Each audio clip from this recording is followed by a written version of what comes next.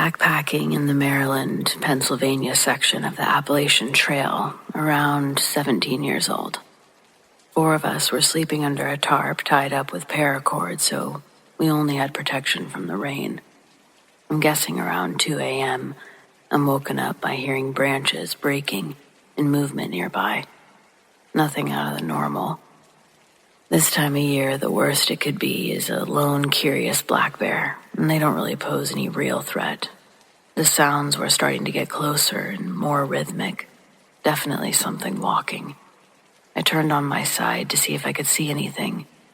As the walking is getting closer, I start to see movement in the leaves, with nothing making it. I perfectly hear a person walking towards us, and eventually make its way around our makeshift shelter. I'm freaking out and lay in complete silence for what felt like forever, until my friend laying next to me finally says, "You heard that shit too, right?" Nearly jumped out of my sleeping bag, but also confirmed that I didn't dream the whole thing. Still have no explanation, and I'm half convinced that we just had a collective fever dream. I find my non-paranormal story a bit scarier than what I typed above. I was stalked by a mountain lion in the Rockies a few years ago. The unease that turns into full terror when you realize what is happening. Then, fighting every instinct not to run like a motherfucker. It's a unique experience. Having that primal feeling that your prey is terrifying.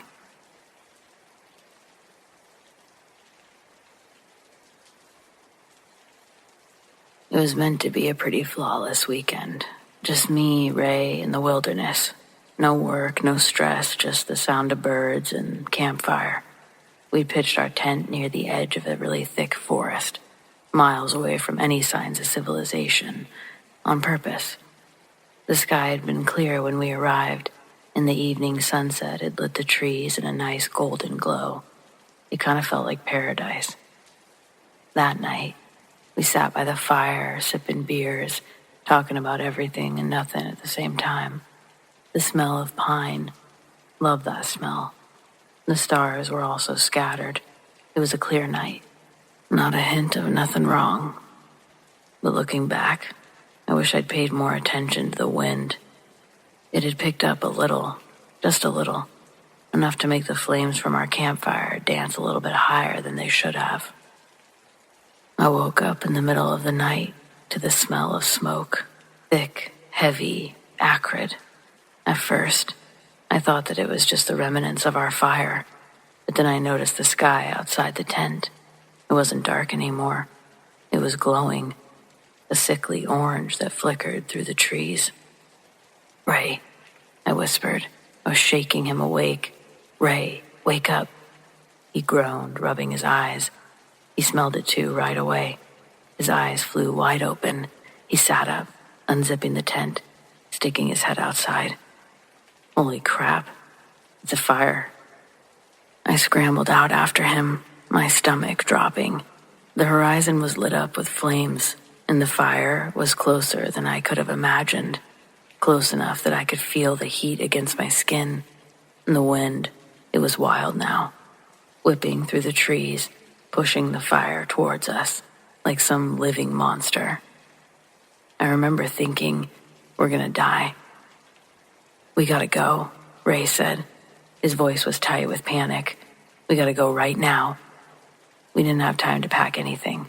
We grabbed the keys, our phones, bolted for the car. The smoke in the air was so thick, it stung my eyes, made my throat burn. Could hardly see a thing. The sound of the fire was a low, menacing roar, but it grew louder with each second, closing in literally all around us. As we reached the car, the first embers began to rain down, red, hot, dangerous.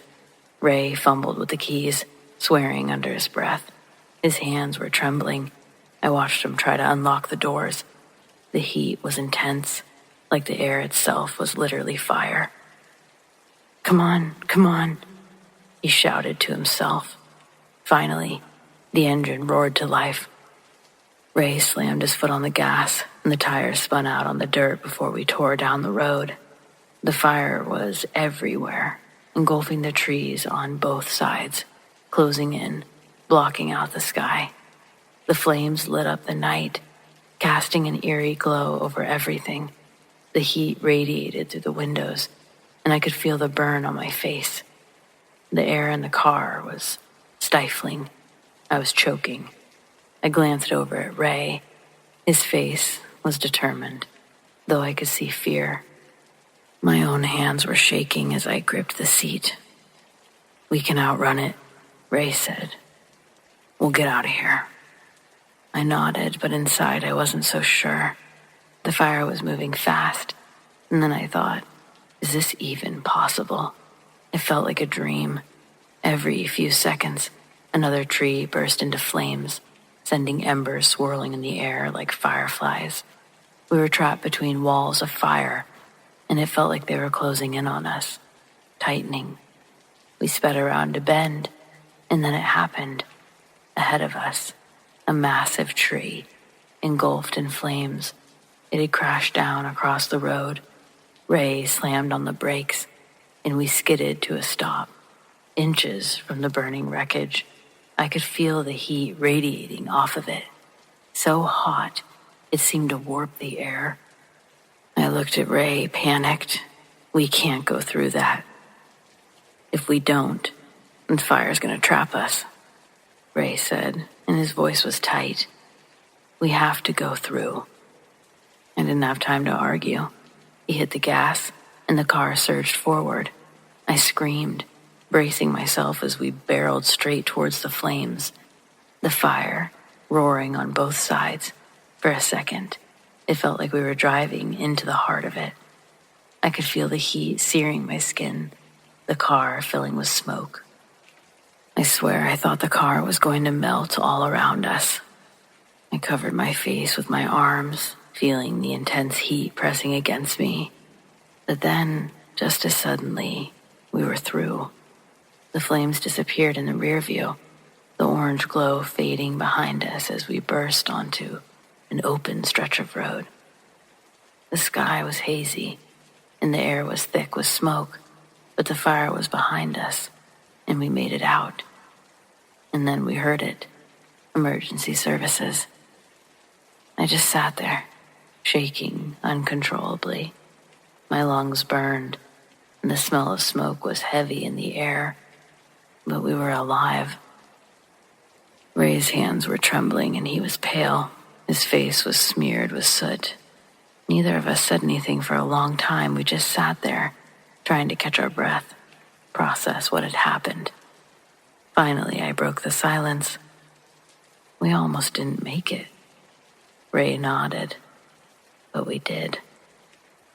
I turned back, looking at the fire, devouring everything in its path. I could hear the roar, but it was quieter now. We had escaped, but just barely. Firefighters worked on the fire for hours, and we were at the hospital for a majority of it. There wasn't a burn ban at the time, so we didn't actually end up getting in trouble, but there probably should have been one. Either way, I'm just happy we made it out alive. Took a while to appreciate the smell of a campfire again, that's for sure.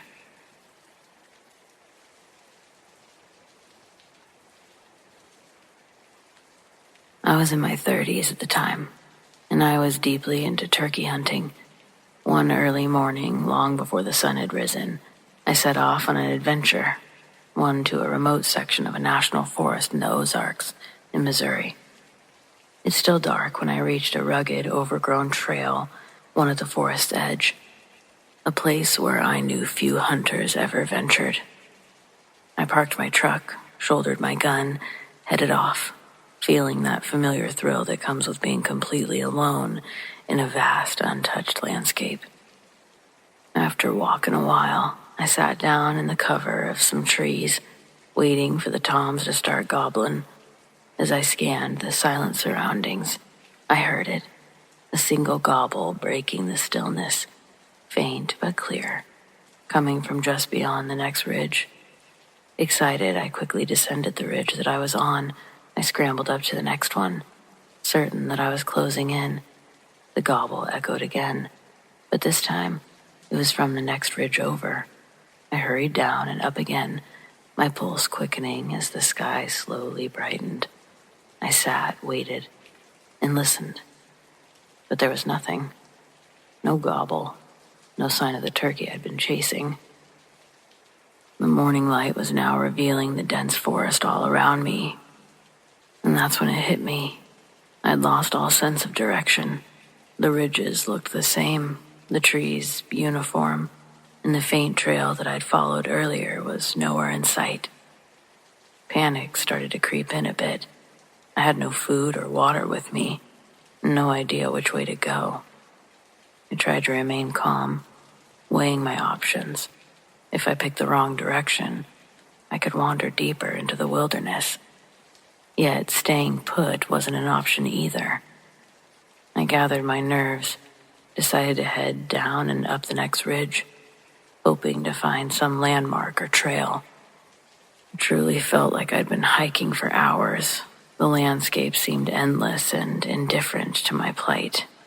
My thoughts grew darker, even in this short amount of time, imagining how long I could be lost out here with no one to even know where I was. Then, as if answering my unspoken prayers, something miraculous happened. Out of nowhere, a dog appeared, a scruffy, lean figure, trotting through the underbrush. The sight of it was almost surreal, like a beacon in the wilderness. Relief had flooded over me. I knelt down, frantically petting the dog, hoping that it would lead me somewhere, anywhere, someone that could guide me into civilization. But the dog didn't seem to have a destination in mind. Instead, it just stuck by my side, moving with me as I hiked along the ridge. I continued, now with this unlikely companion, climbing down and up one more ridge. And then, just when I thought that I was completely turned around, a trail appeared, like it had materialized out of thin air. The dog still trotted alongside me as I made my way back to the truck. My heart was still pounding from the fear that I'd felt just moments before. When I reached my truck, the dog gave me one last look, then turned and darted off into the trees, vanishing as suddenly as it had appeared earlier. I actually stood there for a long moment, watching the spot where it had disappeared to, wondering where it had come from and why it had found me. I looked at the topographical map before heading out that morning, and I knew that where we were, there were no homes, no cabins, nothing for miles in this part of the forest. The dog had no collar and showed no signs of being cared for. I briefly considered trying to call it back, to take it with me, but it was already gone. Over the next few days, the mystery of the dog lingered in my mind. I couldn't shake the feeling that something more was beneath the surface of that encounter. A few weeks later, while talking to a friend who worked for Park Services, I recounted the strange event. His face grew serious when I mentioned the location. He told me that a hiker had gone missing in that exact area several months earlier. They'd searched for weeks, but never found the man. They said the missing hiker's body was never recovered. The local authorities eventually found his dog. The description of the animal matched the one that had found me. It seemed I had encountered the very same dog that belonged to the missing man. The thought sent a chill down my spine. Somehow the dog had survived out there, wandering in the woods long after its owner had vanished, only to appear at a perfect moment to guide me back to safety. I'd often wondered how close I'd come to the missing man's last known location, or if his spirit was still lingering there, lost in the wilderness as well. All I know for sure is that the dog showed up when I needed it most, and then disappeared into the Ozarks, as if it had fulfilled some final task.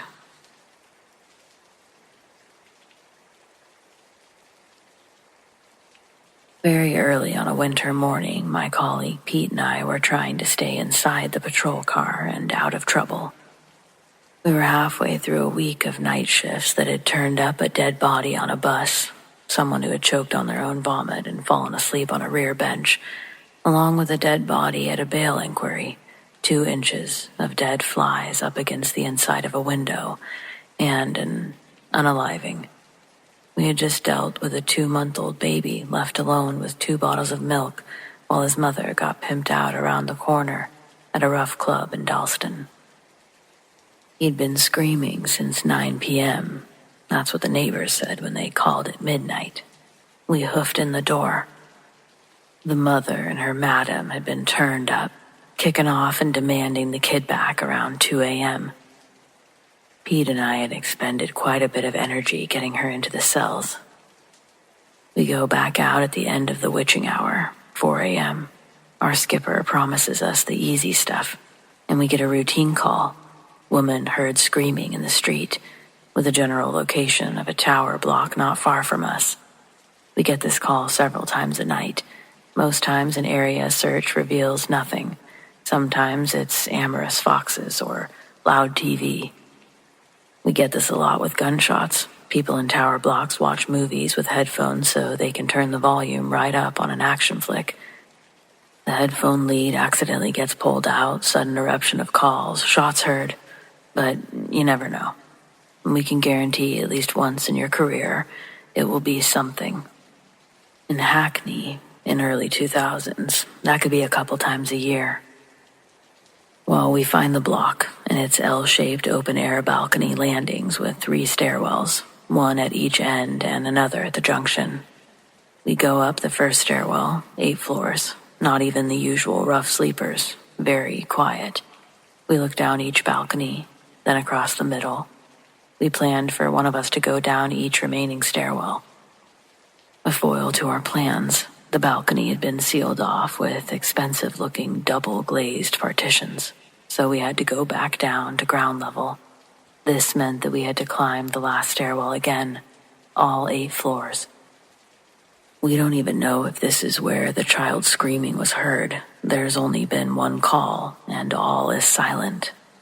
We were just about to have a discussion on whether we should call it an ASNT, area search no trace, or start climbing. Then we smelt a delicate, flowery perfume. It wouldn't have hung around long, so we start climbing. On the 4th floor, we saw blood dripping down the stairs. Calling for more units and climbing a bit more tactically. We couldn't smell the perfume anymore.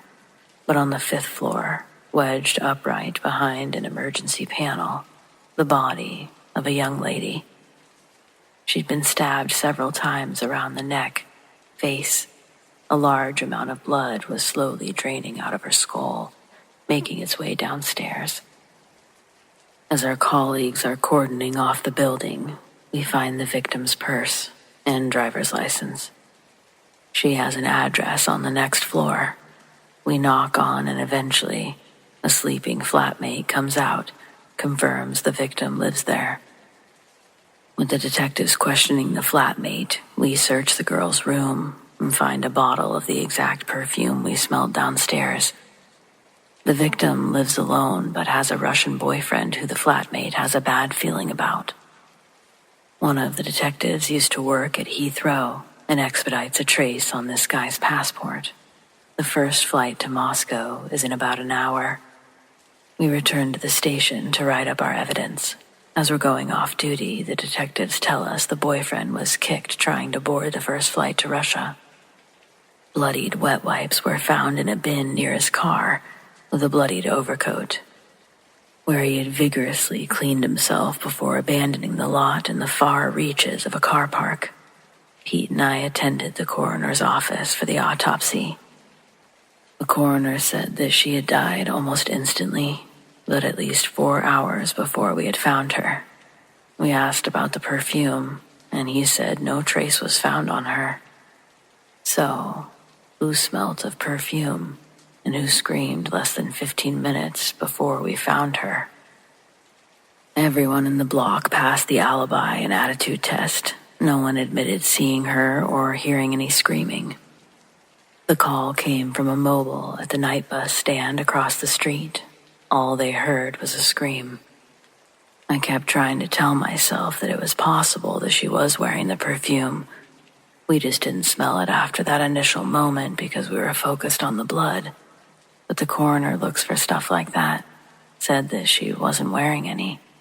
Even then, she must have applied it when she left for work the previous morning. The bottle was still on her bedside.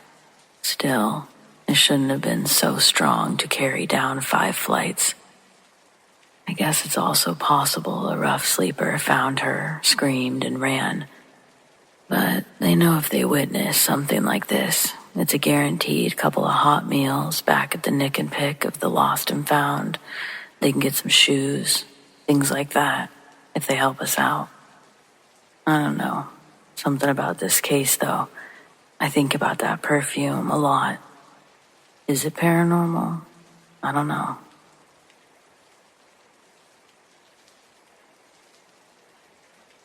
The worst summer job I ever had wasn't really the worst job ever, but one isolated incident kept these feelings resonating through the years. When I saw this question, I knew I had to answer. I was a summer camp youth club leader at the YMCA for 1 year. I'd already been working for the Y, but that was the first year they'd asked me to be a camp counselor for 2 weeks in July. Usually it would be my lead that attended these trips, but she was just about to give birth or had just given birth. Either or, I was next in line. It was extra money, and a month before I got that offer, my boyfriend at the time cheated on me with my friend at the time, Carrie Bernadette McLennan. That snake bitch ruined my summer schedule indefinitely. Yet another big incentive to get away for a few weeks. Sure, I'd be watching over some kids, but what's the worst that could happen? The morning arrives and me and the other camp leads are supposed to show up early for an orientation. Then the kids would arrive shortly after. Each lead receives 5 kids for their troop. I wish that I could say I remember all the kids' names that I had in my troop. I know there was a Tabitha because we called her Tabby Cat, but out of the girls I had, the only name I distinctly remember, and will always remember for the rest of my life, was Beth. But why Beth? Here's why Beth. And this shit literally started on the first day. Well, night, because that's when she started scaring the girls. I don't know if it was even a full moon that night, but Beth kept telling everyone that something changes in her during a full moon. Once her parents had found her on the front lawn with bloodied clothing after a full moon. Dumb shit like that. A few of these girls were churchgoers, so Beth's demonic claims were really getting to them. Oh yeah, Beth told them that she could talk to the devil before the full moon thing. The cabin, all 6 of us shared, was built like a miniature log cabin. Inside each wall, aside from the entrance, had 2 slabs of woods on it, resembling bunk beds. The first thing everyone did was pick their bunks and set their sleeping bags on them. I, of course, had to be above Beth, as the other 4 girls had linked up immediately as bunkmates. The camp cabins are relatively spread apart from each other. Each cabin has a small trail that joins into a larger central pathway. Depending on which way you took, it would lead you to either the food hall or the art center. Or swimming, archery, and the rec, that was going left and right, but on the other side of the pathway. Like, if you were to keep walking straight out of the cabin, you'd find yourself at a huge lake with docks and kayaks.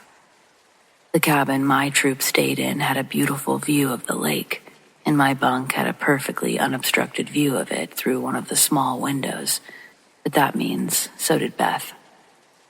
Still the same first night, I'm falling asleep and I can hear the girls all chatting below me. Their conversations make me squirm in my sleeping bag, thinking about being so cringy at that age, and if I wasn't already slightly disturbed by their bursts of laughter and whispers, Beth had to make shit weird again. From below me, I can hear her get way louder than the other girls' whisper squeaks. She goes, "There's someone floating above the lake. No, look, there's really someone out there." I'm turned facing the wall, and I can hear the girls slowly grow quiet. None of them move, though. They're all apprehensive to leave the warmth of their bunks on the possibility of being fooled by one of Beth's crazy claims. For me, though, all I had to do was turn over. So I did. I'm looking about 120 yards from our window to the water, and suddenly I felt that impending sense of doom, that deep fight or flight fear. Beth wasn't lying. I saw a man suspended just above the water of the lake. If he was in the water, I would have thought that he'd drown, but he was floating above the water. His shadow, it was visible on the calm waves under him. One of the girls eventually gets up to look. She sees it too, and calls for the other girls to come to the window. They all press against it, looking at this anomaly. This blocks my view of the lake, but almost right after they all gather at the window, they all begin to scream and run back to their beds. Pretending I'm asleep, I can hear them all talking back and forth about how a blue light came up from the lake and pulled the man down into the lake. They argued if they saw a tentacle reach through the blue beam of the light to grab the man. One of the girls was quietly sobbing, and I fell asleep to Beth's voice repeating, "See, I told you so." The next day, I'm shocked that none of the girls are bringing it up to me. Like, none of the girls tried to tell me what happened the previous night. I couldn't tell them I was fake sleeping to ignore their cries of terror, so I just left it alone too. But me and 5 tiny witnesses did see something. So, what was it?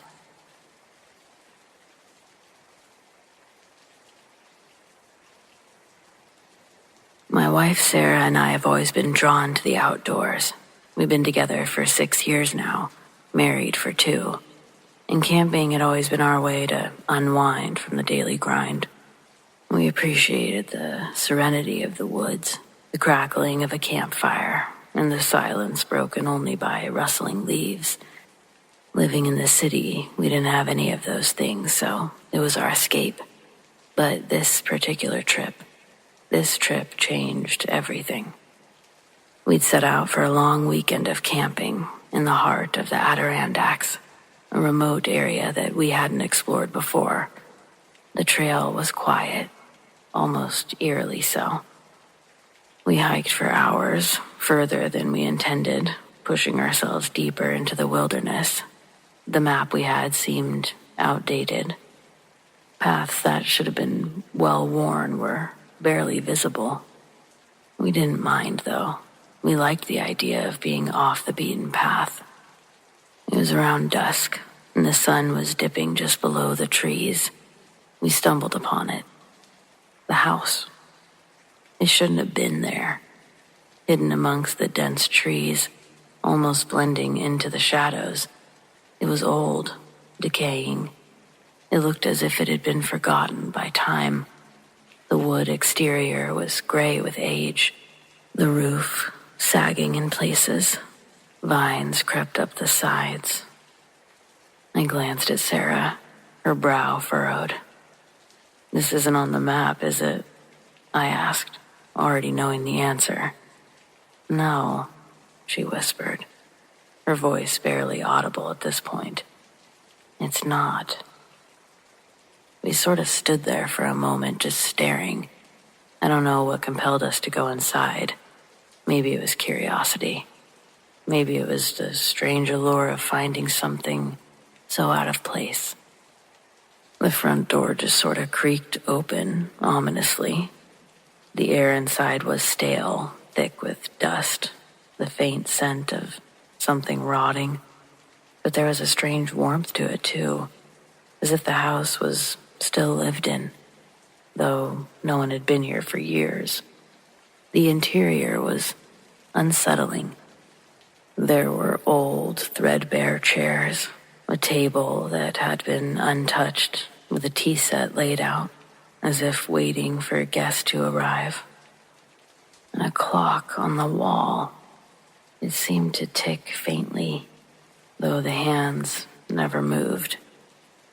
"This place feels wrong," Sarah muttered. I could see the unease all over her face, the way that she gripped her jacket tighter around her. I couldn't really argue either, but something about the house just kept us in there. We wandered around through narrow hallways, peeling wallpaper all around. It was like a true haunted house. Past rooms with furniture draped in dusty sheets. And then we reached a staircase. "Let's not go up," we said at the same time, instinct telling us to keep our distance from whatever might be on the second floor. So we turned back around, and then we heard it. A soft thud. Footsteps. My heart was literally racing. We weren't alone. "Hello?" I called out, my voice wavering. There was no answer. The footsteps continued, slow, above us. "I think we should go," Sarah whispered, her hand finding mine, and I didn't make her say it twice. We backed out of the house, moving fast. As soon as we crossed the threshold, the air outside felt different, lighter, surely cleaner. The house itself was oppressive. We ran back to where we had intended to camp, our minds reeling from that bizarre experience. That night, as we sat by the fire, neither of us could shake the feeling that we were being watched. The woods were too quiet, the wind too still. Every crack of a twig in the distance set my nerves on edge. It was probably the worst sleep that either of us had ever gotten, constantly listening for footsteps that never came. The next morning, we decided to pack up and head back. I couldn't explain it, but I felt the desperate need to leave, to get far away from whatever we had stumbled upon. As we hiked back through the forest, we looked for the house, wanting to see it in the daylight. But it was gone. We retraced our steps over and over, but there was no sign of it. The clearing that we had found the night before was just a patch of overgrown brush. No house, no path leading to it. Nothing. We stood there confused, trying to make sense of what had happened. Had we imagined it? No, we both saw it. We both heard footsteps. We were inside. We never went back to that forest again, but we still do camp and get out into the wilderness when we can, but it took a while after this experience.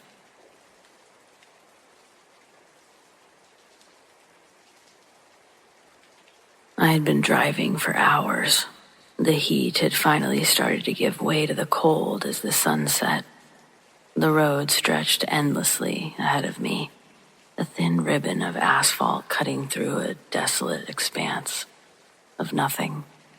No signs of life, just sand, rocks, the occasional distant mountain peak.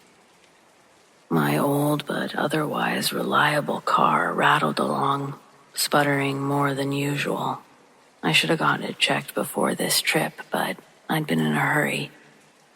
A cross-country drive through the desert. It sounded like a great idea at the time. Escape from everything, a bit of solitude. Now I wasn't so sure. The gas gauge had been inching towards empty for the last hour.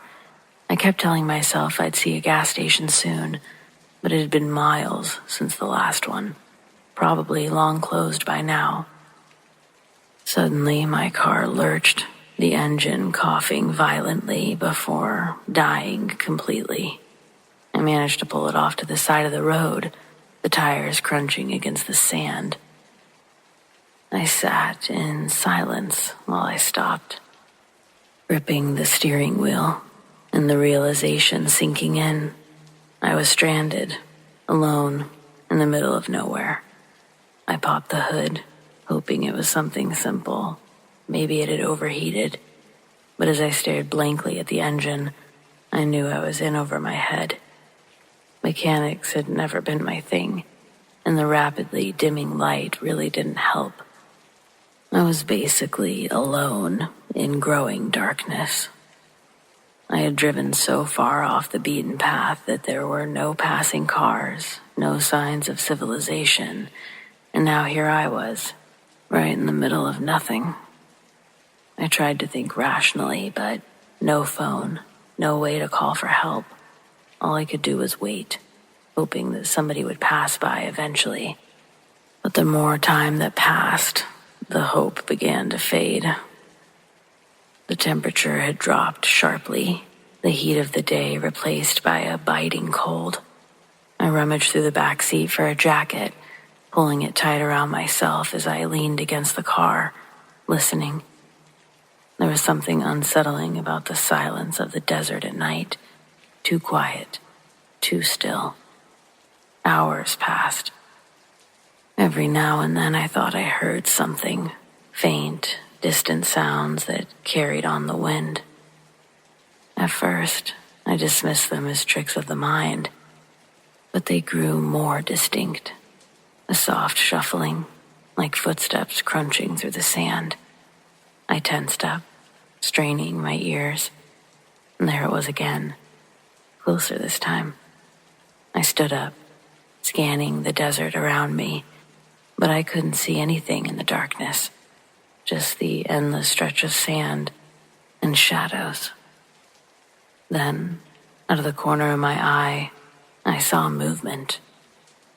A figure, far off just at the edge of the road, walking slowly towards me.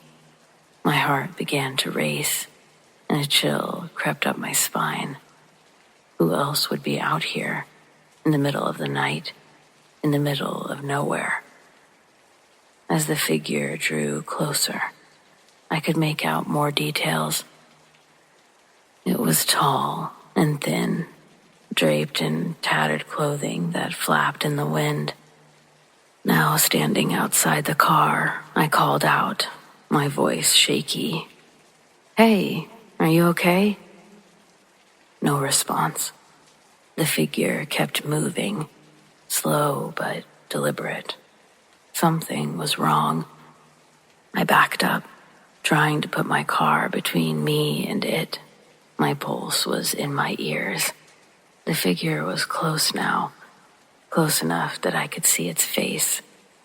But I couldn't really see a face. There was nothing. Just hollow, dark voids where the eyes should be, where the nose should be.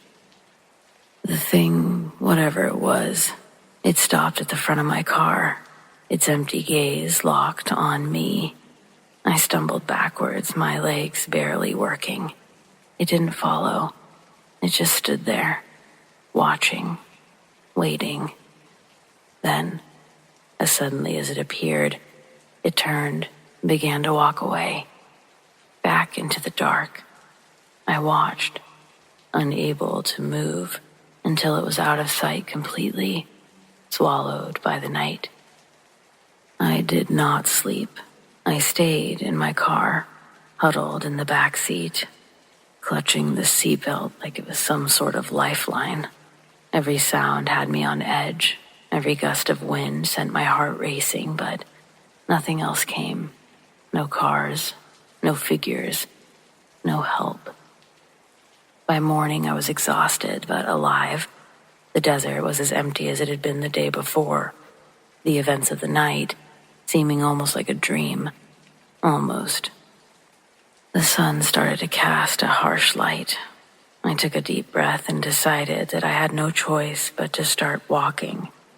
I grabbed a bottle of water from the back seat, put on my jacket, and set off down the road. I didn't know how far I'd get before I needed help, but staying in the car felt like waiting for death. I had only been walking for maybe an hour when I heard it, the distant hum of an engine. I turned, my heart leaping as I saw a vehicle approaching, a dusty pickup truck, old but sturdy. It came into view. I waved my arms frantically, desperate for them to see me. The truck slowed to a stop, and an older man, probably his late 60s, leaned out the window. He wore a wide-brimmed hat and had the kind of leathery skin you get from years in the sun. "You stranded?" he asked in a gravelly voice, his eyes scanning the empty road behind me. "Yeah," I said, my voice cracking with relief. "My car broke down back there. I've been stuck all night." He nodded like he'd seen it 1,000 times before. "Not much traffic out here this time of year. Hop in, I'll take you to the next town. We'll get you sorted out." I climbed in the passenger seat. His words were such relief. The warmth of the truck's interior was a welcome relief from the cold desert morning.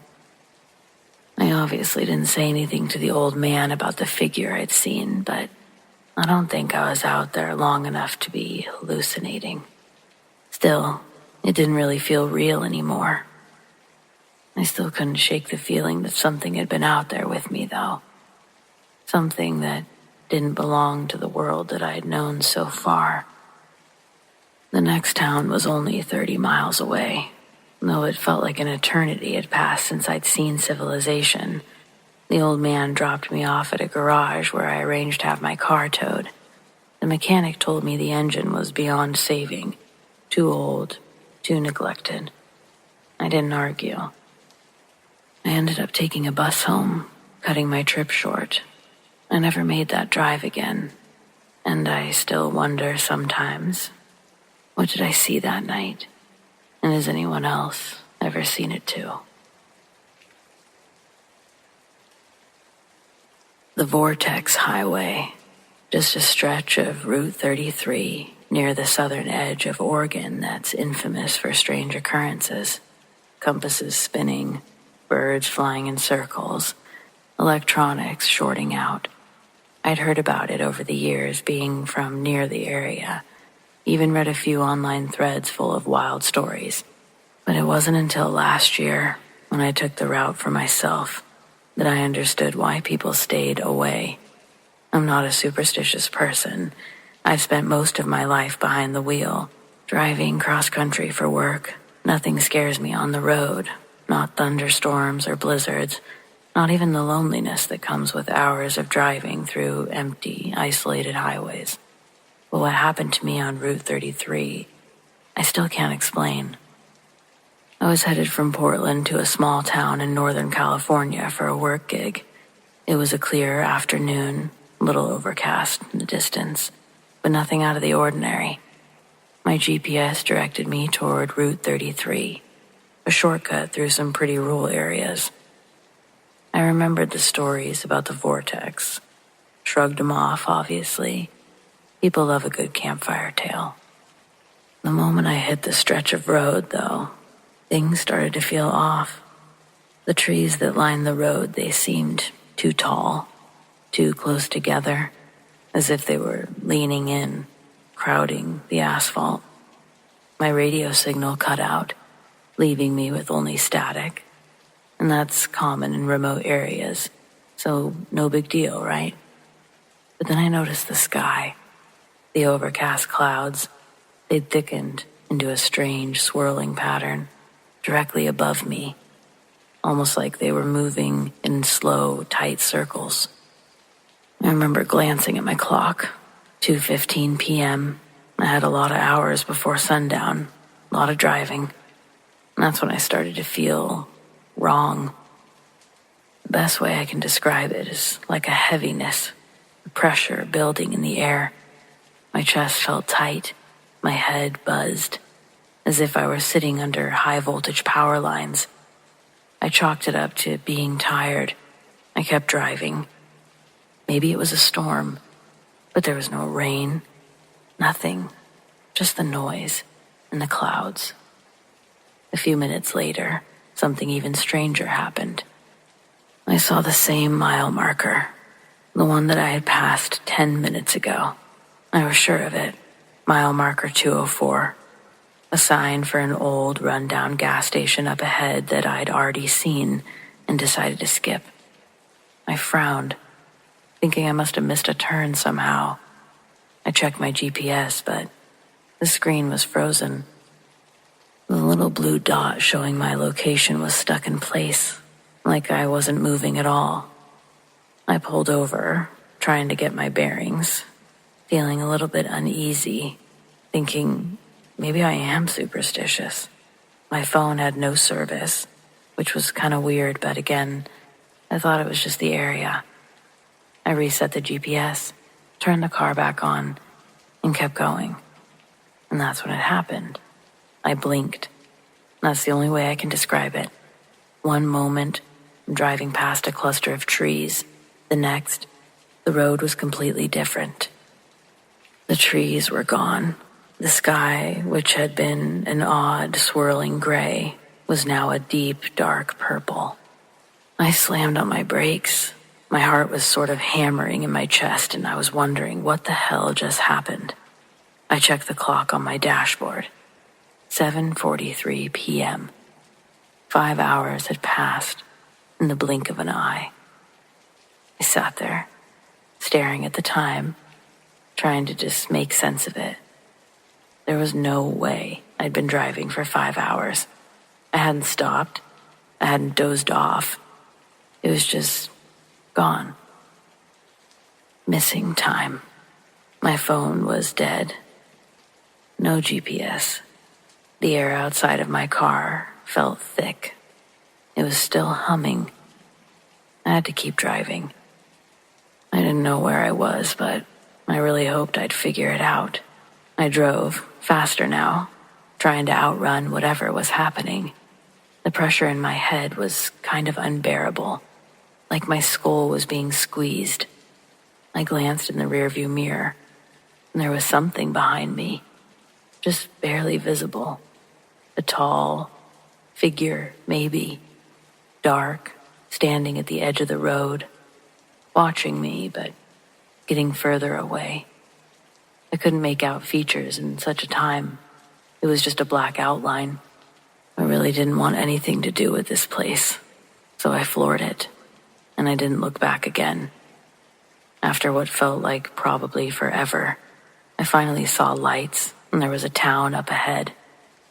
As soon as I passed a gas station, my phone pinged to life, and the clock on my dashboard seemed to be working with reality, showing 8:10 p.m.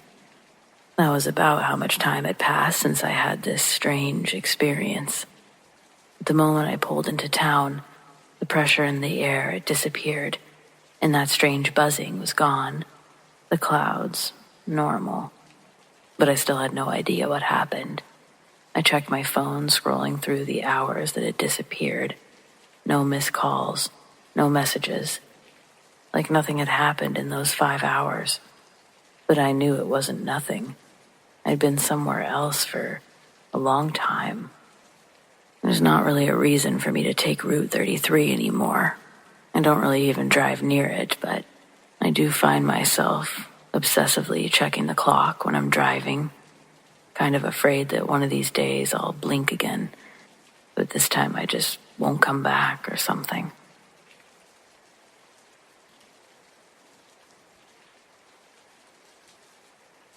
I've been backpacking for as long as I can remember, cutting through forests or mountains that most people wouldn't even step foot in.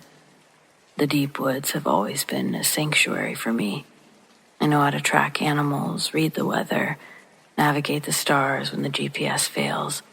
I've encountered bears, wolves, even mountain lions out there, but I've never felt anything like this. The trip was supposed to be routine, just a couple of nights solo in the Cascades, pushing deep into a section of the forest that I hadn't been to yet, but I'd heard a lot about. It was early fall, and I'd pitched a tent near a stream, miles away from the nearest trailhead, surrounded by thick woods and towering pines. Perfect isolation. By the time I was set up, the sun was dipping low, so I started a fire, made a quick meal, settled in to watch the stars. And that's when I first smelled it. I thought that could be a skunk passing by, but the smell was different, more like rotting meat, mixed with something earthy, like damp soil. It was faint, but it was carried on in the wind. It lingered, long enough to make me wrinkle my nose. I tried to shake it off.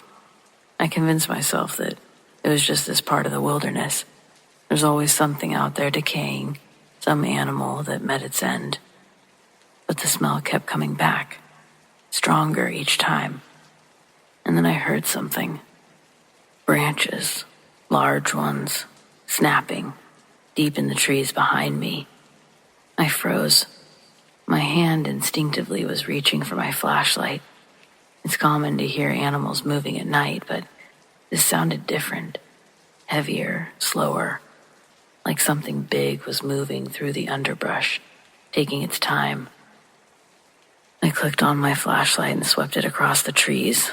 The beam cut through the darkness good, but I couldn't see anything, just the dense thicket. The shadows were just the undergrowth in my light. I listened, but the woods were silent again. It wasn't until I sat back down by the fire that the unease hit me again. I've been alone in the wilderness enough times to know when something's not right. And tonight, something felt wrong. The smell, the sound. I kept telling myself I was pretty deep in the wild. My mind could be playing tricks on me. I tossed another log on the fire and I settled into my sleeping bag instead of leaving, trying to convince myself again that I'd be fine. But as the flames died down, eventually, the sense of being watched crept in.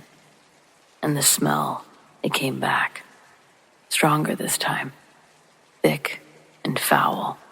Like it was right there. I grabbed my flashlight again, flicking it on as I sat bolt upright. And that's when I saw it, just for a second, at the very edge of the trees. A shape. Huge.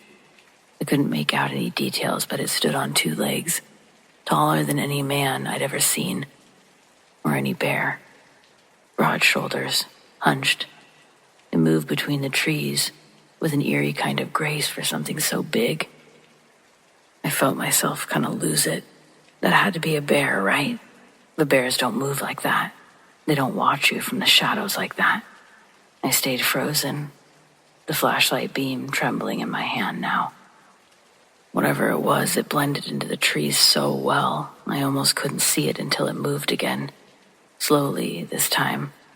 It was like it was pacing, and then watching me.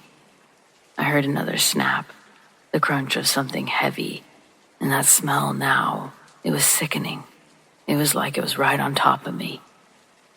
Whatever this thing was, I wasn't going to get caught unprepared. I stood up, grabbed my bear spray, flashlight in hand, shaking. I started to make noise, clacking things together, yelling. In the event it was a bear, I wanted it out of there. I told it as much. Get out of here. No response. But I saw movement again. A dark silhouette shifting behind the trees, quicker this time. My hands were officially shaking. My grip on the light and the spray was slippery. I was trained for this, though, prepared for wild animals, you know? But this didn't feel like anything I'd ever faced before. And then it let out a sound. It wasn't a growl, not like a bear or a wolf. It was deeper, guttural, almost like a heavy, wet breath. The kind of sound that hits you in the chest, hits that primal part of your brain and tells you to run. But I didn't. I couldn't. I just stood there, trying to figure out if I was still hearing things right, or if the forest was playing tricks on me. The creature moved again. Its shape was looming.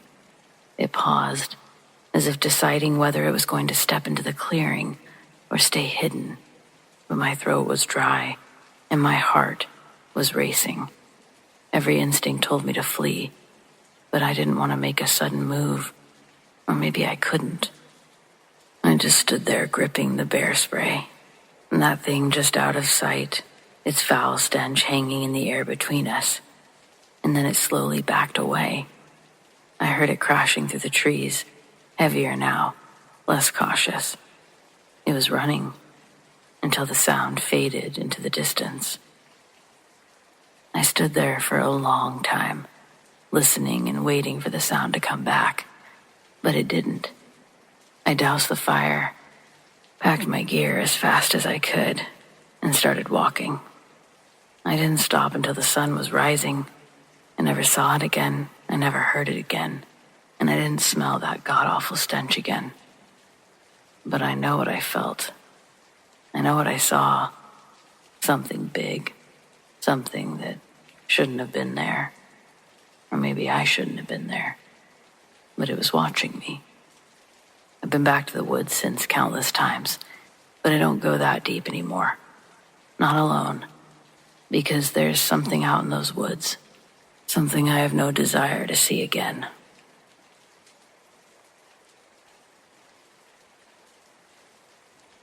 My name is Addie, and today's the 10-year anniversary of my sobriety. To celebrate, I wanted to share a story that happened to me about 10 years ago. I was 26 and living in a temporary housing shelter with my friend Monet. To qualify for this housing, you must have no pets, drugs, or weapons on the property. Some of our friends actually said no to the free housing, each for their own personal reasons, most of them being narrowed down to animals or habits they couldn't get rid of or easily conceal.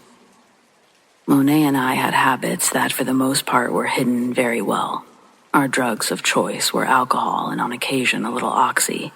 Since we snorted the drugs instead of smoking, we didn't have to worry about any suspicious smells either. We were set. It was easy to get past security. Most of the bums working there didn't really care enough to check us, or they felt some kind of way about frisking a woman's body. There was your occasional alpha security guard, usually an older asshole looking to exert his authority. We knew to spot them out, and we would either return clean or wait until their shift ended, which was a bitch most of the time because our plugs didn't like to be out and about in the daylight hours. And they didn't work every night, so we adaptable fiends scheduled our calendars to pick up on odd days, then measured out our stash to last us until the next security switch. The night this happened, it was one of those typical nights. Our plug was the same as always. He hooked us up and we got back to our tiny home, drew all the curtains down real low and salivated over the paper bag holding our belongings. We dig in. How I Met Your Mother is playing on the TV. Before the episode's over, Monet turns the TV off. The mattress where she sleeps sits on the floor almost eye level with me. My sleeping arrangement isn't much better. It's an air mattress that I'd blow up and deflate every day and night. It was better than the hardwood floor of the room, though.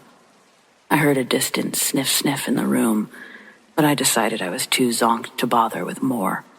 Then it becomes quiet aside from the distant city traffic. I don't remember when our conversation stopped, but we must have nodded off one after the other. Okay, now, this part chokes me up every time I retell this, and I've only shared it with a few people because of the circumstances and just how heart-wrenching it was to see. When I told my therapist about it, she blamed it on the drugs I was taking. So did my sister when I told her. They, as well as probably most of you, couldn't fully comprehend what it was like. What I got high with wasn't known to give vivid hallucinations, and I'd never had something like this happen before. But later that night, I woke up.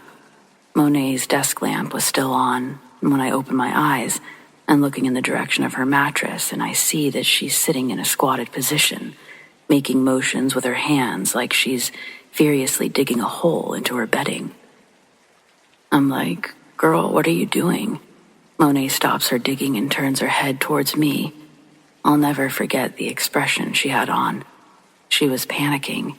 She says, "Addie, I can't get back inside. I can't get back." Then she turns her focus back to the bed and keeps digging into the bedding. I'm groggy and trying to process what she said.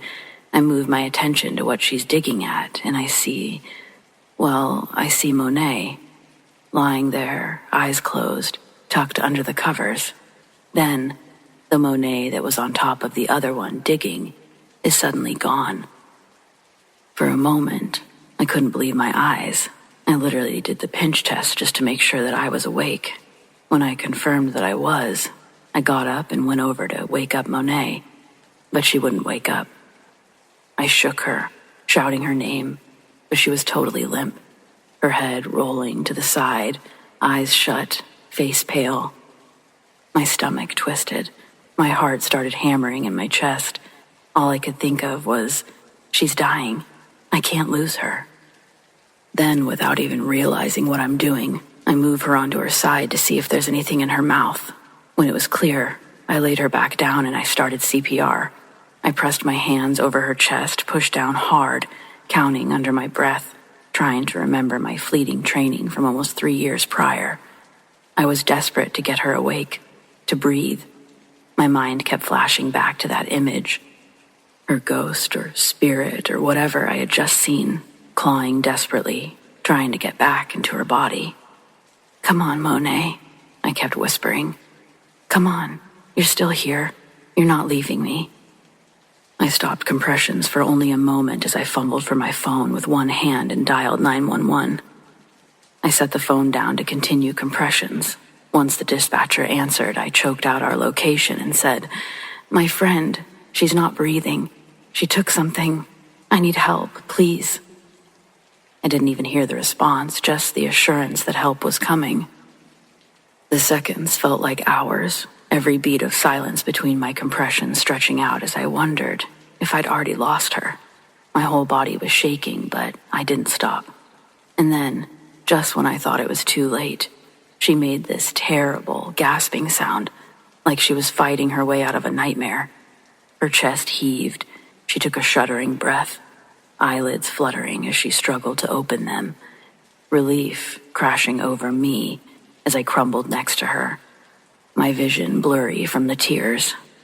Paramedics arrived a few minutes later. They loaded her onto a stretcher, asking me questions, but all I could do was nod, dazed, and follow them to the ambulance, my mind replaying everything I'd just seen. I didn't say a word about her spirit. Part of me didn't want to believe all of which I'd just seen. The next few days were a blur. Monet was kept for observation, and I spent hours at her bedside, barely leaving, not wanting to be anywhere else until I knew that she was okay. She was quiet, almost haunted, not meeting my eyes. I wondered if she remembered any of it. Then, a few nights later, when things had calmed down a little, she looked at me and said, "Addie, while I was out, I had the scariest, craziest dream. It didn't feel like a dream, though. It was like I was watching myself from above. I kept trying to get back inside my body, clawing, screaming, trying to make myself breathe, but I couldn't. I could feel you, though. You were pulling me back." She paused, her eyes wide and scared. It felt like I was trapped, like I was so close, but no matter what I did, I couldn't break through. Her words hit me like a punch to my gut. It was exactly what I'd seen, the desperate look in her eyes, the way she'd clawed at the bedding, trying to get back to herself.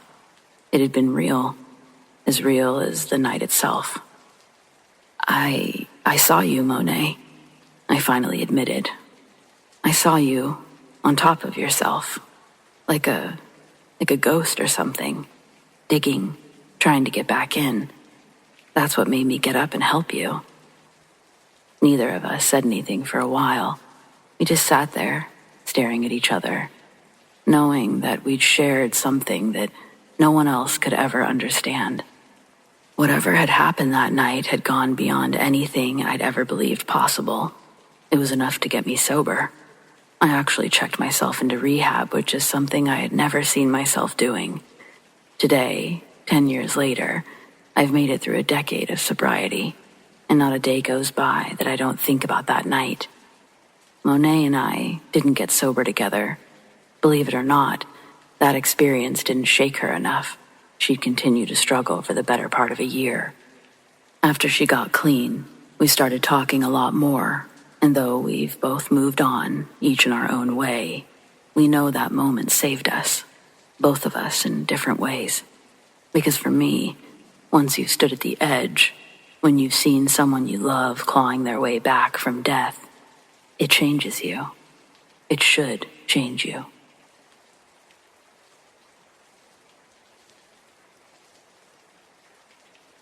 I'm recalling the time I received a phone call from a former coworker. He started telling me his sister was missing for over a week. He was desperate and remembered that I was a PI. He told me that he wanted to hire me, so I agreed. Me and my partner. He signed a retainer, we gathered all the critical information that we needed, and started. We were dealing with a young woman in her early 20s, pregnant, already missing for a week. His reason for hiring us is that he felt the police were moving too slow. I explained to him that as private investigators, we needed to contact the police department so they would know we were out there looking, asking questions, interviewing individuals who have seen or spoken to her. Perhaps people they may have interviewed or have their eyes on as a person of interest. We explained to him that missing can turn into something else, and respectfully, we didn't want to get in the way of the police department's case. We did agree to join the search party. We discreetly did so. We didn't want anyone knowing that we were part of the investigation for obvious reasons. Only the family knew. Of course, there was a high concern to find her. One thing about a missing person, one that's been missing for a week, they could be anywhere. We helped in looking everywhere. False leads, false sightings. We posted pictures of her all over the place. There were plenty of people. Some were even professionally trained to search for people missing in the wooded areas, and plenty of regular people who just wanted to be helpful. Throughout all of the searches, we kept in close contact with the family and the police department. We knew, again, that anything can change, take on a criminal nature at any time. And that's exactly what happened. After several weeks into the search, my coworker's parents called me, told me the police had contacted them, told them their daughter's case was assigned to the homicide division. It was no longer being treated as a missing persons case. Of course, hearing that, we backed off some. The last thing we wanted was to interfere with a homicide investigation, create future problems for ourselves as investigators who work primarily for the private sector. So unless they requested our assistance, we just sort of waited. Sadly, 3 days after that call, her body was discovered by people walking their dog in a wooded area of a park, partially decomposed and partially buried. It wasn't a place that we had been part of searching, but apparently it was an area that was part of the search. It was so sad for the family experiencing such a tremendous loss. That feeling of not knowing, the days and then weeks pass. As each day passes beyond that, you try to stay positive, but deep down in your gut, you are feeling this dread because you've explored her room, combed over all of her belongings, family things, personal things, the last conversations with people who knew her, who may have seen her. You kind of conclude from all of what you've gathered, she doesn't fit the type that would have just walked away. Then that dreaded feeling and voice again rising up from your gut, telling you she's gone. So that's what happened. And they did catch the guy. They casted their net, located and traced the killer via CTV cameras. Cameras. I can't speak enough of these. It turned out to be some new guy that she'd met, someone the family didn't know about. He was tried, convicted, sentenced to 20+ years. Not enough time, but more than most monsters get where I'm from. An eerie side note that came about after all of this was that during the search party, they'd even posted one of her pictures on a telephone pole right in front of the killer's house. When a person goes missing, sometimes they just seem to vanish into thin air. You exhaust all your avenues doing your darndest to find them. It feels like you're chasing a ghost that doesn't want to be seen or heard. But sometimes there is someone that knows and has all the details because they were there and they may have caused this person to vanish. In the end, I guess I'm just glad the family didn't have to go on wondering. They got the closure that they deserved. But really, they all deserved so much better.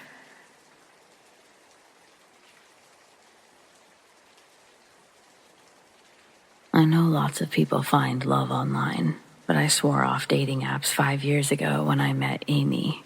It started off fine. I talked to her and a few girls for a couple of weeks before asking her to meet in person. We had the most in common, and she was the one that I found myself wanting to get to know more. When we agreed to meet, the plan was for me to pick her up at her house, and then we would go out for dinner and a movie. A nice, simple, low-pressure first date. Or it should have been. I know what you're thinking, that I was led to an abandoned property in the middle of nowhere and was promptly relieved of my possessions. But that's not the case. In fact, her house was completely normal, and she looked exactly like her picture. Rare finds, I know. The red flags didn't start appearing until we were at the restaurant. When interacting with me, she was the sweetest girl you ever met. But when it came to interacting with the waiter, she was a completely different person. All the guy did was ask to take our drink order, and her entire demeanor changed. She had an angry scowl, and her voice dropped at least 2 octaves. I never would have recognized her as the same person I'd been talking to. Yet, once the waiter walked away, she returned to her former peppy self, like it was this completely normal thing to do. That happened throughout dinner, and the movies were even worse. We changed seats several times because people sat too close, and she mocked everyone for how they looked or what they were wearing. Again, I know what you're thinking, raging narcissist, and yes, absolutely. I understood that before dinner was half finished, but not gonna lie, she kinda scared me. So I just wanted to get through with the date and then ghost her. After the movie, I took her home. She invited me in for coffee. Trying to politely decline, I said that I had to get up early, and she didn't want to hear it. She unbuckled my seatbelt and made me so uncomfortable that I pretended to agree. Then I turned to open my door, and I sent a quick call me text to my friend. Amy was closing her door, and I was just standing up when the phone rang. I answered and told her to give me a second so my roommate knew that I'd be late. She smirked and went inside, while I pretended everything was fine and told my friend not to expect me. He heard me call him my roommate, so he knew something was up. He played along, thinking that Amy could hear him. The second she went inside, I got back in the car and just ran for it.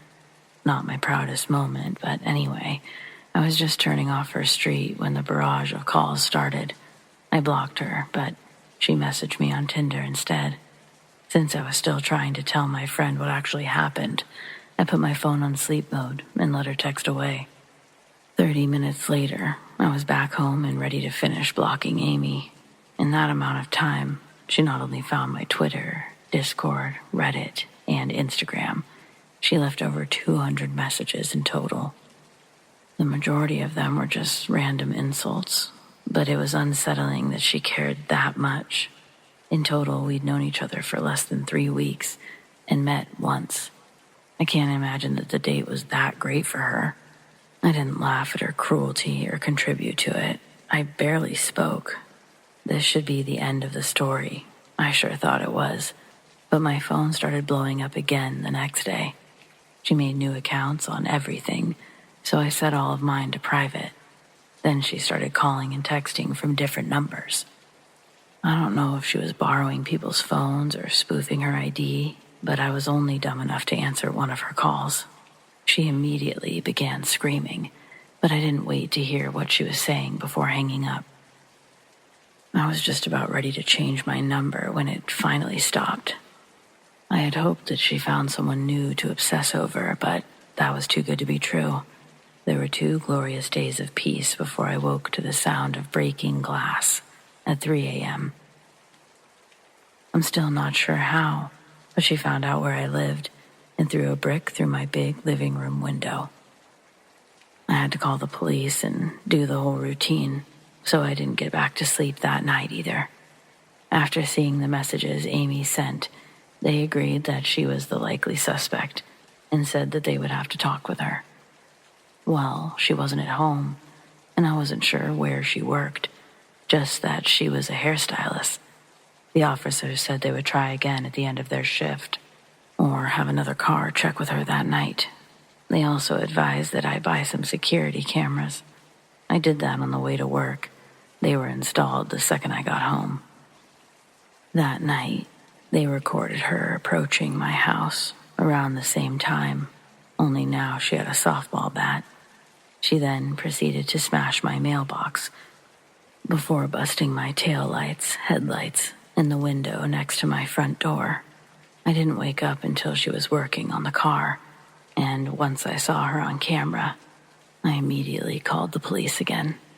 After reaching through the broken window and unlocking the door, she began smashing everything in her way as she searched for my bedroom. I couldn't get out of my window because it was painted shut, so I hid in my closet, and I watched and listened as Amy searched my house, and I called 911. I've honestly never been so scared in my life. She was proper crazy. She wasn't even drunk, just hurt and angry. When the cops finally arrived, I cried actual tears of relief. I couldn't see any flashing lights from my hiding spot, but I heard officers yelling at Amy when they charged inside. The icing on the cake, Amy wasn't even her real name. She was on the run from attempted murder charges in another state because she put her ex in the hospital. All in all, I'd say that I got off lucky. Insurance took care of the damages, and I never saw Amy again. She skipped town once she made bail, and I have no clue where she might be or what could have happened to her. I'm just grateful she didn't come back to mess with me again. So yeah, I quit online dating after that.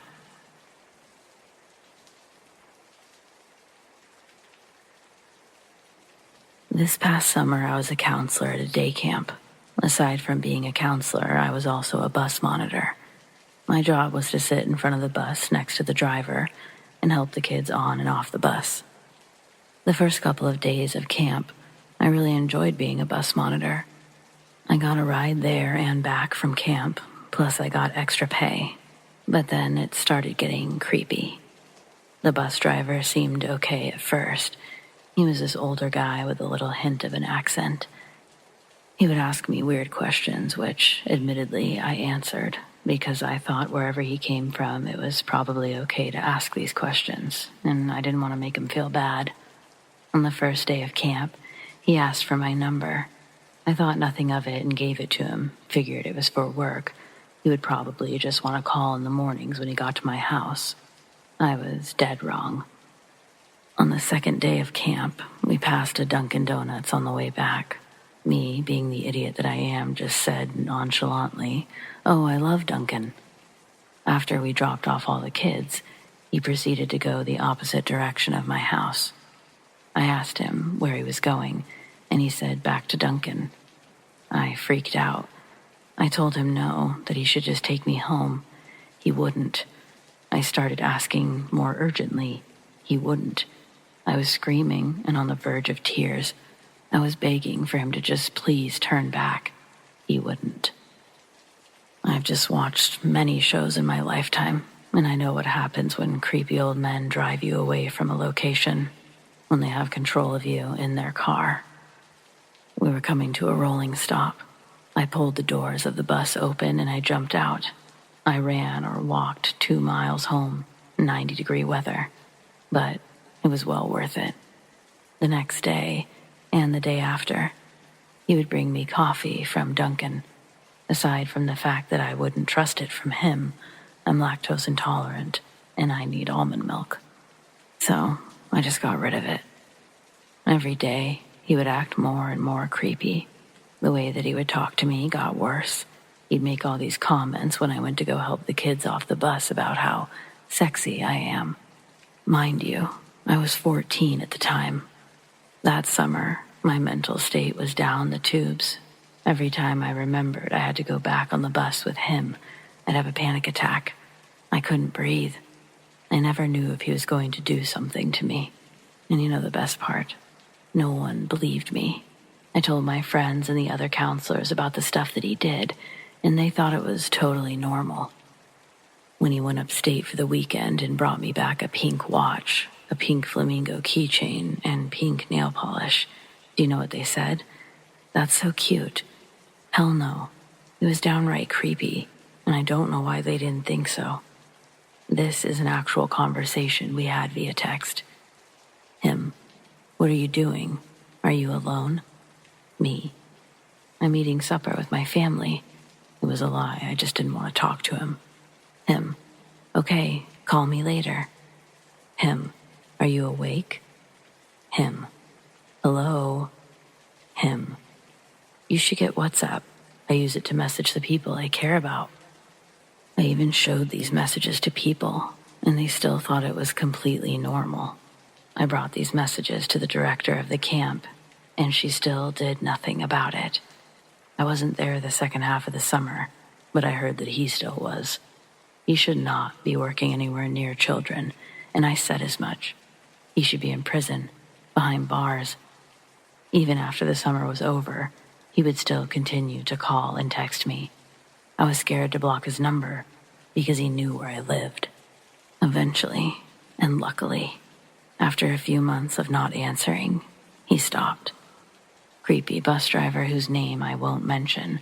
If you're reading this, fuck you.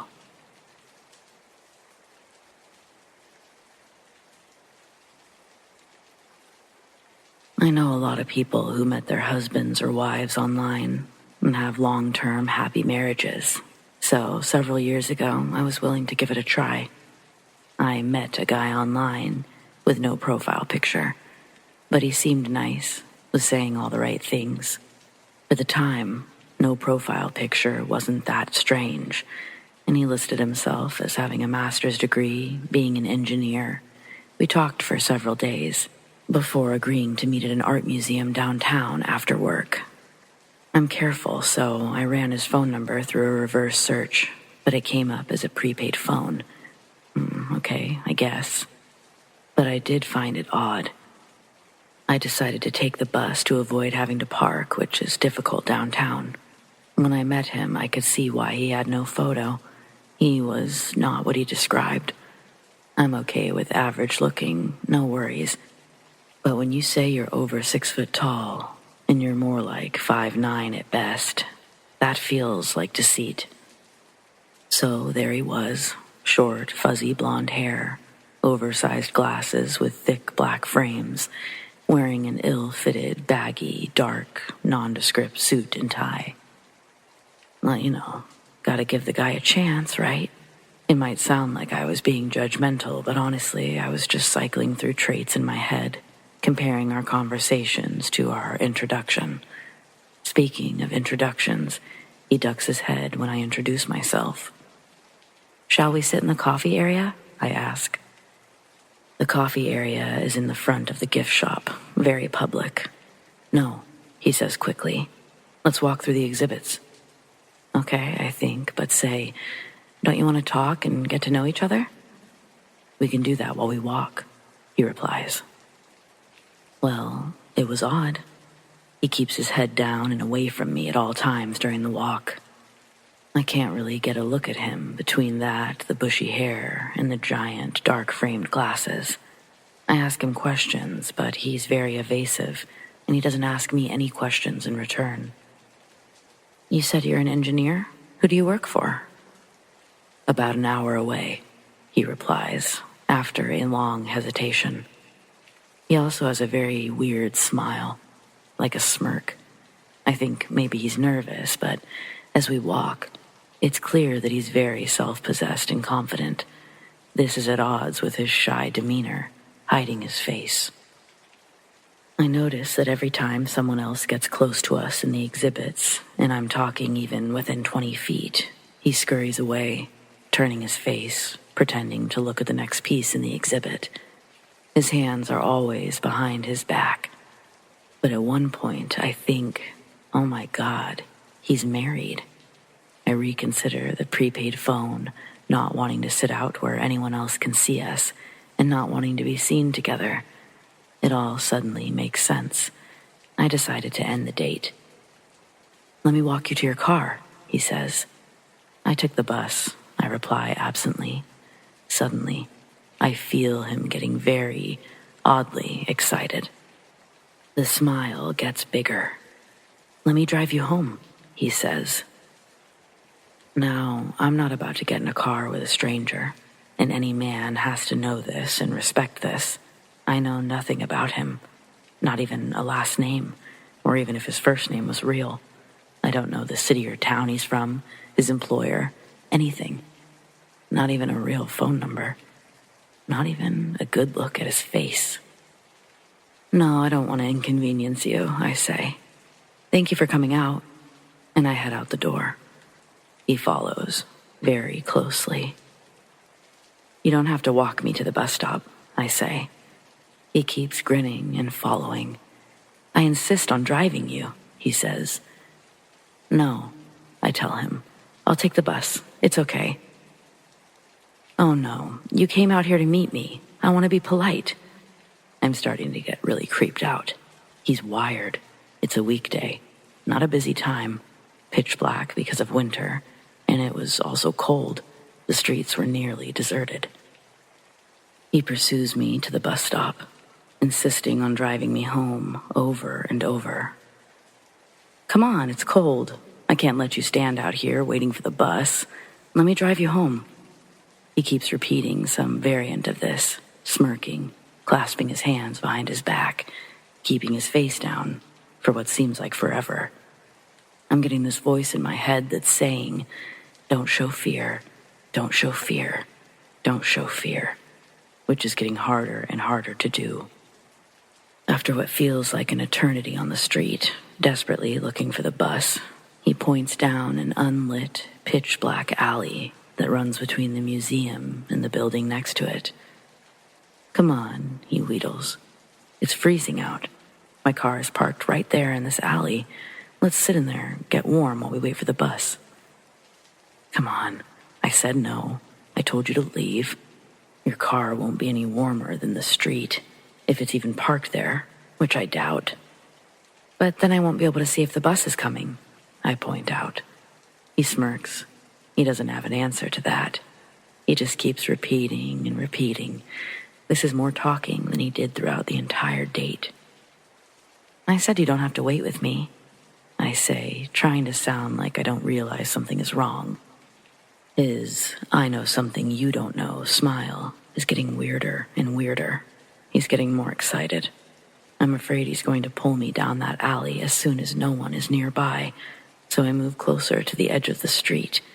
He follows, right at my elbow. Finally, the bus comes, and I turn and thank him for coming out.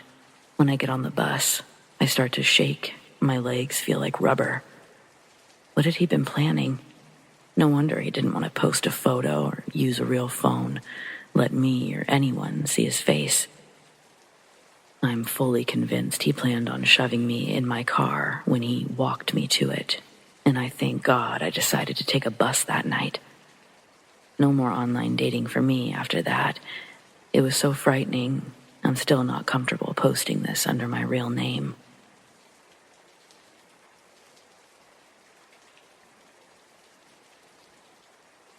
I'm a single dad who had to move into a new home after my wife passed away from delivery complications. I wanted to be close to family and to get out of the place where everything reminded me of Christy. Finding a new house was actually easier than I could have dreamed.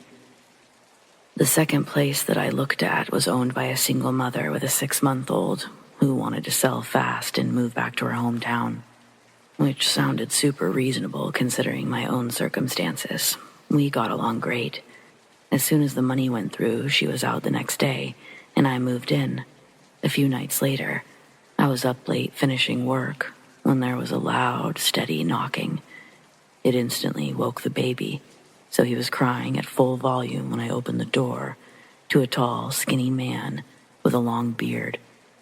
He smelled like gasoline and looked at me like I was sleeping with his wife. He asked for the previous owner by name, like she still lived there, and I instantly knew the kind of man he was. I have 3 sisters who were very, let's call it, daring in their youth. I stood behind my dad while he got rid of plenty of these guys, so I can recognize their particular breed on sight. It was suddenly very clear why the lady had been in such a hurry to get out. Some mega creep knew where she lived, and she worried if I knew about it, I wouldn't take the risk. Well, she was right. Not after my son had just lost his own mother, but it was done now. Needless to say, the man didn't really believe she was gone. He thought my baby was her baby and wouldn't be fooled. Thankfully, I'd kept the glass door shut and said that I was calling the police as I closed the front door in his face. But he didn't move. I watched him through the window, and he stared right back at me for several minutes before slowly walking away. The police arrived about 5 minutes later and didn't find anyone walking around. I got cameras up the next day, but nothing happened for nearly 2 weeks. I'd almost forgotten about the guy until he showed up on my doorstep at midnight. His banging once again had the baby screaming. But this time I spoke to him through my Ring doorbell. It was the same conversation in more heated tones, and a 911 operator was listening to the whole thing. The guy kept insisting the baby was his, and he wasn't leaving without talking to its mother. A few minutes later, the police arrived. Before making him leave, they told him he wasn't allowed on the property, and he'd be arrested if he returned. He didn't have a record, and the cops explained to him that the previous owner was actually gone. So I really didn't expect him to return. A month, maybe 2, went by, and all was well. I forgot all about the asshole and fell into a new routine working from home. Part of that routine consists of a lunchtime nap since my son decided he doesn't enjoy sleeping for more than a few hours at a time. I had just gotten him to sleep and laid down myself when I heard a living room window shatter. I was on my feet in a second and soon realized my phone was still in the other room. Someone was walking over broken glass toward the hallway, meaning there was no way to get to the phone without confronting them. I knew it was the creep, because who else would it be? I pulled the dresser in front of the door. The only option I could think of was to grab the baby and try to get out the window, but as soon as I started opening it, the man was at the door. I could hear the knob turn before the banging started.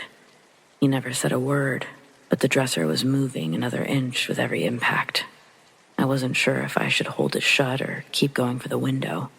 Climbing out with an infant isn't exactly a fast process, especially while my body was shaking from fear and adrenaline. Ultimately, I did go back to push it closed again, and the drawer's knobs dug into me painfully with each subsequent kick. I begged him to stop. I said I had called the police even though I couldn't. I tried offering him money. I even claimed to know the previous owner's address, but nothing stopped him. With each strike, his breaths became a little heavier, but at least 5 minutes went by without him slowing down. Do you know how long 5 minutes is in terms of attacking a door with your full strength? I was exhausted just trying to hold everything in place, but this guy wasn't showing any sign of quitting. I honestly didn't know what to do. Every worst-case scenario played out in my mind as the dresser continued bruising my arms and back.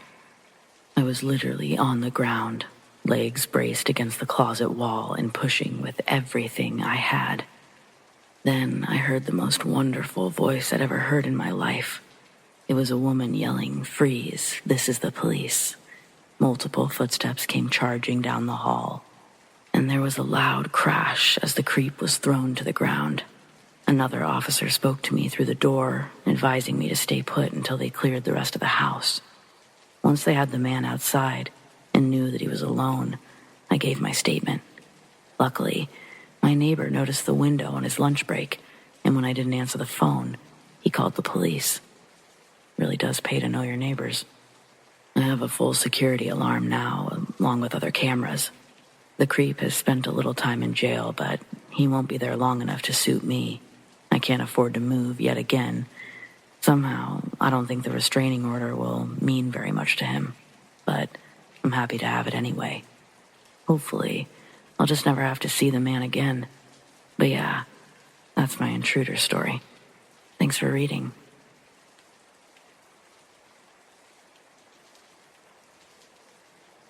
A coworker trauma dumped pretty hard on me today. It came out of nowhere, and I navigated it well. I pride myself on holding a good poker face. It's my way to show non-judgment. I believe communication makes the world go round, and I cherish when someone can feel comfortable enough with me to share personal stories of what made them who they are. Today, Friday afternoon, the office is pretty much empty. I've been staring at a computer all day and went to get a cola from the staff lounge. I ran into another woman on my team. We'll call her Z. She smiled, I smiled, and then out of nowhere, she asks if I believe in aliens. I say yes, and we start talking about our theories. She tells me about an article she was reading about the mysterious Area 51. She jokingly says, "Americans are obsessed with aliens." This conversation somehow turns into her telling me some honestly very fascinating information about her Muslim faith. And this turns into her telling me about where she's originally from, and that turns into how she got here. And right in there, that's when I got the unintentional trauma dump, though I don't think she knew she was trauma dumping. In her words, it's all she knew of life at the time. While Z was talking to me, I felt so privileged to be where I am. I'm 40 years old and realized this woman's saying things that I've never heard someone tell me in real life, and I haven't been able to think about anything else for the rest of the day. I'm going to explain this the best I can without trying to get anything wrong. If I do, let this be known. I'm terrible at geography, and I have zero depth or knowledge of the details. I'll do my best to re-trauma dump the trauma dump best I can. Z's family is Muslim, but where she's from, Muslims follow two distinct traditions. You're either Shia or Sunni. These two sectors don't like each other.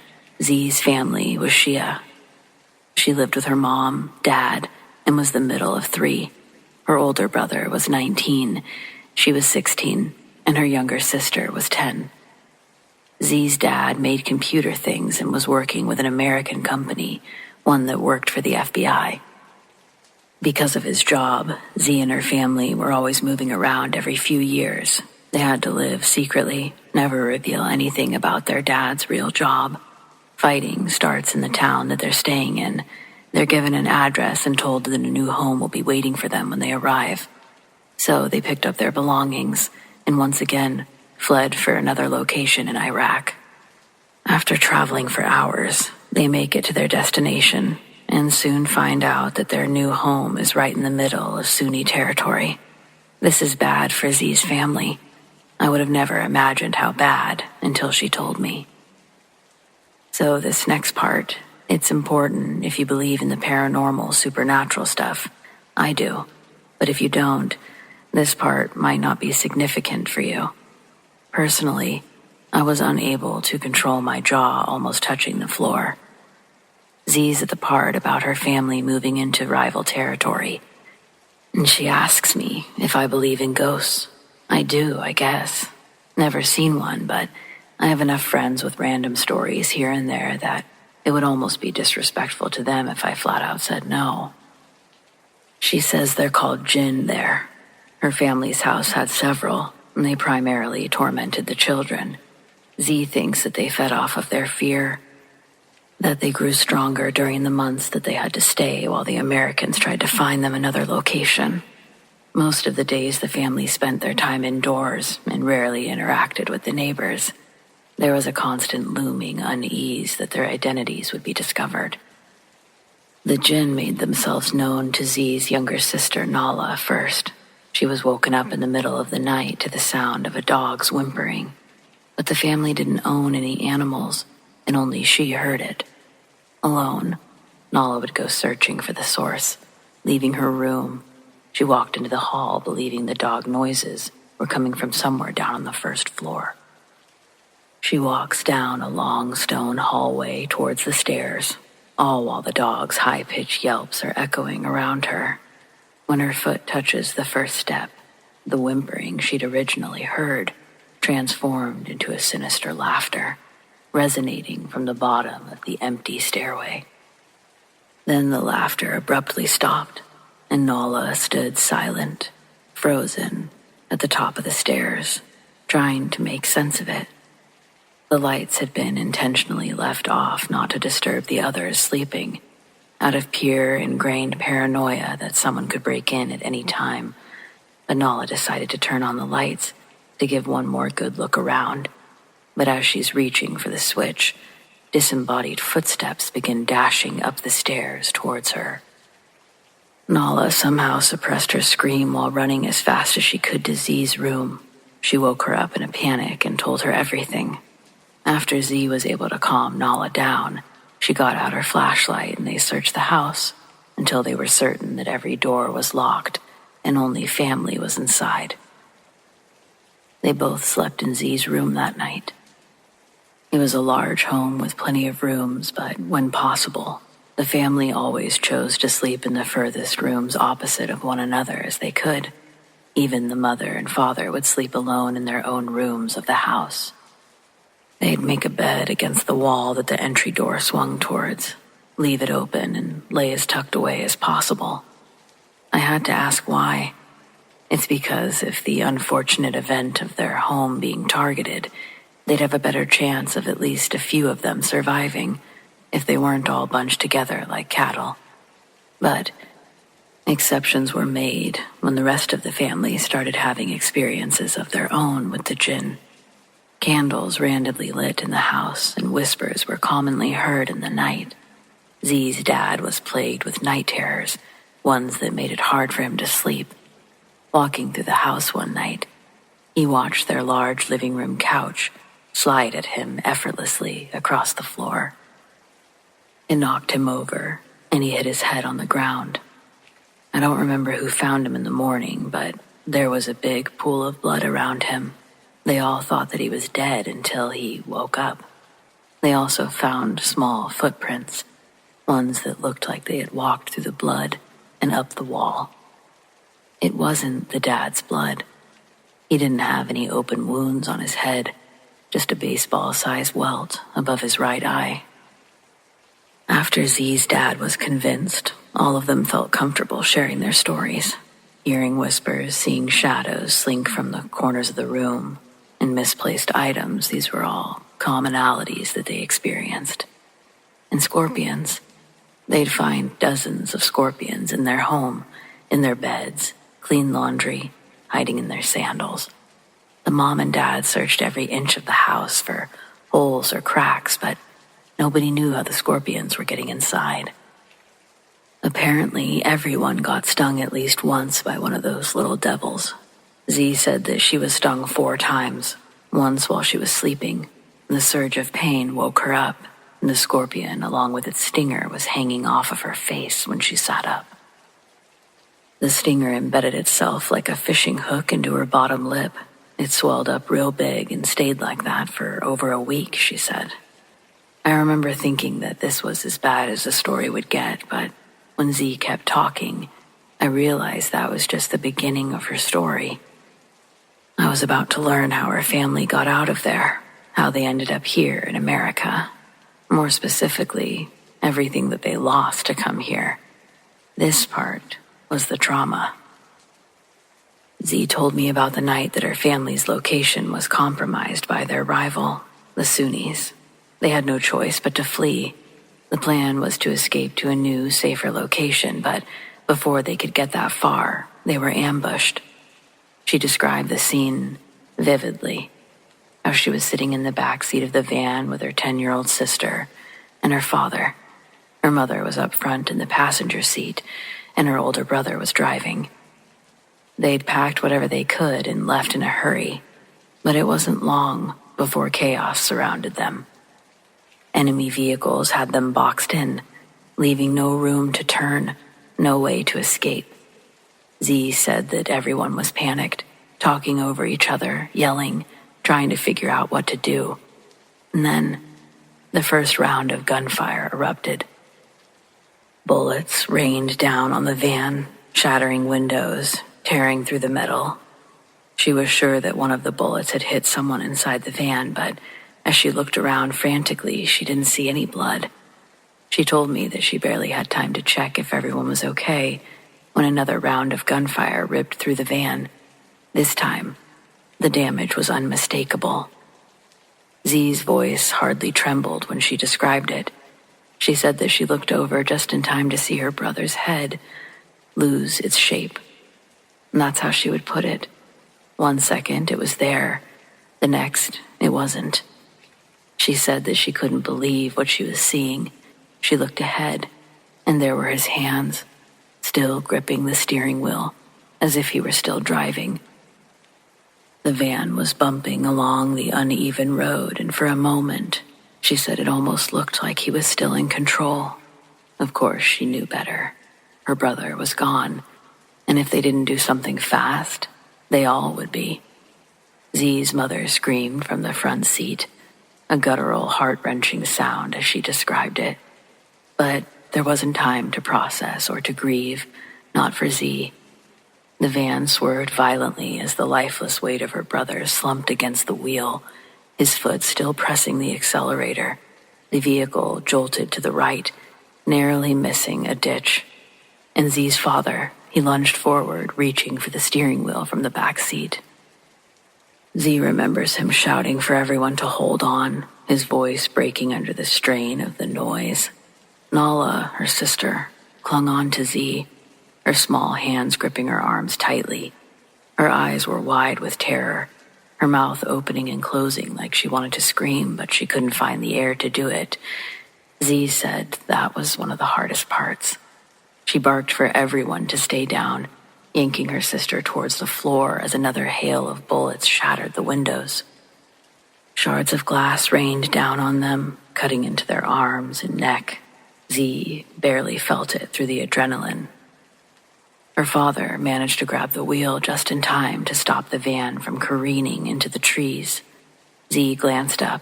She saw her mother, frozen in the passenger seat still, tears streaming down her face as she stared at her son's lifeless body. Z claims that she shouted for her mother to help her father, hoping to snap her out of it, telling her they needed to keep moving. But her mother didn't respond.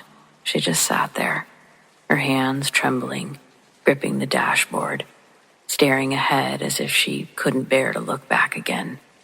The van jerked violently again as her father struggled to maneuver from the back seat. Z said her father was shouting for help, stating he couldn't do it alone. Before he could finish his sentence, a sharp bang echoed through the van, louder than the gunfire outside. Z turned just in time to see her father clutch his chest and collapse backwards. His body pinned Nala and Z to the floor. She screamed for her father, shoving at his weight. Her voice was breaking as she tried to free her and her sister. She described the van beginning to slow, its once erratic jerk settling into an eerie glide as it lost momentum. Z's eyes darted to the open windshield. Through the haze of dust and shattered glass, the enemy vehicles were closing in. They were out of time. Z knew that she had to act. Her brother was gone. Her father was gone or close to it. Her mother was catatonic, and Nala was too young to understand what was happening, so that just left her. Gritting her teeth, Z wiggled free from under her father's weight and scrambled forward, slipping into the driver's seat. She shoved her brother's body aside as gently as she could, trying not to look at him, or what was left of him. Her hands gripped the blood-slicked steering wheel and she pressed her foot down on the gas pedal. The van roared to life again and lurched forward. Through the shattered rear-view mirror, she could see the enemy vehicles gaining on them. The road ahead was a narrow, winding path. But Z's mind was racing faster than the van. She had no plans, no way out, only the will to survive. And she wasn't going to let her family die here, not like this. She recalls white-knuckling the steering wheel, desperately pushing forward with the battered vehicle, faster than it was meant to go. Behind her, the enemy vehicles were still closing in, their headlights slicing through the dust and the darkness that began to fall. Gunfire rang out again, bullets peppering the van's frame, but Z kept her focus on the road, shouting for her sister Nala to stay down. Glancing back, She could see Nala closed into the tightest ball possible, clutching their father's shirt like a lifeline. Z's mother was still in the passenger seat, still frozen, tears streaming silently down her face. Z's mind was racing, and she had no idea where she was driving to. There was no clear landmarks, no signs of safety ahead, just endless, desolate road, and the sound of death creeping closer. And then, over the chaos, a new sound emerged. At first it was faint, barely audible over the rumble of the van's engine and the sharp crack of gunfire. But as it grew louder, Z recognized it, the low, unmistakable thrum of helicopter blades. She glanced upward toward the shattered windshield, and she saw it, a silhouette against the moonlit sky, its spotlight cutting through the dust. The United States military. Z felt a flicker of hope ignite, but it was quickly overshadowed by fear. The enemy vehicles were still closing in, and there was no guarantee the helicopter crew had seen them.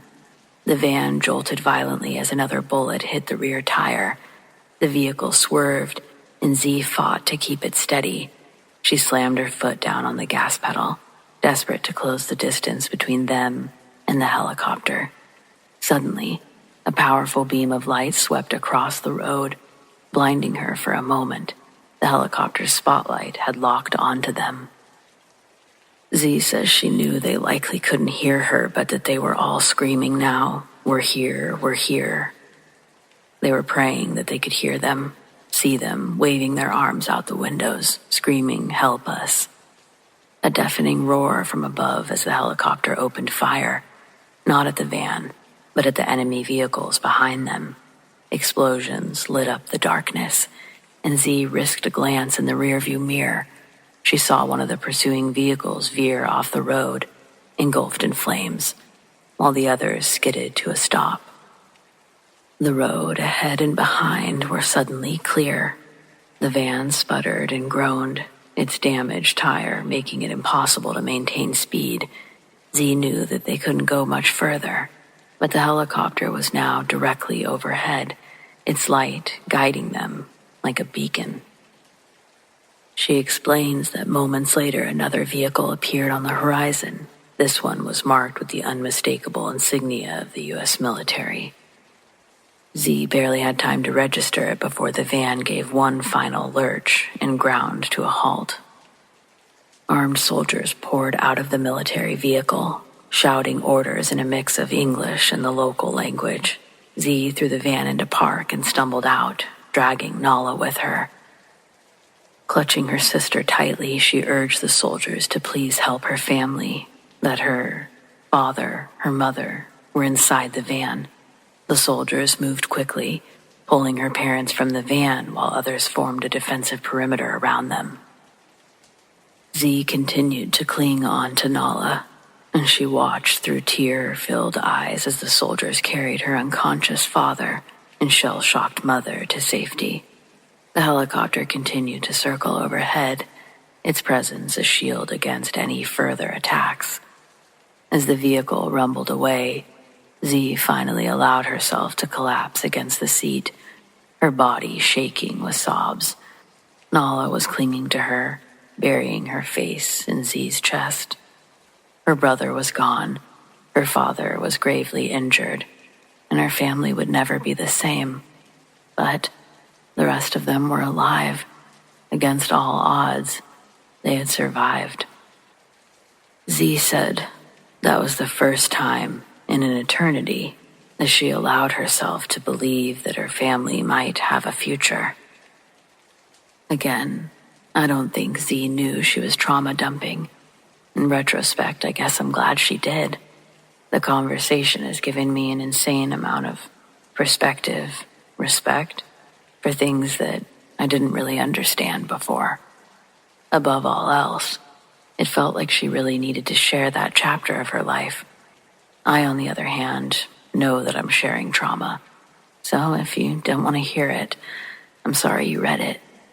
Take care.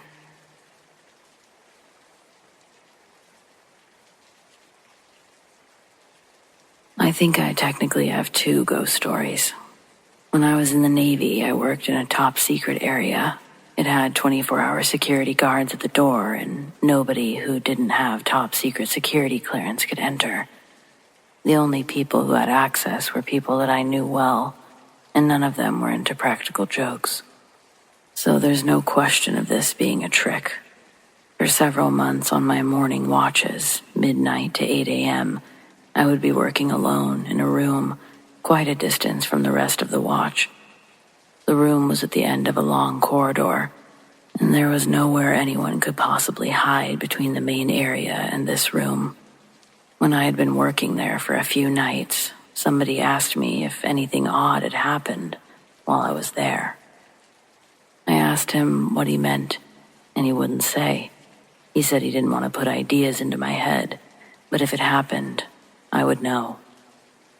A few nights later, I was at work again, and I heard footsteps coming up the corridor. They weren't ghostly footsteps. It just sounded like regular Navy clodhoppers walking up the hall and into the room. I assumed it was somebody coming up to offer me coffee or a snack, and I kept working with my back to the door. When nobody spoke, I turned around and saw that nobody was there. I went back to work, and slowly, a feeling of tremendous menace came over me. I tried to tell myself it was my imagination and to keep working, but it became more and more intense. I couldn't stay in that room. I went up to the radio room and told the others what had happened, expecting to be laughed at, but nobody laughed. Other people had had the same experience. I went back with some trepidation, and nothing more happened that night. But as long as I worked there, it happened every few days, sometimes only once a night, sometimes 3 or 4 times. Nobody ever found out what it was, but nobody could stay in that room for more than a minute when it happened. My second experience happened when my father was dying. He was in a little cottage hospital in a country town. We were told the end was very near, and so my mother, my brother, and I stayed with him all the time. They told us there were only a few hours left. He held on for much longer than expected, and my mother, who was also terribly ill at the time, was exhausted. I persuaded her to come home with me, to rest for a few hours, and she reluctantly agreed. She went to bed and got some much-needed sleep, and I lay reading while I waited for her to wake up again. I put down my book to give my eyes a rest, and I saw my father standing at the foot of my bed, smiling at me. He was no longer wasted and yellow with jaundice from the cancer that was killing him. He looked like a young man again, not a teenager, but perhaps in his early 30s, and brimming with health. I stared at him in shock for a few moments, and then I closed my eyes, opened them again, and he was gone. Less than a minute later, the phone rang. It was my brother, calling to tell us that my father had just died. Were they really ghosts? I'll never know. I don't really believe in an afterlife, or at least I didn't. But after those experiences, I can never entirely write off the possibility.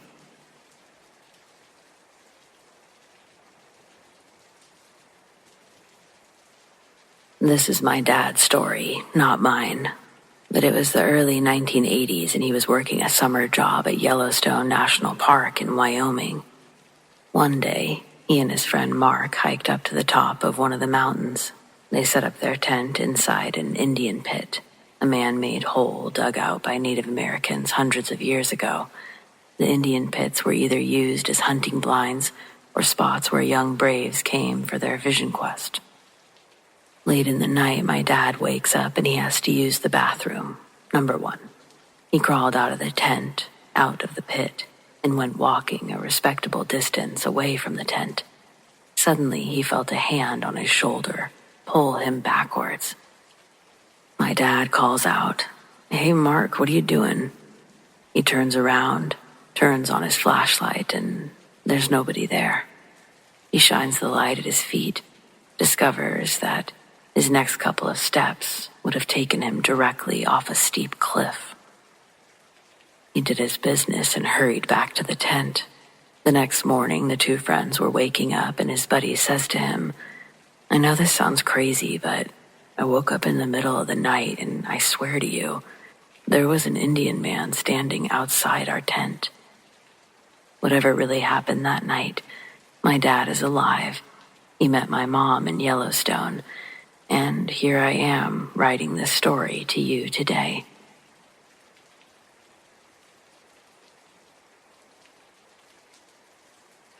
Several years ago, on an exceptionally cold winter night, my husband was working late. This was unusual, and it left me alone in our nearly empty apartment building with our newborn son. Our unit was the only one occupied in the entire building. Everyone else had moved out for renovations, and we were supposed to follow in a few weeks once our new place was ready. It was eerie sometimes, but I'd grown used to it, telling myself it was temporary and I liked the quiet. Our front door had a lock, but it was flimsy, nothing more than a deadbolt that didn't quite latch, leaving a gap that could probably be forced with a hard shove. I'd meant to call the landlord about it, but with the baby, there was always 100 things demanding my attention. Besides, the building's outer downstairs was deadbolted, so I thought that we were safe enough. But that night, as I was settling into the couch and my son cradled in my arms, I heard it. A shuffle, a scrape on the stairs. I froze, heart pounding, every nerve on high alert. I knew my husband wouldn't be home yet. The sound grew louder, coming up the steps slowly, deliberately. The walls of the building were thin, and I could hear every creak of the wood, every breath of movement. And then there was a knock at my door. Not a friendly, quick knock. This was slow and heavy, like someone was testing the door, waiting for a response. I held my breath, instinctively pulling my son closer. The knock came again. This time, a voice accompanied it, muffled but clear enough to send chills down my spine. "Let me in," they said quietly, drawing out each word. "Let me in." I didn't move. I didn't even breathe. My mind was racing. I didn't have my phone immediately on me. It was on the other side of the room. So with my son cradled in my arms, I decided to quickly but quietly make my way there, hoping that he wouldn't stir or make a sound. On my way, there was that voice again, almost irritated and louder this time. "Why won't you just fucking let me in? Why won't you let me in?" The words, the way he said them, they made my bones hurt. I couldn't see him, but I could hear him. He was close, just on the other side of that door. My mind raced through the options, but there weren't very many. I snuck into my son's room. He was still sound asleep.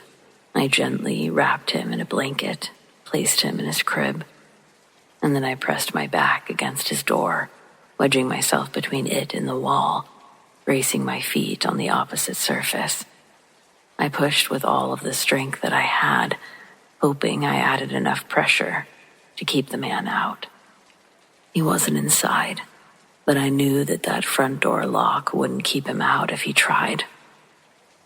I could hear him struggling for the lock. I could hear that he was still talking, but what he was saying I wasn't sure. Probably just more "let me in." I closed my eyes and I was willing myself to stay silent. I decided, you know what, 911. My husband texted me that he had already called 911. I decided in the last minute that I was going to speak loudly. So when they answered, I said, "I need help. Someone's trying to break into my apartment. Please come quickly." I told them, "Yes, I'm on the top floor. Please hurry." The rattling of the doorknob stopped. Silence filled the air, thick and heavy. I wasn't really breathing.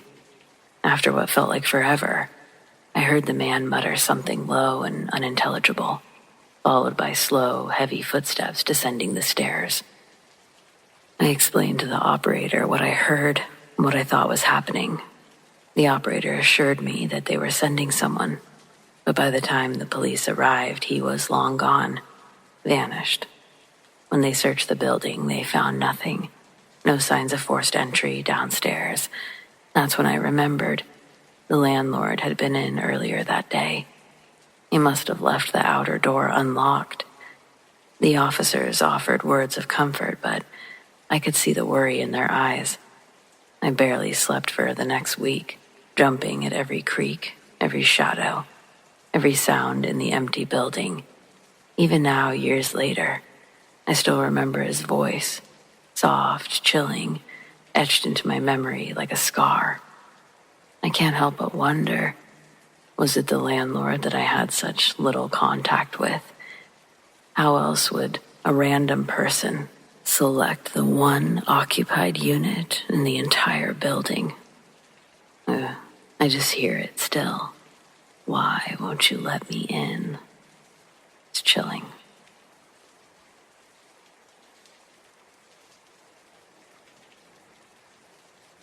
I grew up in a very scientific family. My dad, an engineer, was a practical, no-nonsense guy, not one to indulge in talk of ghosts or anything remotely paranormal. The concept of hauntings was practically foreign to our household, and I'd grown up assuming that ghosts and spirits were nothing but old wives' tales. But one night, during dinner in high school, I asked my dad about the old house, the one we lived in when I was just a baby. I'd heard bits and pieces from neighbors about strange things that had happened back then, and curiosity finally got the best of me. To my surprise, my dad grew quiet, looking at me for a moment before setting down his fork. Then, almost reluctantly, he told me a story that he'd never shared before, and the way he spoke, with a hint of something like unease, it made my skin prickle. He explained that not long after we moved into the house, strange things started happening. It was a typical suburban home, nothing remarkable, and we'd been there about a week when the first gift appeared. One morning, a Friday, I came downstairs and I found a small, handcrafted wooden figure sitting on the mantel of our fireplace. My dad said, his voice steady but his eyes distant, like he was seeing it all again. I thought your mom had put it there, maybe something from a yard sale that she hadn't told me about, but when I asked her, she was just as surprised as I was. And that was only the beginning. Every Friday morning, like clockwork, a new handmade item would appear on the mantel. There was no sign of forced entry, no windows left open, and only my dad and my mom had keys to the house. The gifts ranged from small carved animals to intricate old-fashioned toys. Each item looked like it was crafted with meticulous care, the wood smoothed and polished, tiny details etched into the surface. My dad, trying to remain calm and rational, contacted the police after a few weeks, thinking maybe a previous tenant had kept a key and was playing some sort of prank. The local police agreed to keep close watch, especially on Thursday nights. My dad replaced the locks. But the police, they never saw a single person approach the house, and yet every Friday morning, without fail, a new item would appear. It was unsettling, my dad admitted, his voice barely above a whisper. I couldn't figure it out, and the fact that there was no explanation, it started getting to me. As the weeks turned into months, the gifts continued, and the situation began to take a toll on my parents. My dad, a logical man, was growing tense and short-tempered, feeling helpless in the face of something that he really didn't understand. Eventually, in a last-ditch effort, he went to our local church. He actually asked a priest to bless our home, despite my parents not being religious. It wasn't something he believed in, he told me again, but desperation drove him there. After the priest blessed the house, the gifts stopped. My dad seemed relieved, telling me this, almost as though he'd finally come to terms with whatever had happened. He didn't exactly say it was a ghost, and in his telling, he didn't seem to want to dwell on that possibility. But his face was tense, his fingers drumming on the table, and the silence between us was thick. One detail, though, lingered long after the story ended. There was one particular gift that my dad had mentioned that we kept. It was a small wooden sled with a carefully painted scene on it. The picture showed a man pulling 2 children on the sled. One child looked remarkably like me, and the other like my younger sister, who hadn't even been born yet when we lived in that house. And the man, with the square jaw and serious expression, looked strikingly like my dad. I remember staring at him, waiting for him to explain that part, but he didn't.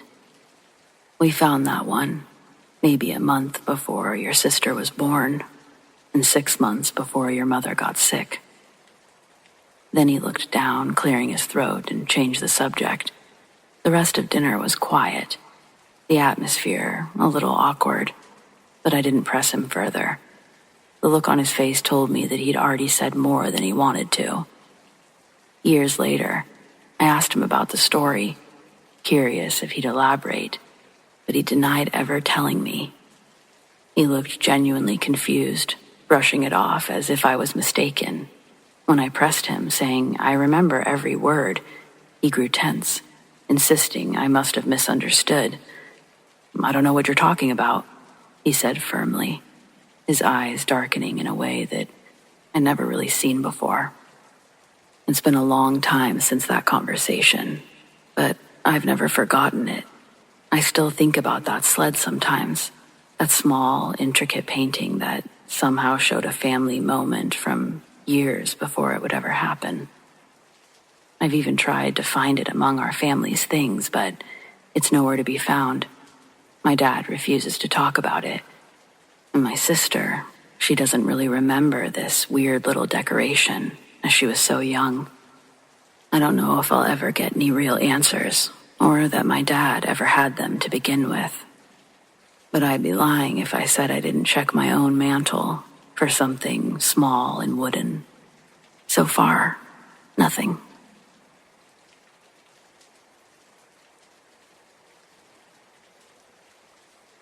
The date is 1970-something. I'm about 12 years old, sitting in the pitch dark on the side of a mountain. It's about 30 minutes till sunrise, and I'm deer hunting before school. I've hiked in by flashlight to be at my stand as the deer return from the fields at daybreak. It's dead still. No wind. Nothing except that ringing people's ears make when there's nothing to drown it out. Now that my light is off, I can't see my hand in front of my face. Time passes and things start to stir. I start hearing things moving in the leaves. I play a game in my head to keep busy as I wait. I listen to the pattern that the animals make, and I try to identify which animal is making it. I hear this shh, shh, shh noise, and in my head pops this image of a squirrel bouncing across the ground. Next, I hear the steady cadence of a rabbit hopping in the leaves. I still can't see a thing. This makes the images I imagine all the more vivid. I can make out the random noise of birds in the limbs stirring for the coming day. And then, just at the edge of perception, I hear a shuffling sound in the leaves. It slowly gets louder. I know that noise. It is another person making their way in the pitch dark through the woods towards me. They have no idea I'm there. I could stay quiet and flip on my light at the last moment when they're right on top of me. That might be fun. I would scare them, but is this wise or cruel? So I'm debating this as the shuffle of the leaves gets louder and louder. They must be just a few feet away from me. I'm thinking how stupid they are to have come into the woods without a flashlight. And then I hear it. This guy is grunting like a pig. and the leaf noise is from him rooting around with his snout. I can see him clearly in my head, right in front of me in the pitch dark. It's a damn pig? Wait, bears grunt like that. And yes, at this distance I can hear the claws scraping a rock as he forages, and he's still coming, just a few feet in front of me now. Do I flip on my light? Do I yell and try to scare him? Do I give him a little whistle? But I do nothing, frozen in fear from the image of me flipping on my light to see this angry big bear head right in front of my face. It takes what felt like forever before I was sure the sounds were now to the left and receding, and I could see first light. I was going to live. As the morning broke, I could see clearly the path that the bear had made in the leaves. There was a path straight towards me. Then, maybe 3 feet from me, he'd stopped, sniffed me out, and made an obvious detour around my stand. 10 feet behind me, he was already back on his previous path. Yes, that morning, so many years ago, I came close to pissing my pants. I could feel my heart pounding and hear the blood racing through my veins. I was alive. It felt great.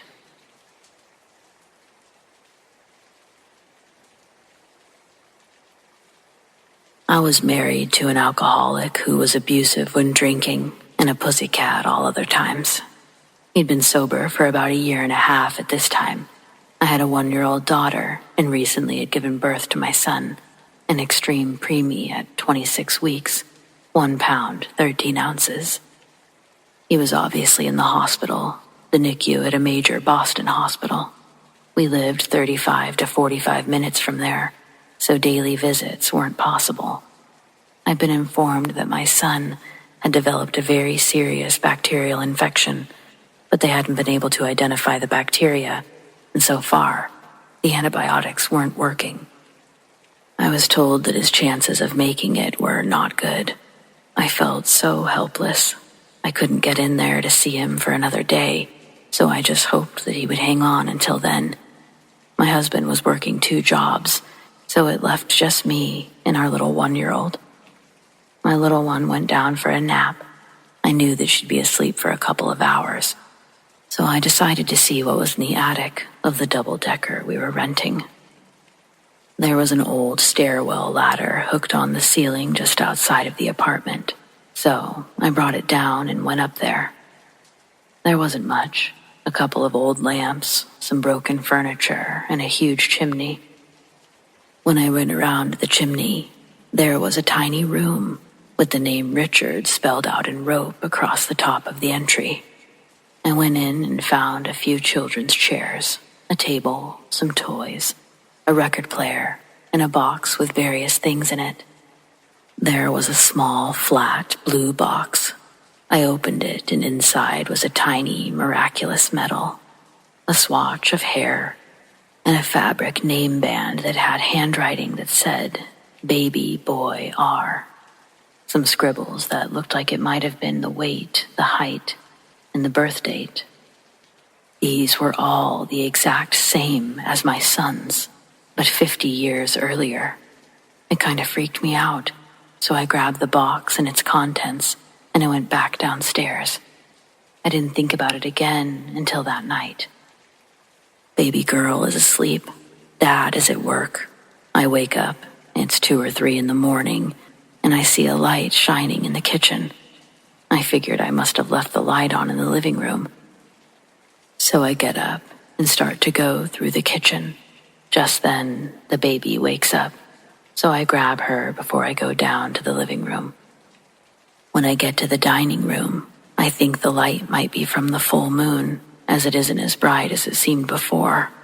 I go into the living room, and it is indeed moonlight. Sitting at the bay window seat is a man, well, a silhouette of one. I can see that his hair is almost to his shoulders, and it looks kind of gray. He's wearing a plaid flannel shirt, blue and white, and jeans. I can't see his face because his feet aren't in the moonlight. I'm not afraid, but my baby starts crying. I remember the box, and I say to him, "If you're here to help us, help my baby, that's great, but you're scaring this little one. So, if you can keep helping, I'd appreciate it, but don't show yourself when the baby's around." With that, he disappeared, and so did the moonlight. It was so abrupt that I went over to the window to look for the moon.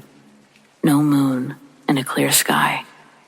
Just then, the phone starts ringing in the kitchen, so I go to answer it. It's the hospital. They're telling me that they found out what the bacteria was, and they were giving him 3 different antibiotics. The fever was coming down, and it looks like he'll make it. And he did. He definitely made it. I do have other experiences living in that rental, but this is the best one.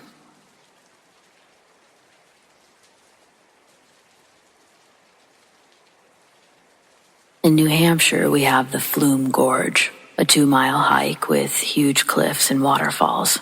I'm a photographer, and in 2002, I got a new camera that I was dying to test on the falls.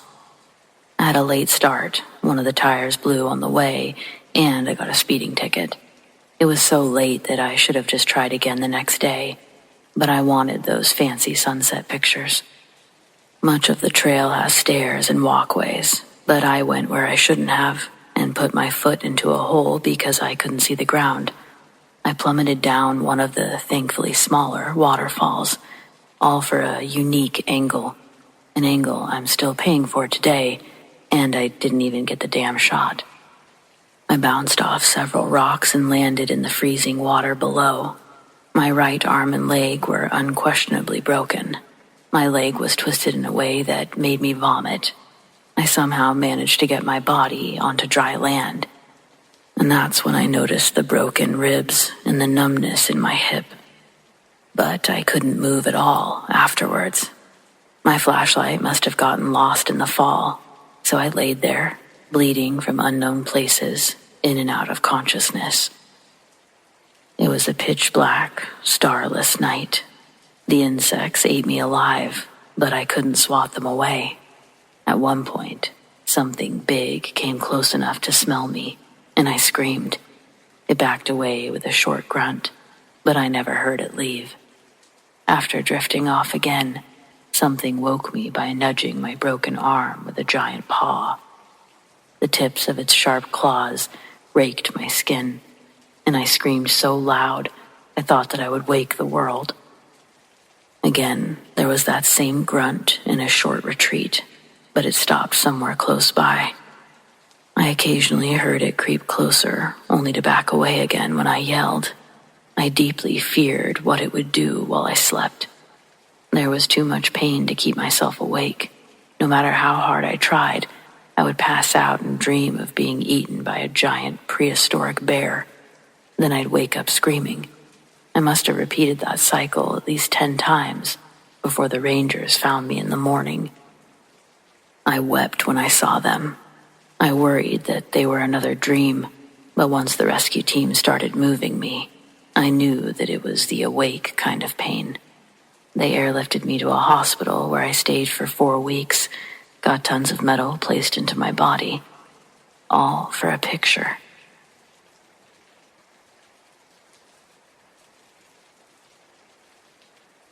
Back in the 80s, you could hitchhike just about anywhere you wanted to go, and I spent a lot of time doing just that. Over a 6-year period, I made dozens of friends and collected tons of stories, but I finally met my match in Texas. One late afternoon, I got a ride with a middle-aged woman in a soccer mom van. She was going into the city and said that she wouldn't mind some company for the long drive. Women are always easy to get along with because the disagreeable ones never stop for hitchhikers. Plus, I've never had a woman pull her pants down and start demanding things, so there's that. We were traveling down some 2-lane highway through nowhere, having a normal conversation, until I asked if she had kids. You'd think that would be a safe topic. She said if her daughter wasn't so tired after practice, I would have noticed her in the back seat. I knew the back was empty. You always check the back.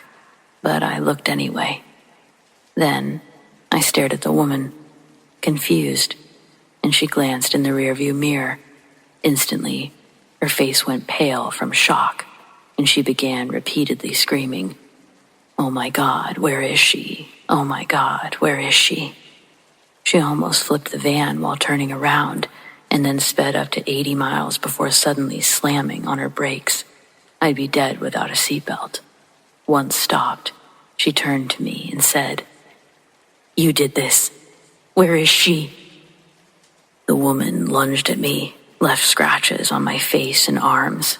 I leapt out of the van, and then she sped off, leaving me stranded. I walked for hours without seeing a single car, but someone finally picked me up just as it was getting fully dark. Once we got to a phone, I reported everything to the police, not because I wanted to press charges, just because I was hoping to learn more. Was the kid okay? Was the mom off of her meds? I knew something happened when the dispatcher transferred me. Just before she clicked over, I heard her say, "It's about Martha again." A very tired, very old-sounding gentleman came to the phone. It seems the previous year, Martha's 7-year-old was kidnapped by her abusive ex. He came into the house while they were sleeping and took the little girl from her bed. Martha had never woken up, not until the police were knocking on her door an hour later. Her ex had a head-on collision with a delivery truck while attempting to flee town. Both were killed on impact. Understandably, Martha was having a hard time accepting reality. That experience has always stayed with me. About 5 years ago, I realized it was possible to Google Martha just to see if she was okay. It took much longer than expected, but I eventually learned that she died 2 days after our incident. She had picked up another hitchhiker on the same highway, but this time she didn't kick the girl out, and they were both killed when Martha drove into a ravine at almost 70 miles per hour. I was kinda glad I hadn't learned it sooner, but regretful to learn it at all.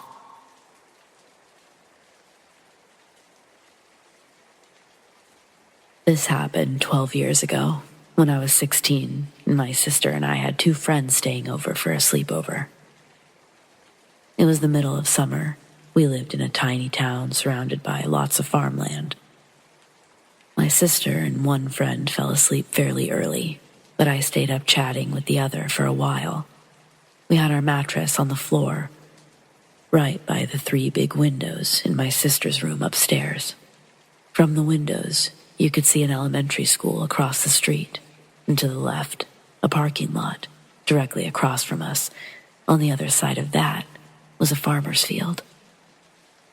We were up until almost 3 a.m. with those windows wide open, enjoying the warm summer air. Suddenly, my friend stops the conversation, says something like, "Oh, who's that?" I follow her gaze. I see that she's looking towards the farmer's field. I see 2 figures coming out of the field. It's obviously dark, and they haven't come into the streetlight yet, so I can't make out any features, but I assume it's just some of the kids in the neighborhood. My friend and I continue to watch in silence as these 2 people make their way into the streetlights, and they're coming directly towards the house. Now, I really assume it's someone I know, because there's a few teen boys that would often be out late, and they'd come to the house, talk to me and my sisters from the window. As they're getting closer, we begin to make out their appearance, and I was truly shocked at how they looked. These 2 individuals couldn't have been taller than 5 feet. They were identical in all features that we could make out. And I mean absolutely identical. They were both Caucasian, white. They both had bald heads, and they were both wearing the same long brown robe with a tie at the waist. how I would describe it is they sort of looked like they were in monk attire. They were proportional as well. No big heads or big eyes. They just looked like littler people. Even though they clearly don't look like anyone I know, as they're coming towards the house, I begin to call out to them, sort of a loud whisper. Hey, you. Then I start yelling out names of the different people that I knew in town. I think that I was in a bit of disbelief and thought maybe it was a prank. All while my friend is totally stunned into silence. These beings make it just up to my parents' cars parked outside, so we have a very clear view of them. And then they immediately turn to themselves and go back in the direction toward the field. They never once acknowledged my calls. They didn't even look up. But they also appeared to be in a discussion with each other, though my friend and I, we didn't make out any sounds coming from them. We continued to watch them make their way back across the road, and then instead of going back into the field, they start walking down the road. We watch them until we can no longer see them. If you follow that specific road, it just leads to more fields and away from the houses. My friend and I stayed up for another hour talking about what the heck we saw. She's very Christian, so she believes it was demonic. I have no idea. It very well could have been demonic, but also it's just so random. The next day, we told everyone, and they all seemed kind of freaked out, even my parents.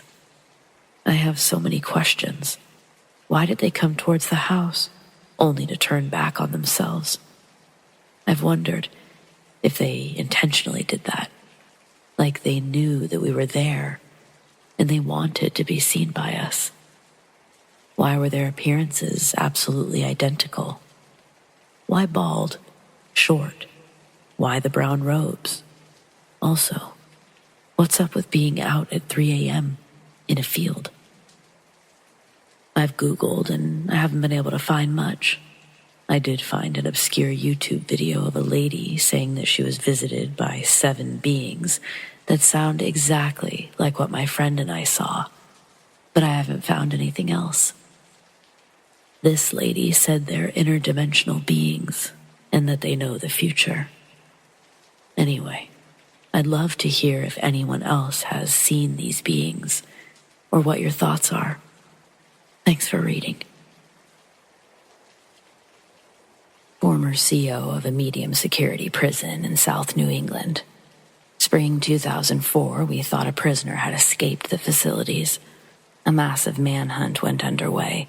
We had to notify the nearest town for their safety and to be on the lookout. We plastered his mugshot everywhere. 2 weeks passed by with no leads. As a result of this, the prison receives major audits and multiple inspectors visit to examine every bolt and bar holding this institution up. One afternoon, one of these safety inspectors arrives with a ladder. His job is to climb through the ventilation system to grade our air quality. Nearest access point is in the gymnasium. I lead the man there and we pop off the big circular vent located on the wall. The inspector climbs in and crawls a couple feet before turning left to make his way down the first line of vents. I watch him repeat this process, back and forth, ducking in and out through the metal pipes. Then, the metal vents shake with a shrill, echoed scream. I hear the health inspector crawling as fast as he can, back in my direction.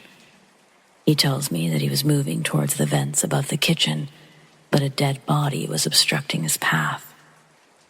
The inspector was pale and nauseous, disgusted with what he had stumbled upon, but I was elated. I radioed to the other COs that we caught our disappearing inmate. We get a crew in who broke the ceiling open and disconnected the pipe where the inmate was located. This next part, it's a bit morbid, but wow. When the pipe was laid on the ground, only the man's legs were visible. dangling out of the pipe. He'd gotten stuck and we'd just assumed that he'd died of asphyxiation. But when we opened the pipe, dislodging the body, we discovered something strange. It looked like his face had been completely mutilated. There was a large hole on his left cheek. Of his face, more was missing than not. When our inmate attempted his escape, he got stuck in the pipes. But we also have a lot of rats who frequently crawl through our vents. When he got trapped, the rats had made a path through him, starting from a single hole in his cheek, sprawling into tons of exit holes made by the rats. Because of his body being riddled with these holes, his abdomen and his legs were almost torn off when they tried to pull him out. The smell was horrendous, if you were curious. So this was by far my worst experience as a CO. Rat tunnels made through a human body should never be something that someone should have to see. I spent a little over 1 year in prison for leading police on an hour-long chase through my hometown. I was young and thought that the engine in my dad's BMW M1 could easily outrun their stock Impala cruisers. What I didn't take into account was the lack of tread on my tires. The first sharp maneuver I attempted sends me flying over an embankment, rolling my car down a steep hill until eventually being stopped by a tree. The next thing I remember is waking up, still fastened to my seatbelt. Glass and blood littered my lap. Looking out my shattered windshield, I can see the hill I'd just fallen from. 4 cops are slowly climbing down the incline to get me. I don't know if it was the concussion that I'd sustained or if that was just the excuse I told the judge for why I decided to unbuckle my seatbelt and continue the police chase on foot. When I got out of the car, the loud creaking metal of the bent door alerted the cops that I was ready for another go. They started hustling and fumbling down the hill towards me, faster, yelling at me to freeze or they'll shoot. In that moment, I thought if the cops don't kill me, my dad sure will, after seeing what I did to his car. So my only option was to run, and that I did. I began at dusk and didn't stop running until the moon was high in the sky. By then, I was confident the police had long given up on their pursuit of me, and I could finally stop to catch my breath. That's when I also realized how lost I was. With virtually no outdoor skills, I had no idea where I was, or even what direction I'd ran. All I had was my windbreaker on my back and a car key to a destroyed BMW in my jean pocket. During the night, it inevitably started to rain.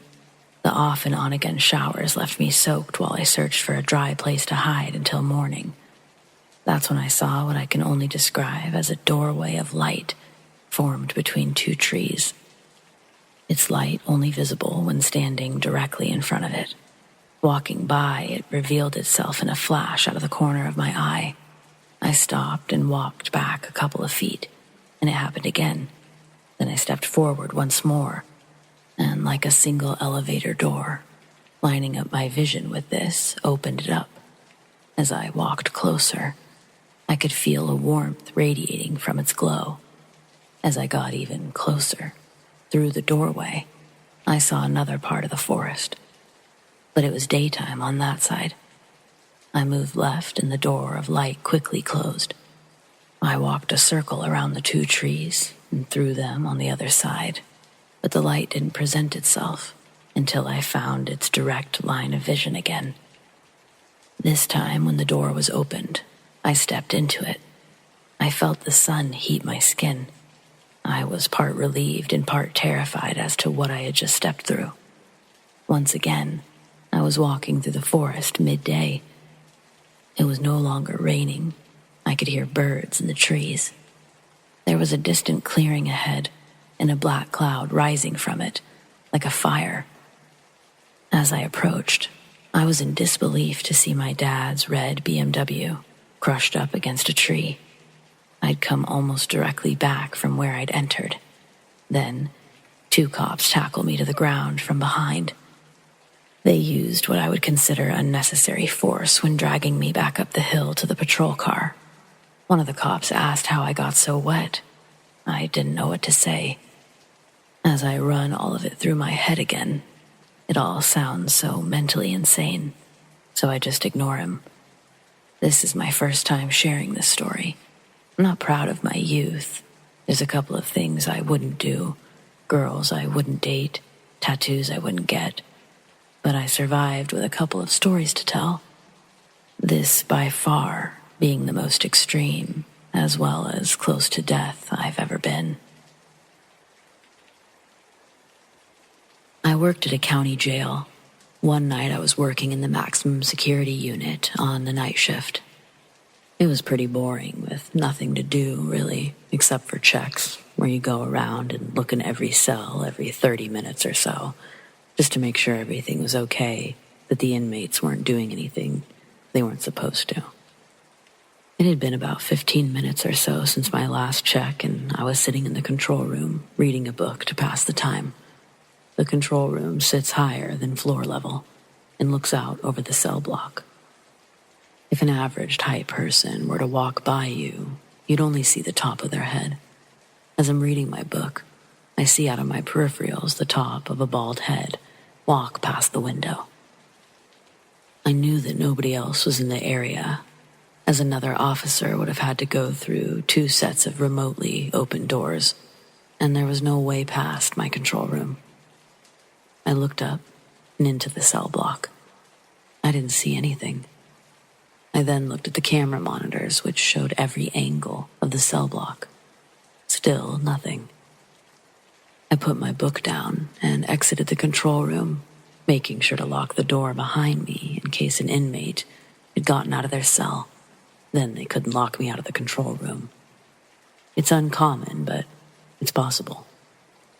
I walked into the cell block, shining my flashlight into some of the more dimly lit areas. I took notice that I did not hear a cell door close. So if an inmate did get out of the cell, they would have either had to close their cell door incredibly quietly, or they were hiding somewhere.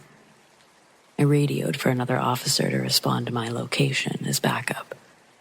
I began to conduct a check, making sure to count the inmates in each cell and pull on the door to make sure it was locked.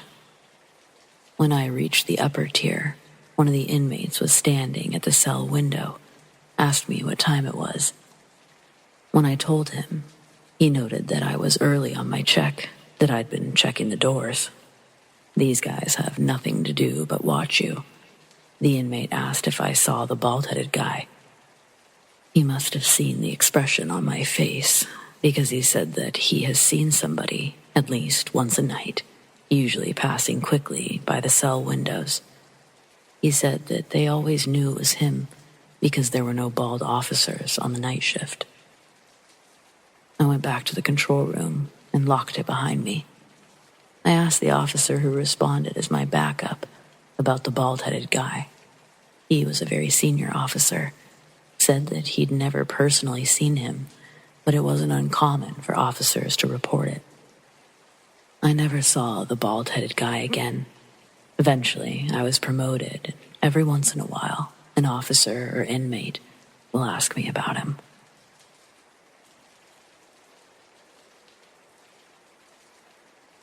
On February 27th, 2023, my friend was driving home from work down a country road between 5 and 6 p.m. He saw an unknown creature less than a mile from my house. It was at the road's edge, as if it were about to cross. It was pitch black, very furry, with a bobbed tail. It had a pit bull's face, jowls, ears. It was slender but muscular, and it stood on all fours. It saw my friend but paid him no attention. Instead, it turned around slowly and leapt back into the woods like a frog, with its legs splayed in opposite directions. It was roughly the size of a Great Dane, but he couldn't identify much else. This was in a wooded area next to a small bayou, and there's a nook that leads into the woods. That same night, I heard strange thuds and wood bowing sounds around midnight, like something was climbing a wooden structure. Not sure if it's related, but 6 years ago, I saw something strange leap between one section of the woods to another, across the highway, about a half mile from my house. It was black, hairy, and ape-like. 3 years ago, my wife and I heard tapping on the window around midnight. We laughed at first, but my cousin, who lived across the street, called and said something big was in our yard, and he said that it had run into the woods. We investigated and heard it rustling through trees, but never saw it. The next morning, there was a large, bare, humanoid footprint outside the window that we heard the tapping at. That same year, a friend and I were hanging out, and I saw something strange walk into my cousin's yard. It was large, black, and furry. It walked on all fours, and it looked like a pig, but we couldn't determine what it was. It had a dog-like snout with the stature and size of a hog or a large bear cub. It sniffed a circle around his house and went back into the woods. Last year, I was driving on my road at night, and there's a curve about a half a mile where my friend saw the creature. In the curve, my headlights shined into the woods and revealed eyes shining 6 feet off the ground. I stopped the car to examine it, but I didn't see anything else. I only noticed the smell of rotting meat as it flooded the car, and I promptly left. Not too long after that incident, I was outside at midnight, heard a strange noise in my cousin's yard. I shined a flashlight over there, saw a shiny pair of eyes at average height. It looked at me and continued walking toward the woods. In my experience, most things come to a stop when you spotlight them, but not this thing. I continued to shine the light into the woods, and it returned 15 feet further down the tree line, where it stared back at me before turning back. I continued shining the light and caught it once more in the same place. It looked at me for another moment and turned away. I didn't see it again, but I had an eerie feeling that it was sentient. For the past 2 weeks, my entire property has stank of skunk. Our house gets sprayed from time to time, but the smell usually dissipates after 2 days. This time, it's been almost 2 weeks, and the smell is even pungent by the road. My house seems to be the epicenter. The smell extends roughly 100 yards around my house in all directions. I considered all of these instances to be strange coincidences until my friend saw that creature yesterday. Now I'm not ruling them out as possible encounters. Any and all guesses as to what the nature of this creature is are appreciated. Yo, what the fuck was just in my yard? I'm reading a book on the couch in the living room. The TV's off. It's currently 1:36 in the morning, and I'm fucking home alone right now. There's this loud clack at the window next to me, like something hard had just hit the glass. So I set down my book and open up the curtains a little bit. I live on the second floor, and the bushes outside are trimmed probably 3 to 4 feet lower than my window. There's this creepy gnome-looking thing sticking out the top of these bushes, looking up into my window. Its eyes were big and shiny black, very thin white ring before the line of his eyelids. I found my phone by feeling around, but I never stopped looking at this thing. When I found it, I tapped the bottom right-hand corner to open the camera. Then, I quickly lifted my arm and zoomed the screen to get a picture, just as it dug back into the bushes, then out the front. Again, I'm home alone right now. My roommates live downstairs. I'm terrified they didn't lock their sliding glass back door, and I'm too afraid to go check. Our living quarters connect between a set of stairs by the front door. We share the front door to leave, I know that door's locked because I locked it when I came in tonight. This thing, it's nowhere outside. I pressed my head against the window, trying to look as far vertically down as I could. But I couldn't find it. It moved incredibly fast. I'm typing this from my phone right now, still sitting on the couch, now intently listening for any movement downstairs. And holy shit, I think I managed to get this thing in a picture. It's zoomed in and it's grainy as fuck. I can't believe how shitty the resolution looks. My phone isn't the oldest, but half-decent light and zoomed in. Here's what you get. Jesus Christ. I circled it in red and outlined it. Like, you can see that, right?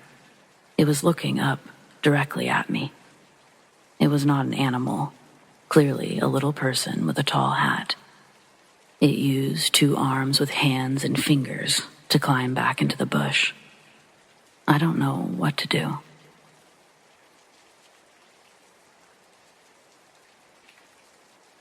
So I believe I saw a crawler on November 19th, 2021, in Utah. I remember this specifically because I was outside smoking in my car, waiting for the blood moon eclipse on the 19th of November at 2:02 a.m. It was 1:53 a.m. when I first started to look at the clock in my car. Then I saw something move in the rearview mirror, so I flipped around, and I saw this big creature, bigger than a dog or even a mountain lion. And keep in mind, I live on the mountain right up against it, and I've seen mountain lions before. This creature was big at the shoulders and a little smaller towards the back. I didn't see its face, but it was all white, and it glowed under the moon. I've got 2 white dogs, and at first I thought it might have been them, escaped from the yard. I wanted to call to it to see if it was them, but then I got a sinking feeling like dread or fear, and so I stayed quiet. I realized it was walking all messed up, and I tried to take a picture of it, but it was too far down the hill. And then, at 1:57, I grabbed my shit and ran inside. I was in my room by 1:58, and I stayed there all night. There was scratching most of the night, and I've honestly never experienced anything like that. It scared me to death. I haven't been able to shake it out of my head since. My brain keeps trying to justify it as a mountain lion, but my eyes know what they saw. Has anyone had a similar experience? Recently, I visited some family in Michigan. I do this every 4 months, and this time I was visiting with a friend who we'll call Jason. We got there around 5 in the afternoon, and we moved our luggage into the house. We said hello to everyone and started a barbecue outside. Around 9 or 10, the family decided to play flashlight tag out in the woods. As stupid as it sounds, it was actually a hobby of ours every time I'd visit. So we all had our flashlights and went into the woods. No one could think of a hiding spot, so Jason and I climbed this enormous tree to the near top of it, where the branches actually managed to hold our weight. In the distance, we saw flashes of light and them flailing around, the result of the taggers finding new people.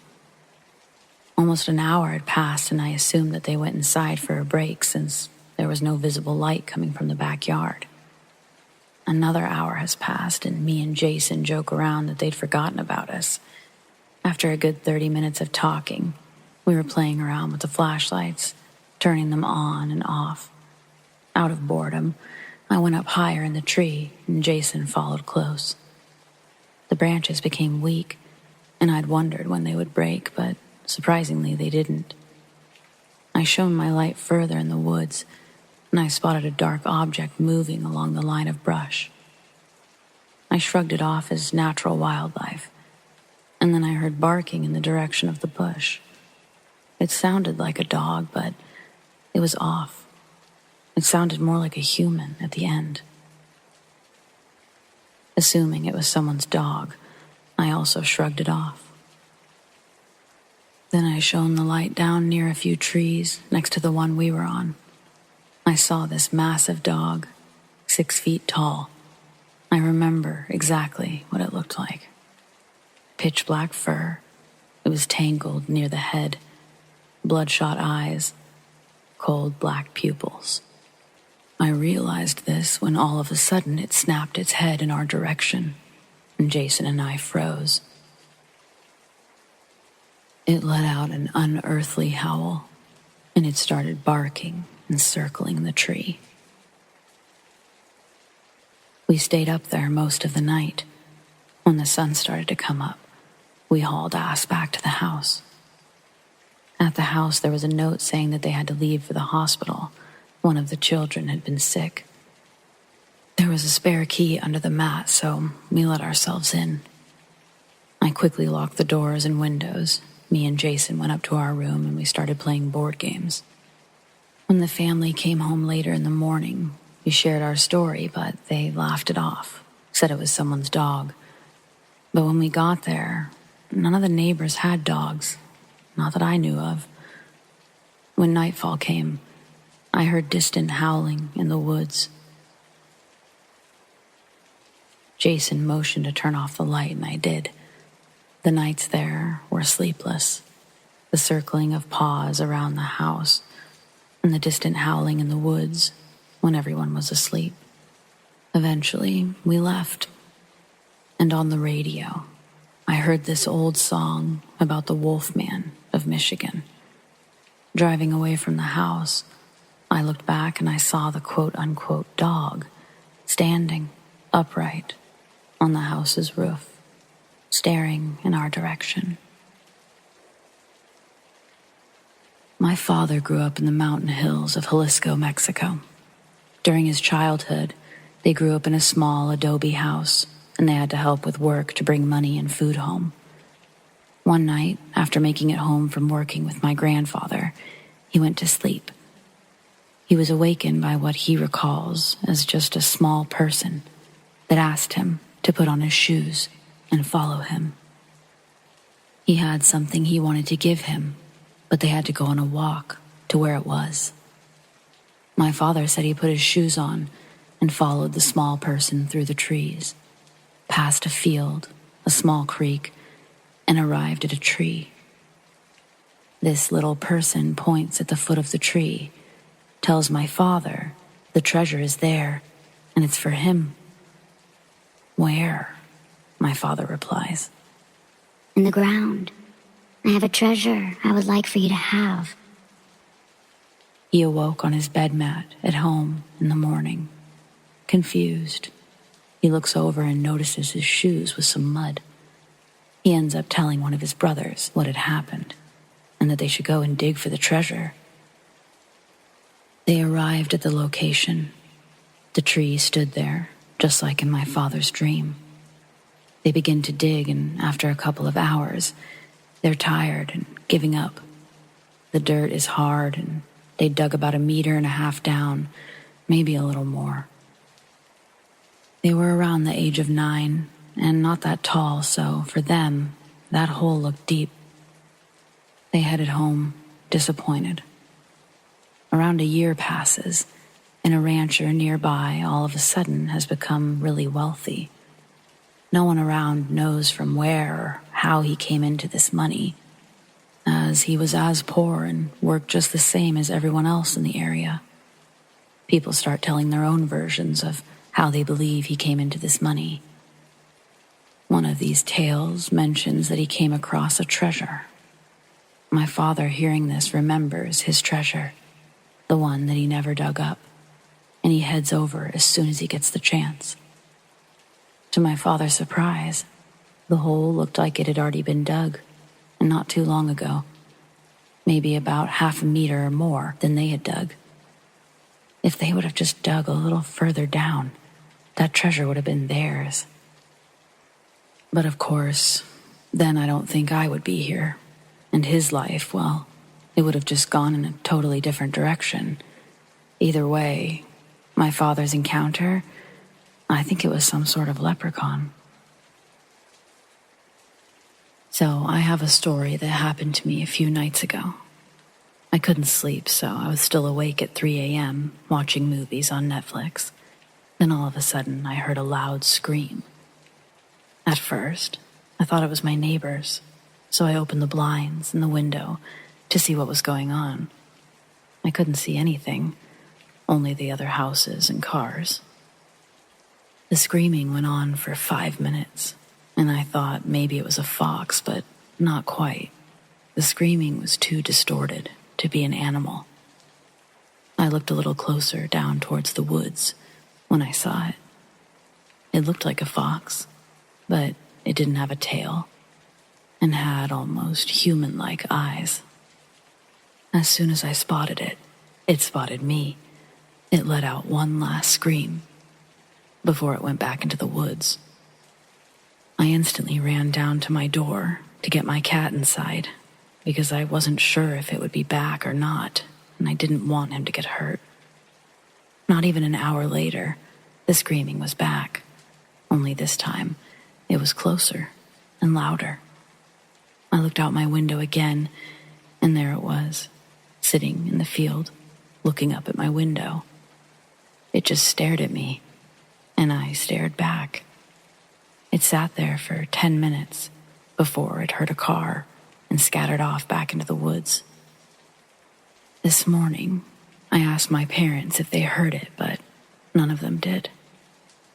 I have a feeling it will be back tonight, so I'm going to wait and see if it will be, and I'll be making sure to keep my cat inside. I don't know what it was, but I hope it never comes back again. Update. It came back again last night. It always seems to come at 3 a.m. and scream outside my window. It wasn't alone this time. It had friends. I don't know what it wants, but I know it can't be good. I'm just glad that I'm in a 3-story building, and I pray that it can't climb walls.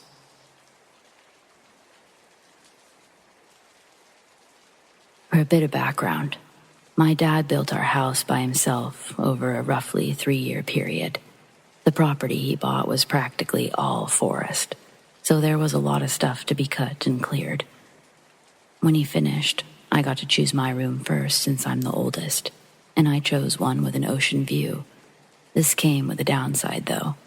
The sun shined directly into my room, making it the hottest in the house. And this is important, because it's what led me to encountering this thing. It was the beginning of an abnormally hot summer when we moved in, so I slept with my windows open, which wasn't a common occurrence. I fell asleep somewhat early and didn't dream very much, but I woke up between 1 or 2. I wasn't sure why. I'm normally in a deep sleep, but then I noticed something weird. There's a plug in my wall that glows with bright green and red lights, but I couldn't see it. I couldn't see anything except for the ceiling. Even without my contacts, I knew something was wrong. Then I realized there was something in my room. As my eyes adjusted, I could tell that this thing was huge.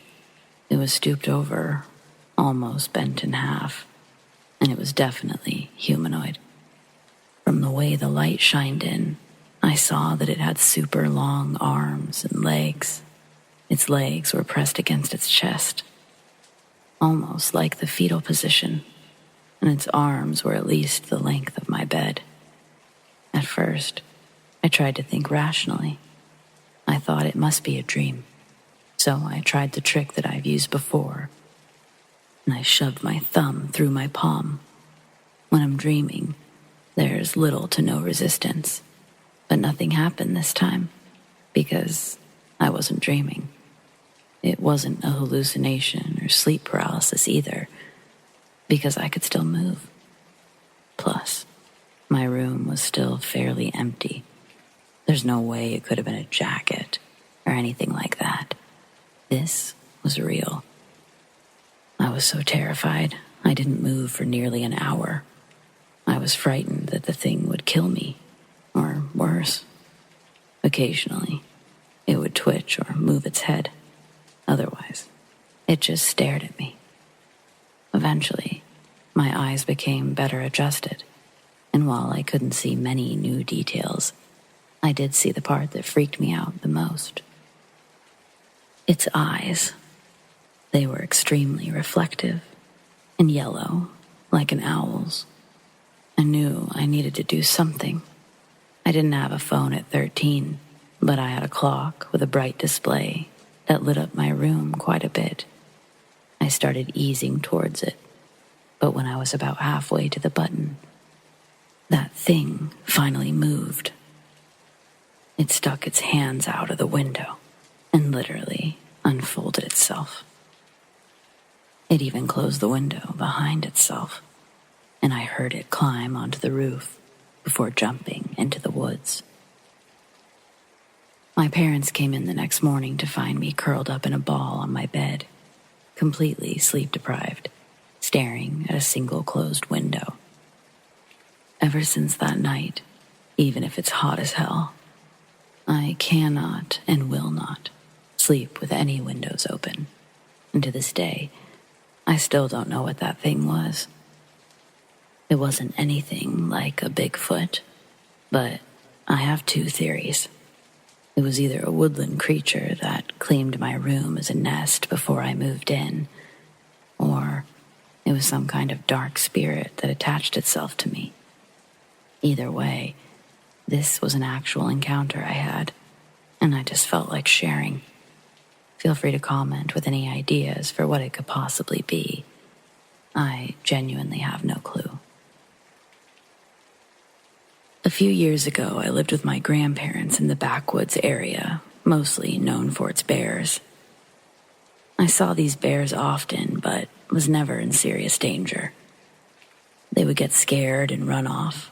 However, there was one encounter that I found very strange. In the living room, we have a sliding glass door that opens into the backyard, which is right in front of the woods. On Friday, between 11 and midnight, I was laying on the couch watching TV until a sudden sense of paranoia washed over me. It felt like I was being watched, but I was diagnosed with paranoia, so I ignored the feeling and reminded myself it wasn't real. Around 15 minutes later, there came the sound of several knocks on the glass door. I obviously was terrified and I ran to wake up my mom. She said if it happened again, wake her up. So I closed the door's curtains and I laid back down. 5 minutes later, there was another series of knocks, but much longer this time. I woke Mom and she woke my dad. Grabbing his gun and flashlight, he went outside to check around. When he came back, he said it was probably just a bear or some other wild animal, and I took his word for it. But this time, I laid down in my parents' room. I know that it could have been an animal, but I've always had a bad feeling about those woods and the house itself. I had another experience when my cousins and I were inside a house that was under construction after a hurricane hit our town. We entered with our flashlights at roughly 8 or 10 at night, and we were walking into different rooms when my flashlight suddenly died. This was before the other experience, so I didn't get scared or think too much of it. I went to find my cousins, but as I was leaving the room, I noticed a pair of glowing orbs. I ran out, scared, rushed to find my cousins. When I explained what happened, they thought it was a wild animal, so I shrugged it off and went home. What do you guys think? I think it probably was a wild animal, but I wanted to hear others' opinions. My hometown is prime paranormal investigator real estate. It's literally the only good thing about it. We have haunted ghost tours, and we make a big deal out of anything that brings in more tourist money. Haunted antebellum homes, restaurants, cemeteries. That's just a few of our attractions. Growing up there, it's hard not to take an interest in ghost stories at some point. One of my closer friends let's call her Meg, lives in one of the haunted antebellum homes. She had several first-hand experiences, but I'm mostly gonna focus on my own. The nursery. The nursery has a story unto itself. No one has used it since the family living there before the Civil War. The furniture is in exactly the same spot as the last day it was used. The father was an army major, but he retired after some Indians put an arrow in him. When he got home, he learned his son had died from scarlet fever, and it broke the man. He started spending all of his time at home and began farming. Eventually, they had a new baby. A nanny slept in the nursery because back then, they didn't have baby monitors. So there was still a second bed in Meg's room because the father also slept in the baby's room for the first month. He would have stayed longer, but it caused problems in his marriage. The servants started to gossip, and that's about as bad as it gets for a woman during that time. Ultimately, the husband conceded and moved back into the master suite. A few mornings later, the nanny burst into their room, frantic, screaming. The baby had passed in the night. The mother, still in shock, accused her of murder. And of course, the nanny denied the accusation, but it didn't matter. The father lost his grip on reality and beat the nanny to death. Her husband committed suicide that same night. Sometimes, Meg hears a baby crying at night. Every now and then, if the sounds last more than a couple minutes, footsteps will walk to the crib. Then, the crying stops, and the steps seem to begin pacing, like someone is picking up the baby and walking with it. Normally, the nursery doors stay closed, and no one goes inside. But I did sleep in there once. I didn't expect anything to actually happen, but it really freaked Meg out when I touched the crib. She thought I would piss off the spirits. I sat with my back against the wall on the bed, opened both of the doors wide, and settled in for the night.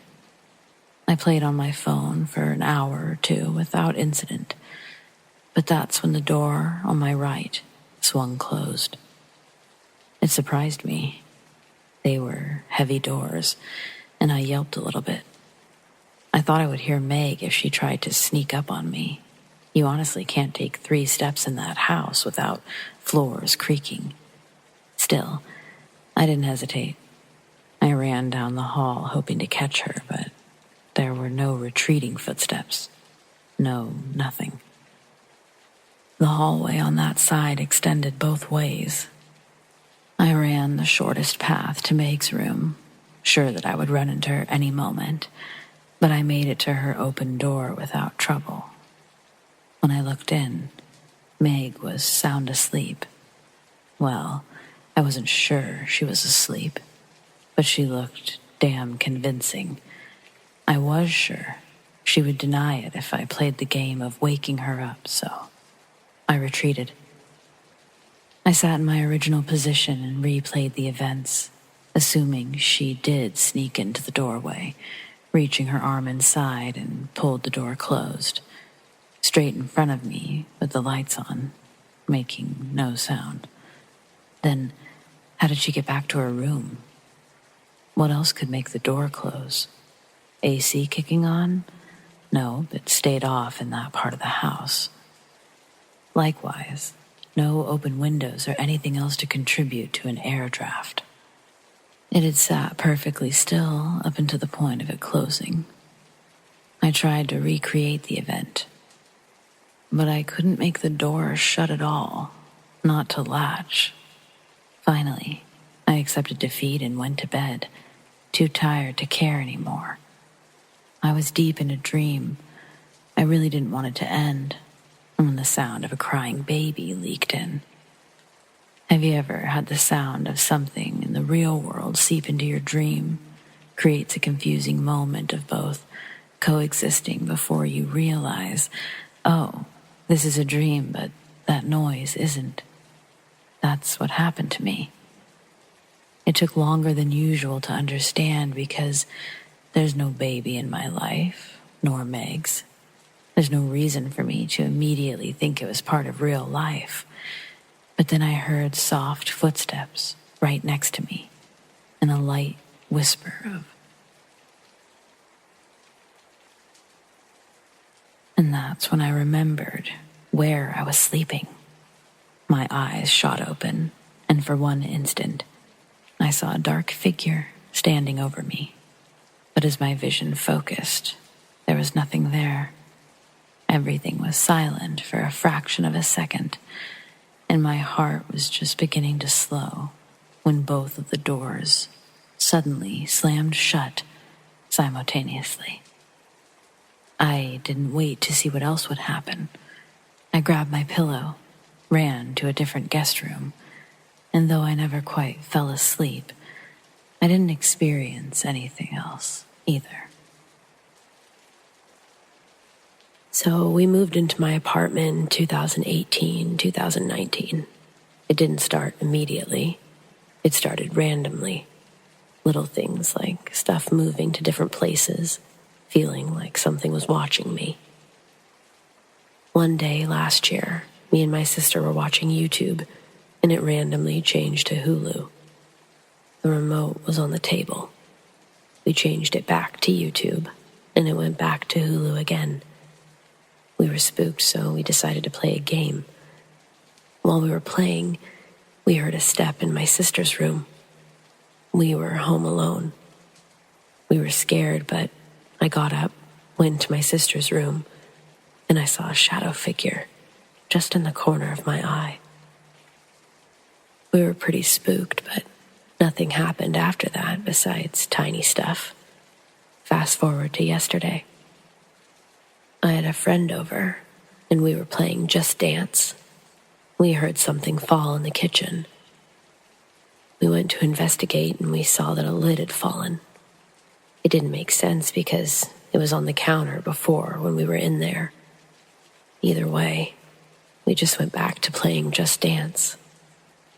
I have to be home alone today, and honestly, I don't know what to do. Just an update. My friend left and nothing really happened until 11 p.m. I saw a shadow figure in the corner of my eye again, and my dog started to bark in that direction for 15 minutes.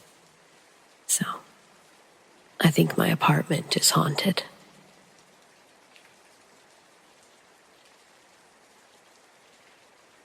Back when I was driving solo, I found myself in Memphis, Tennessee, waiting for a delivery to be unloaded.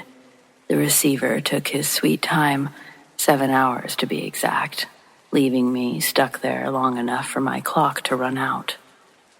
With no other option, I had to drive over to West Memphis and park at the TDH Petro for my 10-hour reset. By the time I arrived, the lot was almost full, and the only spot left was the farthest, darkest corner.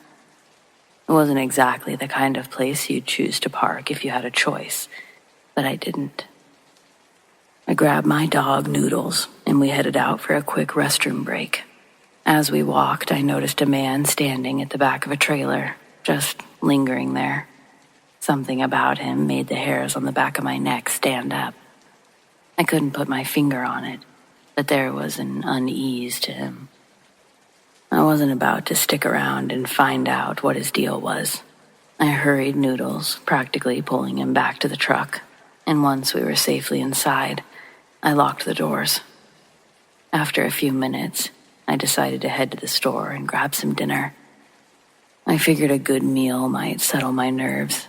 As I walked, I suddenly heard footsteps behind me. When I glanced back, my stomach dropped. It was the same man from the trailer. He was trailing behind me, keeping pace no matter how much I tried to lose him by taking different paths. My pulse quickened. I wasn't exactly scared yet, just unnerved.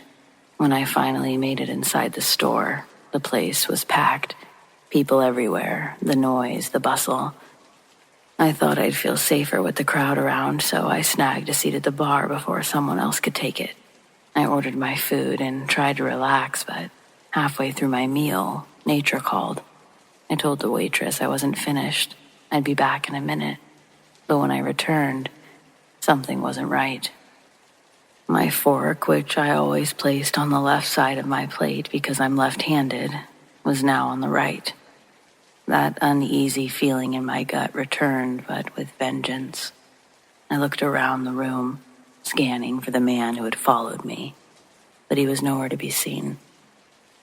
I didn't want to jump to conclusions, but everything in me was screaming that something had been done to my food.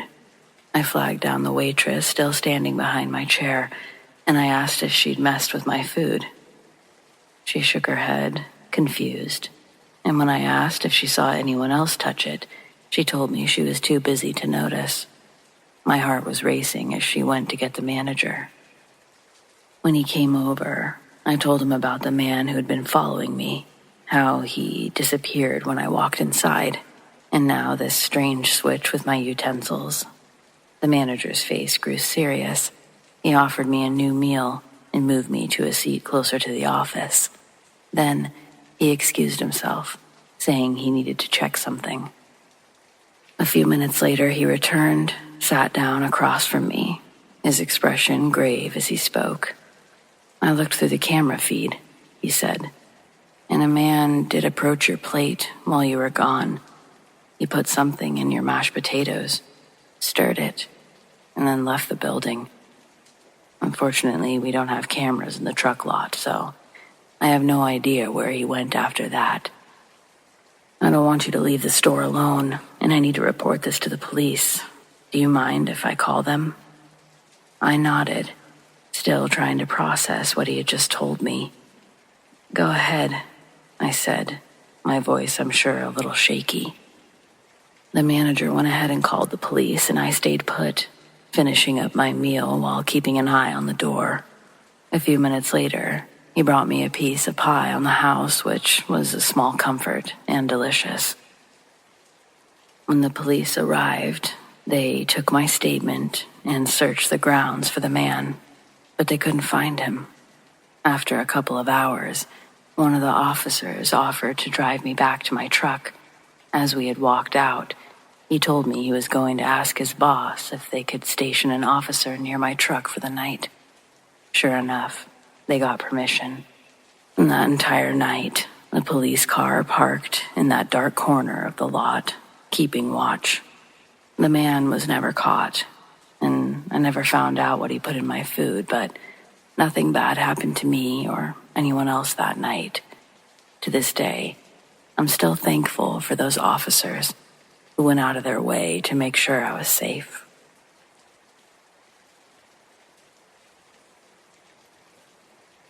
A couple years back, when I was a teen, I was driving up a canyon out in Desheen, a small town in Utah. It was the middle of the day, the sun was out, and there were only spotty clouds. The road I was using was pretty isolated, but not totally out of the way. Every once in a while, I would pass an oil rig off to the side of the road, and occasionally a small house or a couple of cows, which would be further back from where I was driving.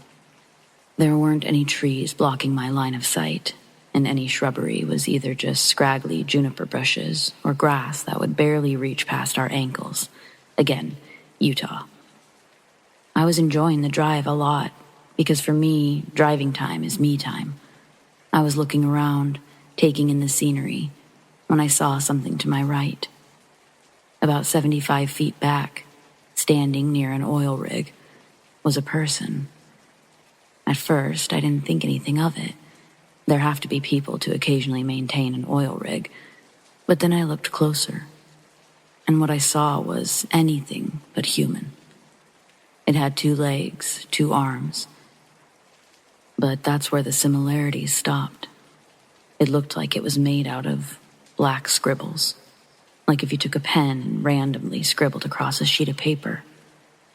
In between the black scribbles were stark white. I could not see anything through the creature. Its arms were long enough to reach mid-calf.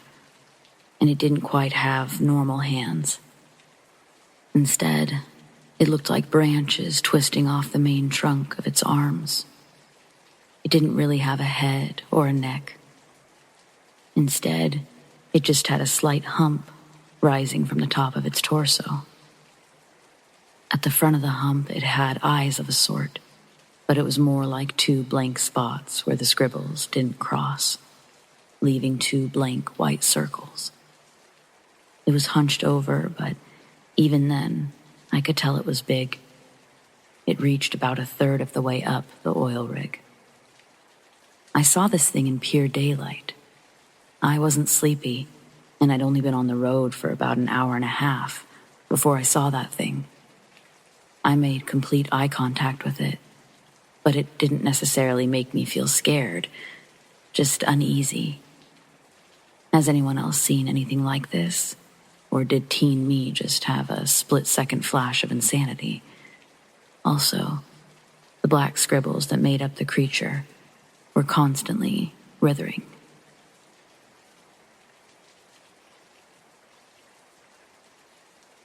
My family has two people, me and my mother.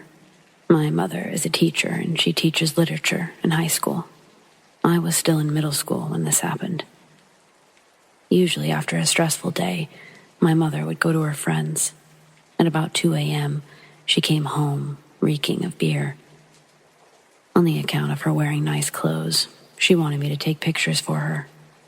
The front of my house is mostly a large glass door, with iron bars crossed to make a frame. She modeled in front of the door. After a while, I reviewed what I had just taken. Everything seemed normal. Until one picture, I noticed something strange. There's a white streak behind the glass door, next to my mother's face. I tried to take a closer look. Unmistakable. It's a face. A white face. With two black eyes, looking straight into the camera in a creepy way. So black that it seems to be just an eye socket and a toothless, wide mouth. Everything seems to be twisted into the center of the face.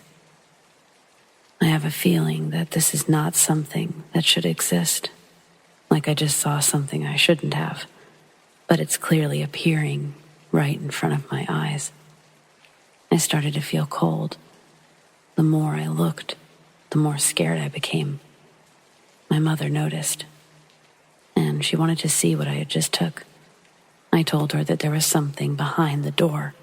She yelled at me, called me nonsense. But I know my eyes don't deceive me. And of course, her reaction confirmed everything. Her face darkened. She immediately sobered up, told me to remember to close and lock the door, turn off all the lights, and then she told me to go to my bedroom. She also immediately entered her room and closed the door. The next day, I checked the camera again. I couldn't find the picture. Maybe she deleted it. Since then, she and I haven't talked about it. It's been on my mind for so many years. I really wanted to tell someone. It's probably crazy enough not to believe, but I know I haven't lost my mind. I know what I saw. Even my imagination is not an element here, because she saw it too. My family doesn't worship or anything, and I'm not superstitious, nor do I believe in ghosts, but it was an event that 8 years later, I still can't forget. In death row of Florida State Prison, in a back room is Old Sparky. Now, I know many people think of Sing Sing Prison in the Green Mile movie, but the truth is most prisons share terms for places and objects. Now, Old Sparky was the Florida State electric chair. It's still ready to go if they were to ever reinstall the generators. I had 2 interactions with this chair. They have orderly inmates shine the chair still, and a guard will have to watch them while they do it. I was acting as an auxiliary officer, coming from the prison next door, and being a death row officer by this point in my career, I drew the long straws, as my captain put it, and was put on detail for old Sparky. I know this isn't a very long story, but I believe that there is some negative attachment to that chair. I'm a generally healthy person, decent immune system, and not squeamish in any way. But when I would enter the room with the chair, I would get ill. Nausea, sweats, pains, anxiety. The closer I got, the worse I felt. The first time I was guarding the detail, I kept having to swap officers for a few minutes just to feel better. Finally, I just couldn't do it anymore.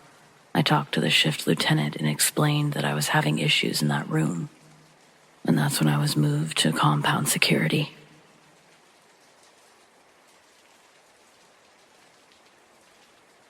I've never really had any experiences in my life besides this one. And I have a skeptical mind, but I'm very open to the idea of the paranormal. I want to believe. However, I have no explanation regarding this incident.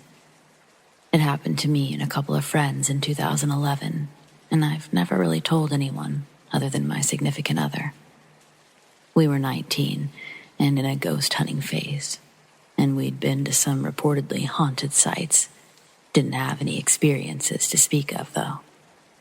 But we'd heard of a small abandoned village, hamlet, a short way out of the city, that we were told was very creepy and unsettling. Side note, my grandma, it turns out, was actually born there, of all places. It was a very small, quote-unquote, town, with maybe 50 to 100 people, that was abandoned, reportedly overnight in the 50s. We decided to go there after dark one evening. All that remains is the collapsed general store, one house, and a perfectly preserved Ukrainian Orthodox church. The small house had the windows and doors removed. We explored inside. There was still wallpaper in the bedrooms and the living room, and some of the old kitchen items in the kitchen. It was creepy, but mainly because it was dark in the middle of nowhere. We took some video of the inside and left shortly after. When we got home, we watched the video and didn't see anything, but we picked up something that sounded like a girl saying, "Please, no." It wasn't clear, so I didn't really think it was anything. Something compelled us to go back a few weeks later, and this is where shit got real. I decided to print off some questions in Latin because I saw a YouTube video saying that an inhuman spirit would respond in Latin. It was mostly to creep out another friend that tagged along this time. I was a jackass. The second we drove up to the house, the feeling was different this time. I felt dread. The three of us, our one friend refused to get out of the car, decided to go back in the house, and we discovered that it had a dirt cellar this time. So, we went down. It was your average dirt cellar. Absolutely nothing in there except a few old broken jars. We went back upstairs. One friend went back to the car. I stood out on the front porch, leaning into the window, while my other friend stood in the grass maybe 10 feet beside me. This is when I decided to start asking the questions in Latin while recording. I asked things like, "Is there anything here? Who, what are you?" And lastly, "Show yourself." At this point, there was a sound from inside the house. I said it again, and before I could even finish, boom, boom, boom, boom. It sounded like something coming up from the basement, and fast. I screamed loudly, as did the friend behind me. We ran to my car, and my one friend was already in the driver's seat. We barely got into the car before she was peeling out down the dirt road. I cried a little bit, but I don't think that there was a word spoken by anyone. There was no way it was an animal or a person inside the house. It was tiny, and nowhere for an animal or person to hide. Plus, we had just been through the entire house ourselves. There was nothing on the video, other than me screaming and telling my friend to go when I got in the car. I have no clue what happened that night, but it scared me to my core. Although it made me more curious. I've been to other allegedly haunted places since, but I've never had another experience or encounter. I haven't been back there since, and I don't intend on returning. I'd love to hear what you guys think.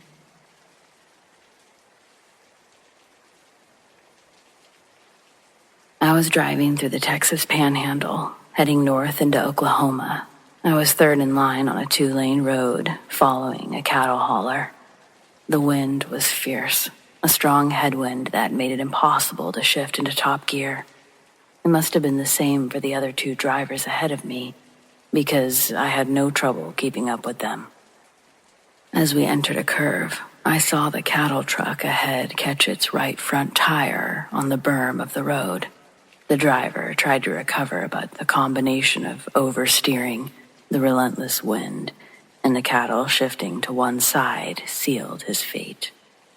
With his overcorrection, he caught the berm of his left tire. Then he jerked the wheel back to the right. At that point, my view was blocked by the truck in front of me and the curvature of the road. Suddenly, the CB crackled to life. Shit, he's going over, man. The cattle hauler came back into view, but it was leaning dangerously to the left. None of the wheels on the driver's side were touching the ground. The truck teetered for a moment before tipping completely over on the passenger side, skidding to a halt in the gully alongside the road.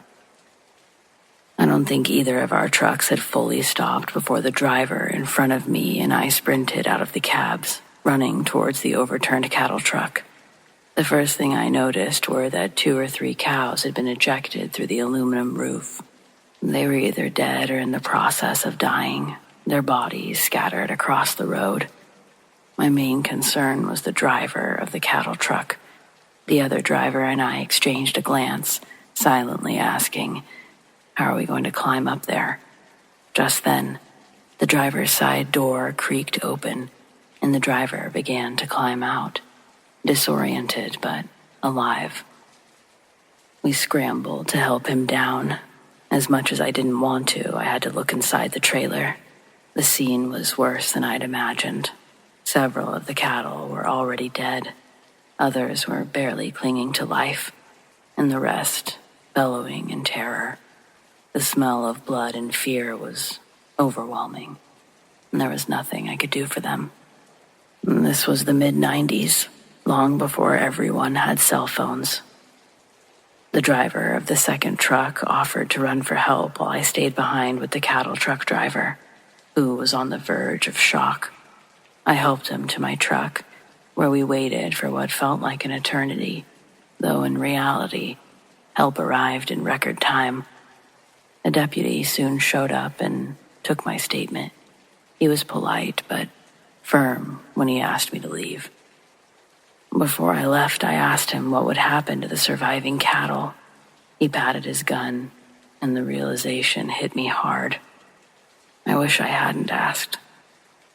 As I climbed back into my truck, I couldn't shake the feeling that I had just witnessed something that I'd carry with me for a long time.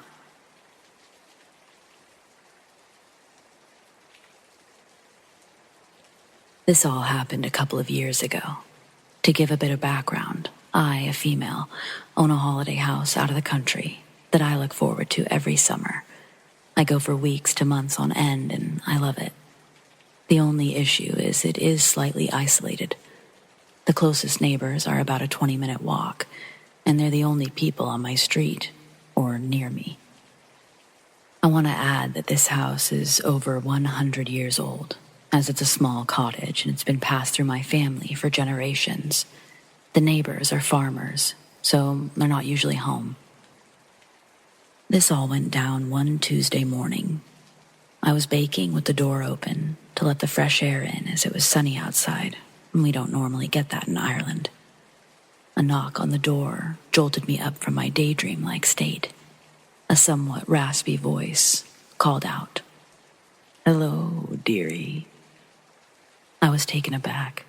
I shot around to see a small old lady at my door. Her short gray hair twinkled in the sun. I said hello and asked what she needed. She claimed she didn't want to interrupt me and asked if it was an okay time. I replied, of course, but emphasized again on what she was doing now, practically standing in our kitchen.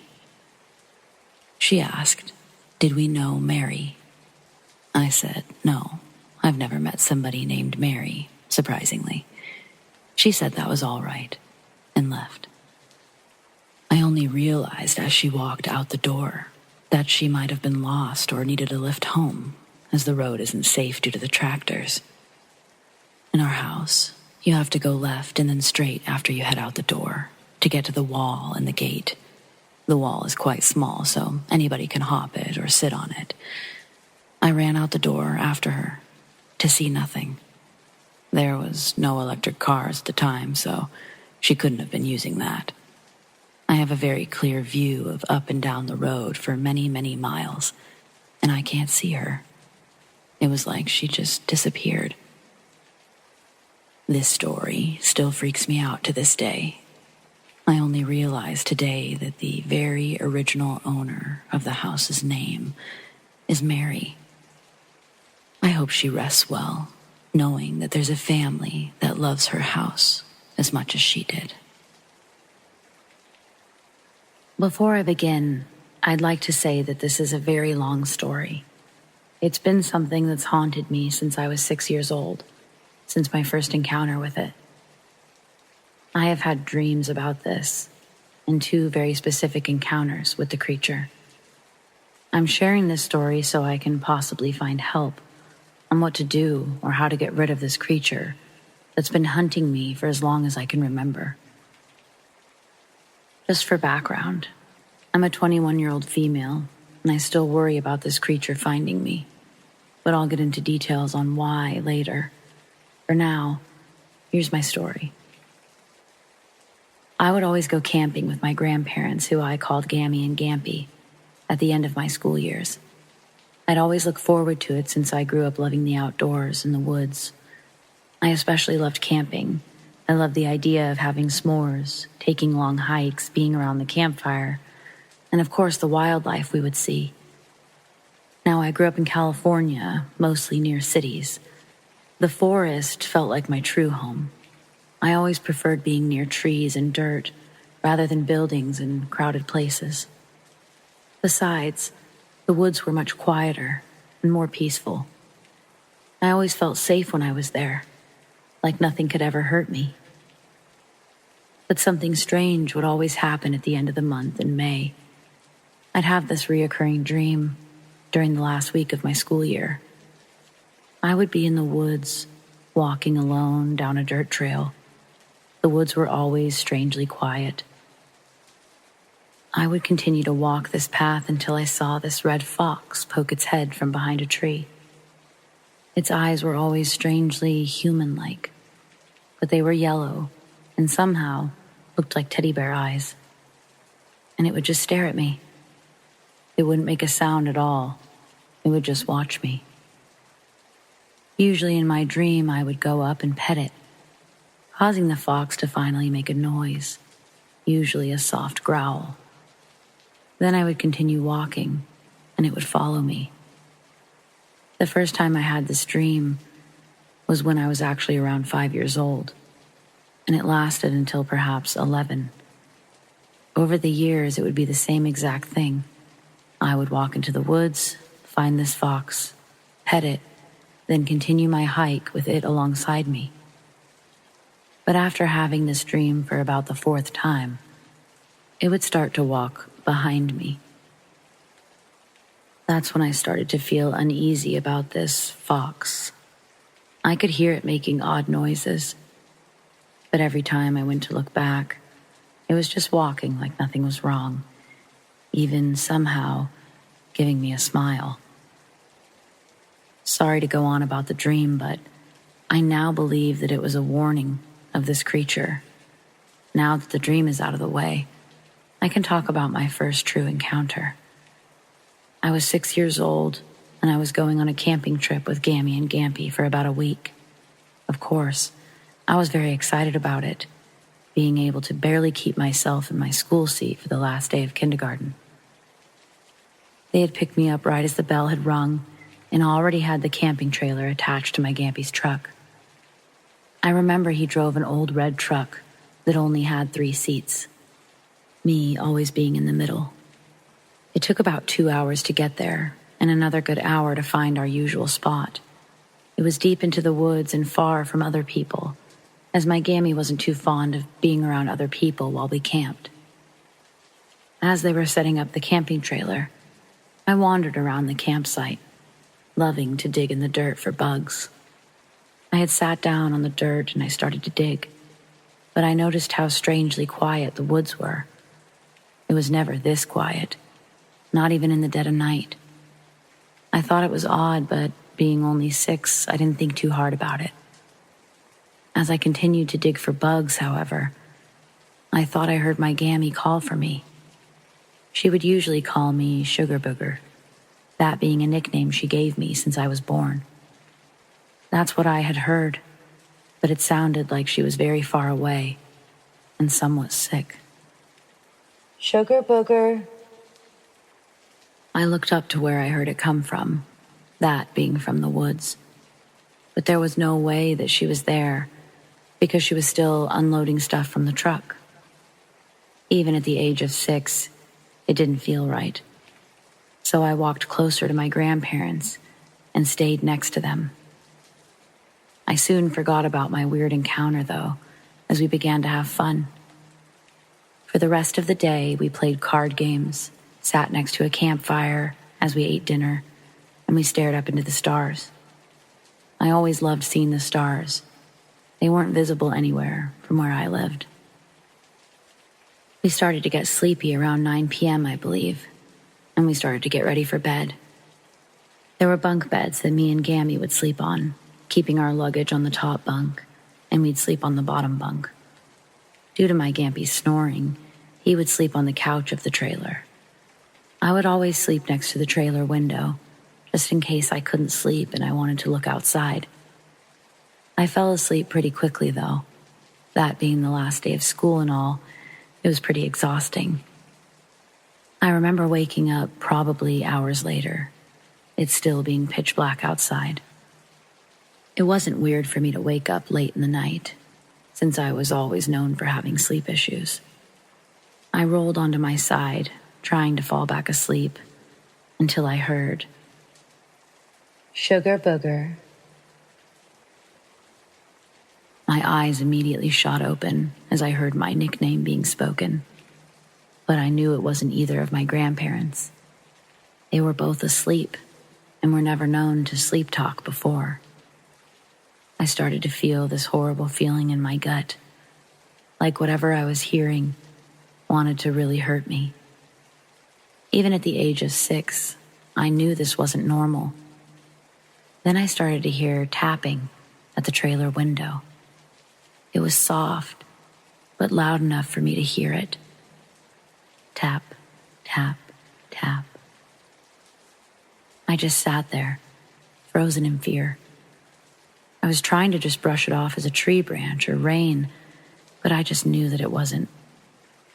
I could tell that it was really someone or something tapping on the window. Then I decided to be brave and look. Big mistake. I pulled the curtain away to only a peek, and all I saw were those large yellow eyes. They seemed glassy, yet not entirely real. They looked like giant teddy bear eyes, but cold and unwelcoming. I remember in that moment I panicked, and I quickly closed the curtain back up. I then hid under the blanket, that being the only thing I knew to do when I saw a monster. I could feel tears falling down my face. I never had been so terrified in my life. I just curled up into my Gammy's side and clung onto her all night long. That damn tapping only getting louder and more persistent throughout the night. I don't remember falling asleep, but somehow I did. I do remember my Gampy waking me up around noon, saying how if I got up quick enough, we could still go fishing. I honestly didn't want to leave the trailer at all, terrified that whatever I saw the night before would be out there. I did eventually go outside, but I was constantly looking around, horrified that whatever saw me last night would get me. My Gammy immediately knew I was scared and pulled me into a hug when she saw me, asking what was wrong. I did tell her what I saw and what I heard, and surprisingly, she believed me. The next thing I knew, she was telling my Gampy that we were moving campsites. It took a bit to convince him, but he did eventually start to pack and hook the trailer onto his truck. I was put into the truck so I could properly sleep, but I just couldn't. I kept feeling that I was being watched, thinking that every little noise was that thing I saw, that if I closed my eyes even for a second, it would get me. My Gammy wasn't too far from me when I heard it again, but this time, it was my actual name. Aaliyah. In that moment, I had never seen my Gammy move so fast. She looked up into the bushes where we had heard it, and then to me. She then got in the truck with me and pulled me into a tight, protective hug. I began to cry all over again, telling her how I wanted to just go back home. That's when my Gampy got into the truck as well, and since I was sobbing so hard, to the point that I was coughing, he agreed we could go home. We started to head out of the campsite, still hurt that the trip had been ruined by something, but still didn't know what. That's when something in my head told me to look back. I slowly did so, feeling an ice-cold fear wash over me as I saw something. A red fox, sitting in the middle of the campsite, sitting there with large yellow eyes. The same red fox from my dream, somehow curling its lip into an eerie smile. After that encounter, we never did go back to that campsite. We did continue to camp, but in more populated areas. I didn't tell my grandma what I saw, but she had told me to trust my gut. She knew that I was sensitive to certain entities and that it would help me if I trusted it. Now, this seems like it would be the end of the story, but I'm afraid it isn't. There was one more encounter I had with the creature, and it was much more terrifying than the first time. The second encounter I had was when I was 17, many years later. By this time, I knew very well what a skinwalker was, and I was still very paranoid every time I was near wooded areas. I still worried about seeing that fox, but I never really thought about it too much. Me and my two younger siblings were staying at a relative's house for Christmas. They lived way up in the mountain area, and I think they were my great aunt and uncle, but I'm not sure. Where they lived, there was no cell service at all, so unless we hooked up to the Wi-Fi, we had no phones. I didn't mind the house, still loving the woods no matter what happened. Although at night I hated how they didn't close their window curtains, making it easy for anything outside to see inside. But I did feel safe while inside the house, knowing that they wouldn't let anything hurt us kids. Luckily, it didn't snow where they lived, so we could go outside and run around. They also had this beautiful black lab, being about a year old, named Pam. She was very playful and normally wouldn't listen to anyone but my uncle. Although she was easily excitable, she was a good puppy. One of the days that we were there, my little sister and our aunt went to the store for a nice girls' day. Although I'm a girl, I wanted to go hiking with my uncle and my little brother. We left pretty early since the hike we were doing was 4 hours of walking into town. It was a really chilly morning, but since we were doing so much walking, it felt great. We also decided to take Pam, it being a good way for her to get exercise and have fun. About maybe an hour into our walk, I slowed down a bit, wanting to enjoy the beautiful forest. It was so peaceful, I could have honestly just stayed there. But as we continued to walk, I started to feel something odd. I noticed how quiet the forest had suddenly become, hearing only our footsteps and my brother talking to our uncle. Pam noticed it too, her ears going straight up and growling softly. I started to pick up my pace to get next to my brother, worried that possibly a coyote or mountain lion was nearby. I knew, though, that they wouldn't be out at this time. Even if they were, they didn't walk near the roads. My little brother was only 9 at the time, and being the oldest sibling, my natural instincts to protect him kicked in. My uncle noticed the silence as well, telling us to stay close to him and Pam, who was now next to me, still growling. I began to feel that horrible feeling again, that ice-cold fear that I once felt when I was 6. I tried so hard not to think of the creature, but it was all I could worry about. I was scared. I felt like I was back to being that scared little 6-year-old girl again. I had to stop for a moment, though. Seeing that my shoelace had come undone, I quickly kneeled down to tie it back up, trying to hurry and just get out of there. That's when I heard it. Aaliyah. In that moment, my heart dropped into my stomach. My eyes were widened, and I could just feel myself start to shake from fear. It was right next to me.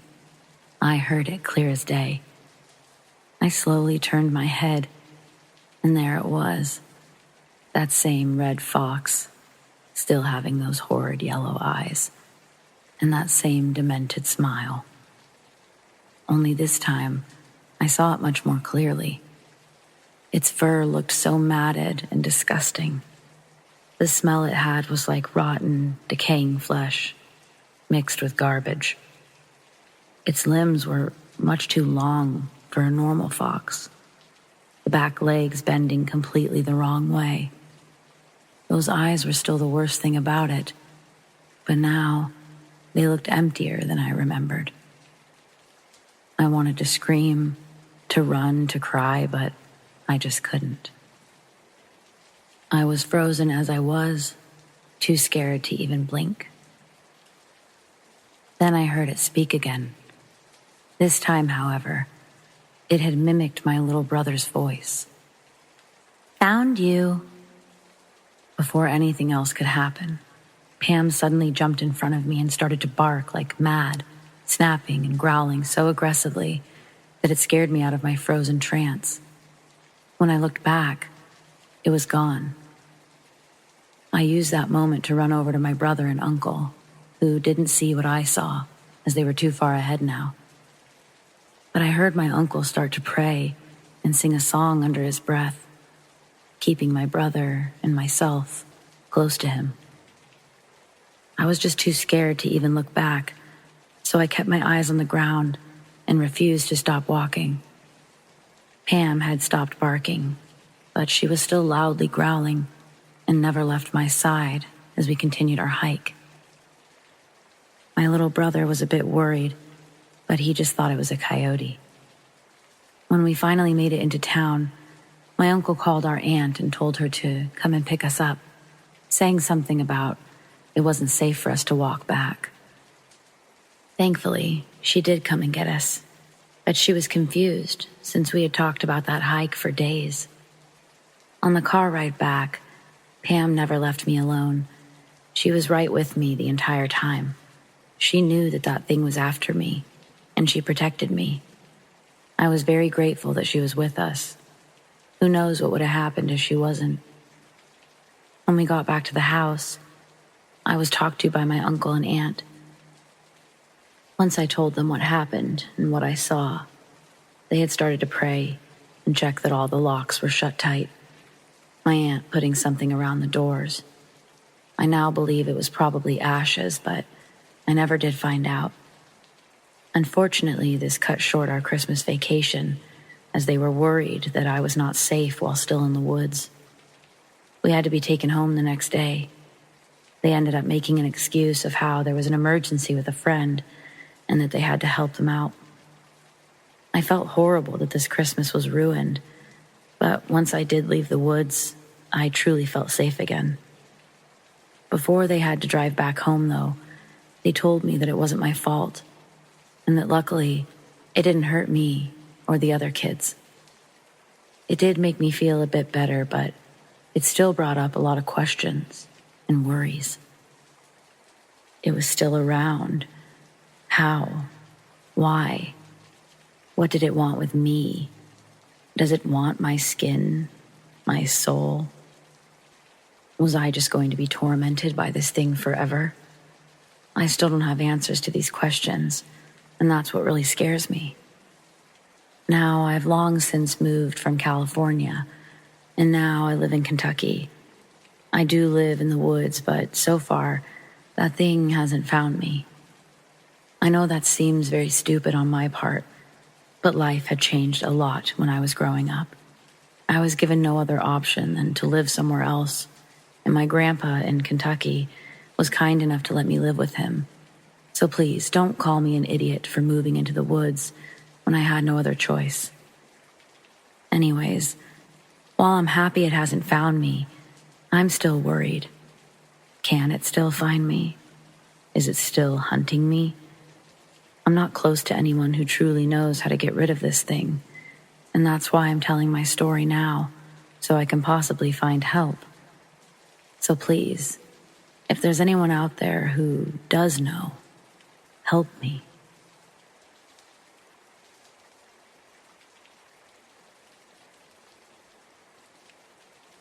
As best as I can recollect, this encounter occurred in Rhode Island in early June 1984. At the time, there were news reports about murdered and missing young girls and a possible serial killer in nearby Connecticut along the Rhode Island border. I remember talking about it with my friends, reading about it in the local paper, but I never gave it a second thought, even when I happened to meet the killer himself. Born and raised in Rhode Island, I moved to Massachusetts the previous year when I was 19, single and working a full-time job. Most weekends I came home to see friends and do my laundry at my parents' house. On this particular day, it was the end of the weekend and I decided to stop at Beach Pond, do some fishing before heading back to Massachusetts. Beach Pond is in western Rhode Island and straddles Connecticut with the state line bisecting the lake. It's a very rural area on the Rhode Island side, with large tracts of trees and protected forests. It was mid-afternoon when I arrived, and the small park was completely desolate as I parked my car in the dirt lot and proceeded to fish just a few feet away. Route 165 was a few hundred feet to the south, and I had a clear view of a few cars driving between the two states. Before long, I watched a small car approach from the Connecticut side. It turned left into the parking area and pulled up right next to my car. A young man got out. He looked to be a few years older than me. I was about 20 at the time. And he proceeded to walk to the edge of the woods, about 50 feet behind his car and 75 feet from me. Curiously and a bit apprehensively, I kept an eye on him as he stood motionless with his hands in his pockets for at least 5, maybe 10 minutes, just staring at the ground. Then he walked over to me and immediately started with some small talk, asked about the fishing, introduced himself, shook my hand, and asked if I could spare a couple dollars for gas. I told him I really couldn't, that I had to drive back to Massachusetts 100 miles away. He told me that he didn't think he had enough gas to make it to the gas station. I asked rhetorically, "You're from Connecticut, right?" "Yes, I am," he replied. "Well, why did you drive to Rhode Island if you don't have enough gas to get back?" "I don't know. I really like it here." Then I asked, "What were you doing over there, in the woods?" "I don't know, just looking around." Standing right next to me on my left, we talked for another 30 minutes or longer. I clearly remember some of the things we talked about and feeling sorry for him. He and I had both recently been through a breakup with our girlfriends, and I told him how mine had moved to Florida a few months ago, that I had just visited her and it was clear we were no longer a couple. He related a similar story about recently going to Florida with his girlfriend and having a big fight and breaking up. I remember him saying he did something really stupid while in Florida, and that his girlfriend's father passed away while they were there. I asked what he did. He said he'd rather not get into it, and that she broke up with him because of it. Then he told me something that really stuck with me, and it's one of the reasons I never forget meeting him. I asked him if he liked to fish, and he replied, no, that he'd never gone fishing before because he'd never had time growing up. He told me how he grew up on a farm, worked 7 days a week, how he never really had any friends and never played sports. So I asked him about the farm. Did you grow corn or something? And he replied, no, chickens. It was an egg farm. He proceeded to tell me about working since he was a young child, 7 days a week on a farm in Brooklyn, Connecticut. I told him I never heard of Brooklyn, Connecticut, just the one in New York, but that I used to live in Brookline, Massachusetts. He went on to tell me that he went to college but no longer raised chickens and that the farm had been sold. I told him about my job and my trip to Florida. Our conversation went on for some time when suddenly he says, I have an idea, and quickly walked to his car. Curiously, I watched him go through the trunk of his car, rummaging around like he was looking for something. I asked, what are you looking for? Something I can sell you for gas money, he replied, then walked over to me with a road flare. Would you give me $2 for this? I really can't, I replied. I proceeded to open my wallet and show him that all I had was $7. I need to get gas myself, and I've got a long drive home. That's okay. I understand. Take it anyway. You never know when you're going to break down on the road, he said, handing me the flare. No, I can't, I told him, but he insisted. So I took the small orange tube and put it in my tackle box, where it remained for many years. Soon I needed to leave, and my new friend walked me to my car. Packing up, I asked him, what are you going to do? Oh, I'm not worried. Someone will come eventually, he replied. Pulling out of the dirt lot, I remember looking at him one more time, feeling sorry that I couldn't help him as we waved to one another. Over the ensuing years, I would periodically remember the strange chance encounter from time to time, probably due to the road flare that was perennially in my tackle box, but never thought much about it. Then one night, some 20 years later, I was watching a TV documentary about a serial killer on death row in Connecticut. The show included interviews with doctors and detectives, and the man himself as he described the killings. Nothing triggered my memory until a picture flashed on the screen, showing the killer the day he was arrested, June 29th, 1984. Suddenly, a wave of recognition came over me, and the hair on my head stood on end. Then a picture of his car flashed on the screen, and my brain became flooded with memories from that day at Beach Pond 2 decades earlier. The Connecticut license plates, the large glasses he was wearing, watching him rummage through the trunk of his car. Stammering for words, I tried to tell my wife about how I met this guy many years earlier, but I'm not sure how coherent I sounded. I couldn't believe what was happening. I jumped off the couch and ran to the basement. There, in my tackle box, was the road flare that he gave me that day, so long ago. Dizzy with the realization that I met and talked at length with a serial killer years ago was unbelievably stunning. As it turns out, just 2 months earlier in April of 1984, Michael Ross raped and murdered 2 14-year-old girls right there in the dirt parking lot where I met him. I have no doubt the location where they gasped their last breaths was where I saw him standing at the edge of the woods. His final victim was murdered in Connecticut on June 13th, 1984. And from the timeline I can construct, based on my trip to Florida in May of 1984. I believe I met him just days before his last murder. If you found this interesting, I recommend you read the book, The Man in the Monster, by Martha Elliott. It's well-written, yet chilling first-hand accounts of the serial killer, Michael Bruce Ross, a.k.a. the Eggman, or the Roadside Killer.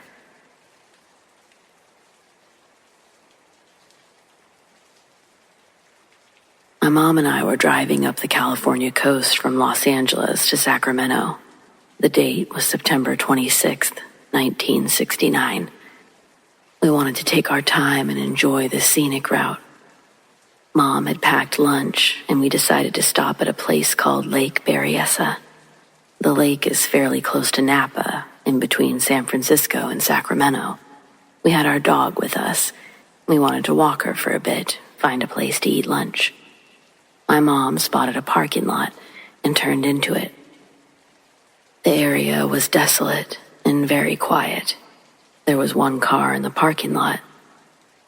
It was an old off-white sedan. My mother noticed that there were clothes on hangers hanging from the little hooks behind the windows in the back seat of the car.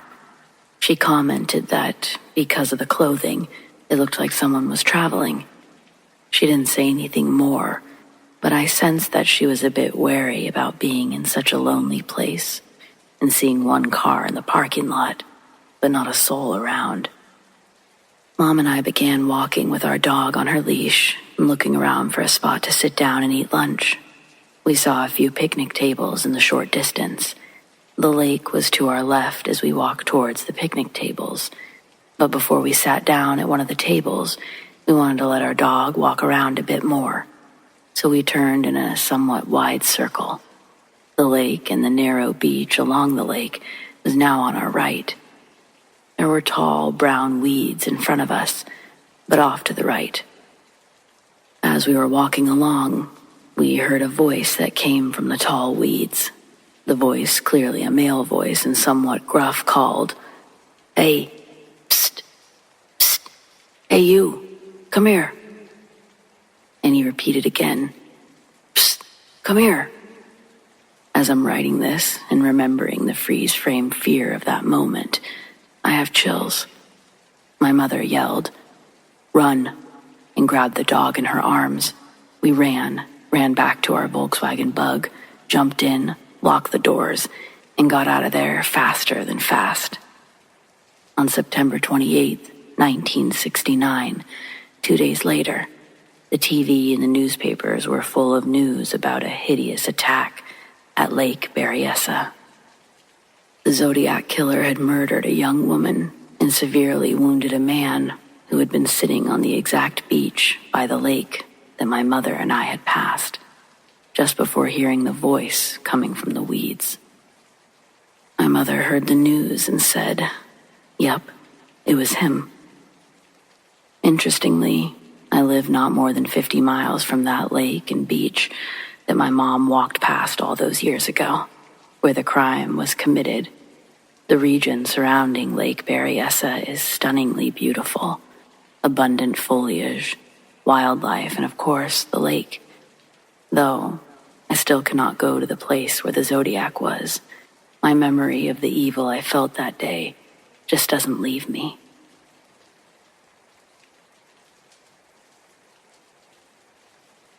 You've heard from me before. My buddies and I have a YouTube TikTok channel where we go to urban legend hotspots with a 12-pack. We do it about every week. And this week, we got a lead from my college ethics teacher on a potential ghost town, an abandoned hospital out in the woods of West Point, Kentucky. It's about a 45-minute drive from Louisville. Our lead was from a website that I'd found with photos and exact coordinates of where it was on the road in the middle of nowhere. However, we quickly realized how sketchy the situation was once we got closer. We were nervous. The road that we had chosen to try to find the place was basically on Fort Knox property, and every turn we took was either gated off by Fort Knox or closed with a sign saying, "Surveilled by the military." We eventually made it to a location called Bridges of the Past. It was foggy as hell, and you could walk under the bridges. But it was the canopy of trees that made it look like something out of Hollywood. We were hearing all sorts of unexplainable noises. Plus, there was a train trestle with a passing train overhead, so the screeching of the tracks was adding another layer to the already overwhelming sound. Keep in mind, the two of us were by ourselves, with no weapons for self-defense, basically lost, and we were overwhelmed by the amount of noises by the bridge. Plus, we were trying to find a hidden driveway to a location where hundreds of children could still be buried, so we were rightfully in our heads a little. As more time passed, the sketchy feeling didn't, and we were used to being sketched out, but something felt unsafe. We decided that it would be safer to scope out the long way around sunset the next day and try to find the hospital without looking over our shoulder for Fort Knox soldiers. Makes you wonder if anything has happened to anyone trying to find the hospital. With the military in the way, wonder if they made it.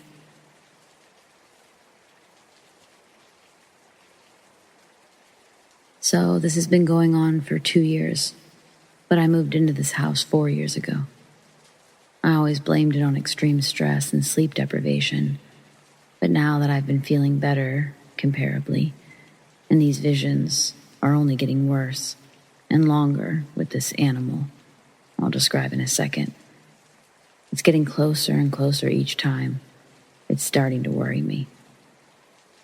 It's a tall, emaciated humanoid with pale, dead, flaky skin, long arms, and a tall head with an extendable neck with way too many joints.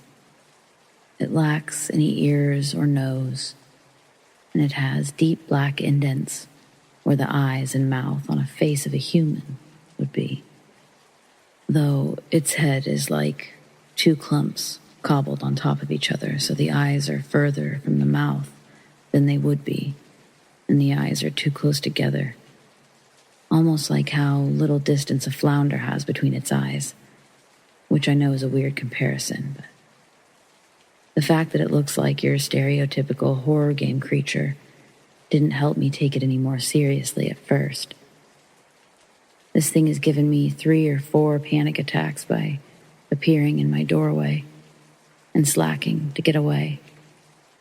Whenever I think I'm 100% sure I physically see this thing, I have panic attacks that end with me crying in a corner with all of the doors locked, the lights off, for up to 2 hours.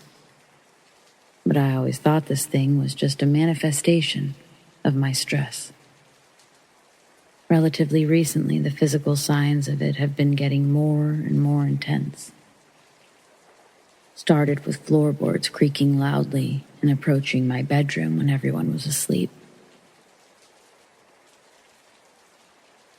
Assumed it was the house settling. Then came the wailing that seemingly only I could hear. It began in the winter during a snowstorm, so I had been assuming it's just the wind. It's still happening. Sometimes on days with no wind, and sometimes it won't happen at all on very windy days. I haven't mentioned it to anyone. I'm afraid of doing so.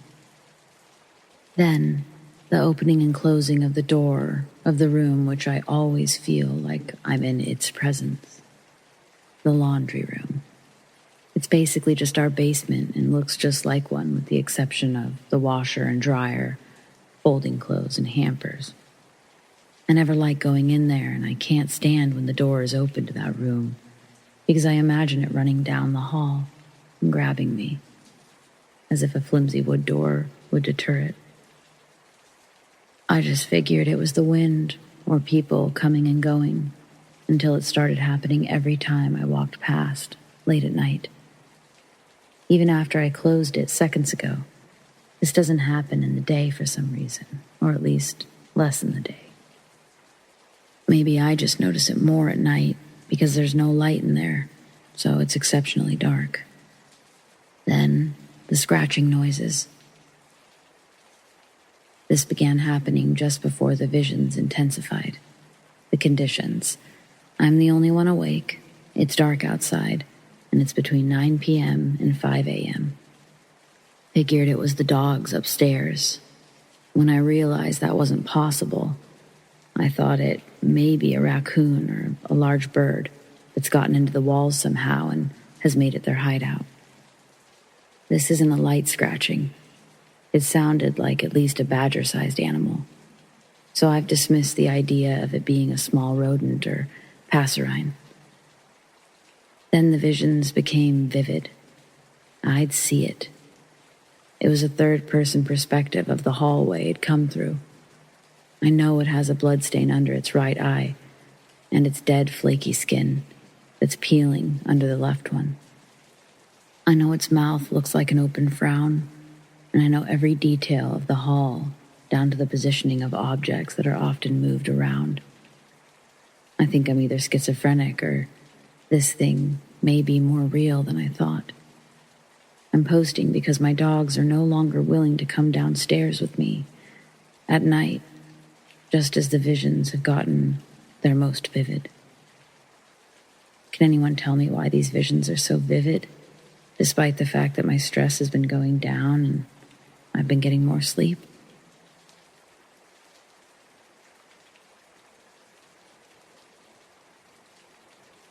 There's a skate park 3 blocks away from my apartment, but there's always a bunch of kids hanging around during the day, so I prefer going at night. It's absolutely terrifying how careless children can be with their own bodies. You'd think a broken bone would be enough to slow them down, but it only seemed to encourage this bunch. Well, maybe what happened to that Andreas kid will finally scare some sense into them. But I won't be around to find out one way or another. The boy was only 12. He was trying to do his first flip and landed directly on his head. They're not supposed to be allowed to skate without a helmet, but you know how kids are. Last night, the family chose to end life support assistance, and he passed away shortly after. I went by the park earlier this evening, and it was already empty, so I stopped to make a few runs. I was in the middle of the straightway when I heard someone else coming up on me, fast, really fast. It sounded like they were about to run me over. I panicked and jumped off my board. It was a less than graceful maneuver that ended me flat on my ass, but when I turned to curse the idiot riding my tail, the night fell silent. No one was there. I stayed down for several minutes, scanning the area, but there wasn't a soul in sight. Eventually, I wrote it off as being on edge, got back on my board, skated for roughly 10 more minutes, just long enough to completely drop my guard before it happened again. I was in the middle of turning around when I heard someone barreling towards me, and this time, I caught a glimpse of a small form as I lost balance and fell over. It looked like a young boy. Luckily, I was wearing a helmet, so the impact only left me a little shaken. But once again, no one was there, and all was silent. I don't know what to make of all this, but I wasn't sticking around to see what happened next. I only looked back when I was halfway to the next block. A lone shadow figure stood, unmoving, just outside the light of the street lamp, and the item held at their side was clearly a skateboard. I guess that could have been any kid standing there, but it couldn't have been just any kid that almost ran me down twice. There was absolutely nowhere for them to go. At the very least, I would have heard them riding away. I didn't know what else to do, so I came here. I feel a little better just sharing the story in general. Thanks for reading. Update. Hey again. It's been 3 days since I posted this story. I wanted to let you all know that I'm not the only one who's had an experience at the park. There's a convenience store down the street that all of the skaters use. I ran into one of the older kids this evening. He noticed me on the way out. I could tell he was trying to work up the nerve to talk to me. I wanted to know if he saw anything strange, just as badly, so I brought it up first. His look of relief was unmistakable. He quickly launched into his own story. He too had been knocked over by an invisible skater, but he also claimed to have heard someone crying when he first arrived. He said it was the loud, anguished cry of someone seriously injured. He tried to locate the source for several minutes before the sobs fell silent. There was no trace of anyone else in the park. It's been pretty slow over there since the accident. The guy was clearly shaken up. I'm not ashamed to admit that his story completely changed my plans. I'd half convinced myself that my own experience was pure imagination, paranoia. But then this kid comes along, with not only the same story, but an even worse one. Well, no thank you. I've seen enough to last a lifetime, and there's plenty of other parks in the city. I don't really know much about skinwalkers, but I figured here would be the best place to ask about what I saw tonight. I live in the very northern east coast of Canada, basically the farthest northeast you could live. I've heard people say that's where certain kinds of creatures live, but as I previously stated, I know absolutely nothing about it. There's an area extremely deep into the woods about 40 minutes away from where I live. So deep into the forest that you don't really see anyone else. There's a few smaller stores out that way, but nothing really noteworthy. But if you walk deep into the woods, there's a path that cars can't drive through, where a burnt-up, abandoned slaughterhouse, apparently closed down in the 90s, still sits. Religious, spiritual people I know have said not to go there because it's cursed.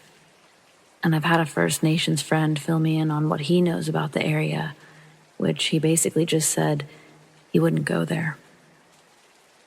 Over the weekend, me and a few friends were bored and decided we'd go check it out since we were in the area and extremely bored. Nothing happened. We just took some pictures. It was a bit eerie, but it was whatever. The days after we went to that place have been kind of strange. We've had random, bad, unexplainable events occur out of nowhere, but I'm not really sure I'm going to draw a connection between the two. Just thought it might be worth something. But here's where I think we had an encounter. Tonight we gathered the same group plus 2 extras, and we drove back out there just to show them around, explore more, and get better pictures. When we got there, we heard what we assumed was just the wind howling, but the longer it went on, we realized the pattern didn't match up with the wind, nor did it make any sense for it to be howling like that. It sounded as if someone was whistling at us to get our attention. And a few people pointed it out, but we just chalked it up to being random sounds, that the wind was probably just blowing through something weirdly. When we were in one of the secondary buildings, a friend pointed out that it looked like something was running around outside the main building. And he was right. It looked like something very quickly moved across the front side of the building. And the sound was back, but louder. We went outside and crawled through a section of the gate to get back to the main building. And as soon as we made it through, we heard a loud swinging sound, almost like a rusty door being slowly opened and closed. Me and another friend were extremely put off by the sound and asked if we could go back to the car. But the others said they wanted to go into the main building. As we were walking up, we made it to the front of the building, and a friend jokingly made a remark about us splitting up and exploring the building. As he said that, we heard a series of loud bangs, like something was running across the metal floor of the building towards the door. We quickly made it out of there, and we ran back toward the trail.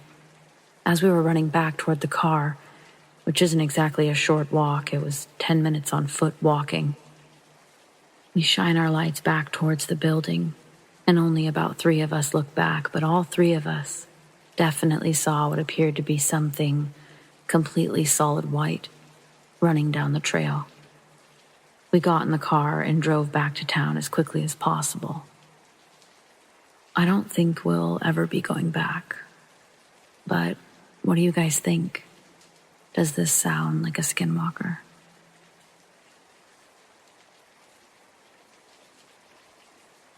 This happened when I was about 15 in 10th grade, before cell phones in 1981. I was standing in the mall parking lot waiting for my mom to pick me up. I'd gotten a ride to the mall from an upperclassman and had agreed to meet my mom in the parking lot at 5:20. It was in West Palm Beach, Florida. As I waited, a car pulled up next to me, and the driver started talking to me through the passenger window, which they'd rolled down. He told me that I should be a model, that he was a photographer, and he had a studio nearby. He said that we could go do some practice shots. I said I was expecting my mom any minute, and I couldn't leave or I'd get in big trouble if I wasn't there when she got there. He said that we'd be back in 10 minutes with pictures to show her. I said, "Here comes my mom now. You can ask her yourself." And with that, as my mom drove up, he zoomed off. I don't remember being scared, but I may have been. But it's not like we reported him or anything. It wasn't until I was 49 in 2015 that I stumbled upon a picture of him online reading a story about famous serial killers. Christopher Wilder, the beauty queen killer. He used a camera as a prop and the "you could be a model" line as his MO. I realized at that moment that I was a serial killer's fail. He targeted me as a victim, and I seriously lucked out. Still creeps me out to this day.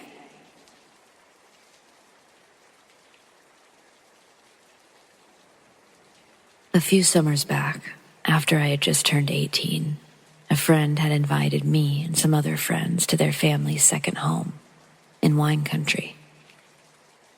I was super excited, and I'd agreed to meet my friends at a semi-distant subway station, BART, Bay Area Rapid Transit.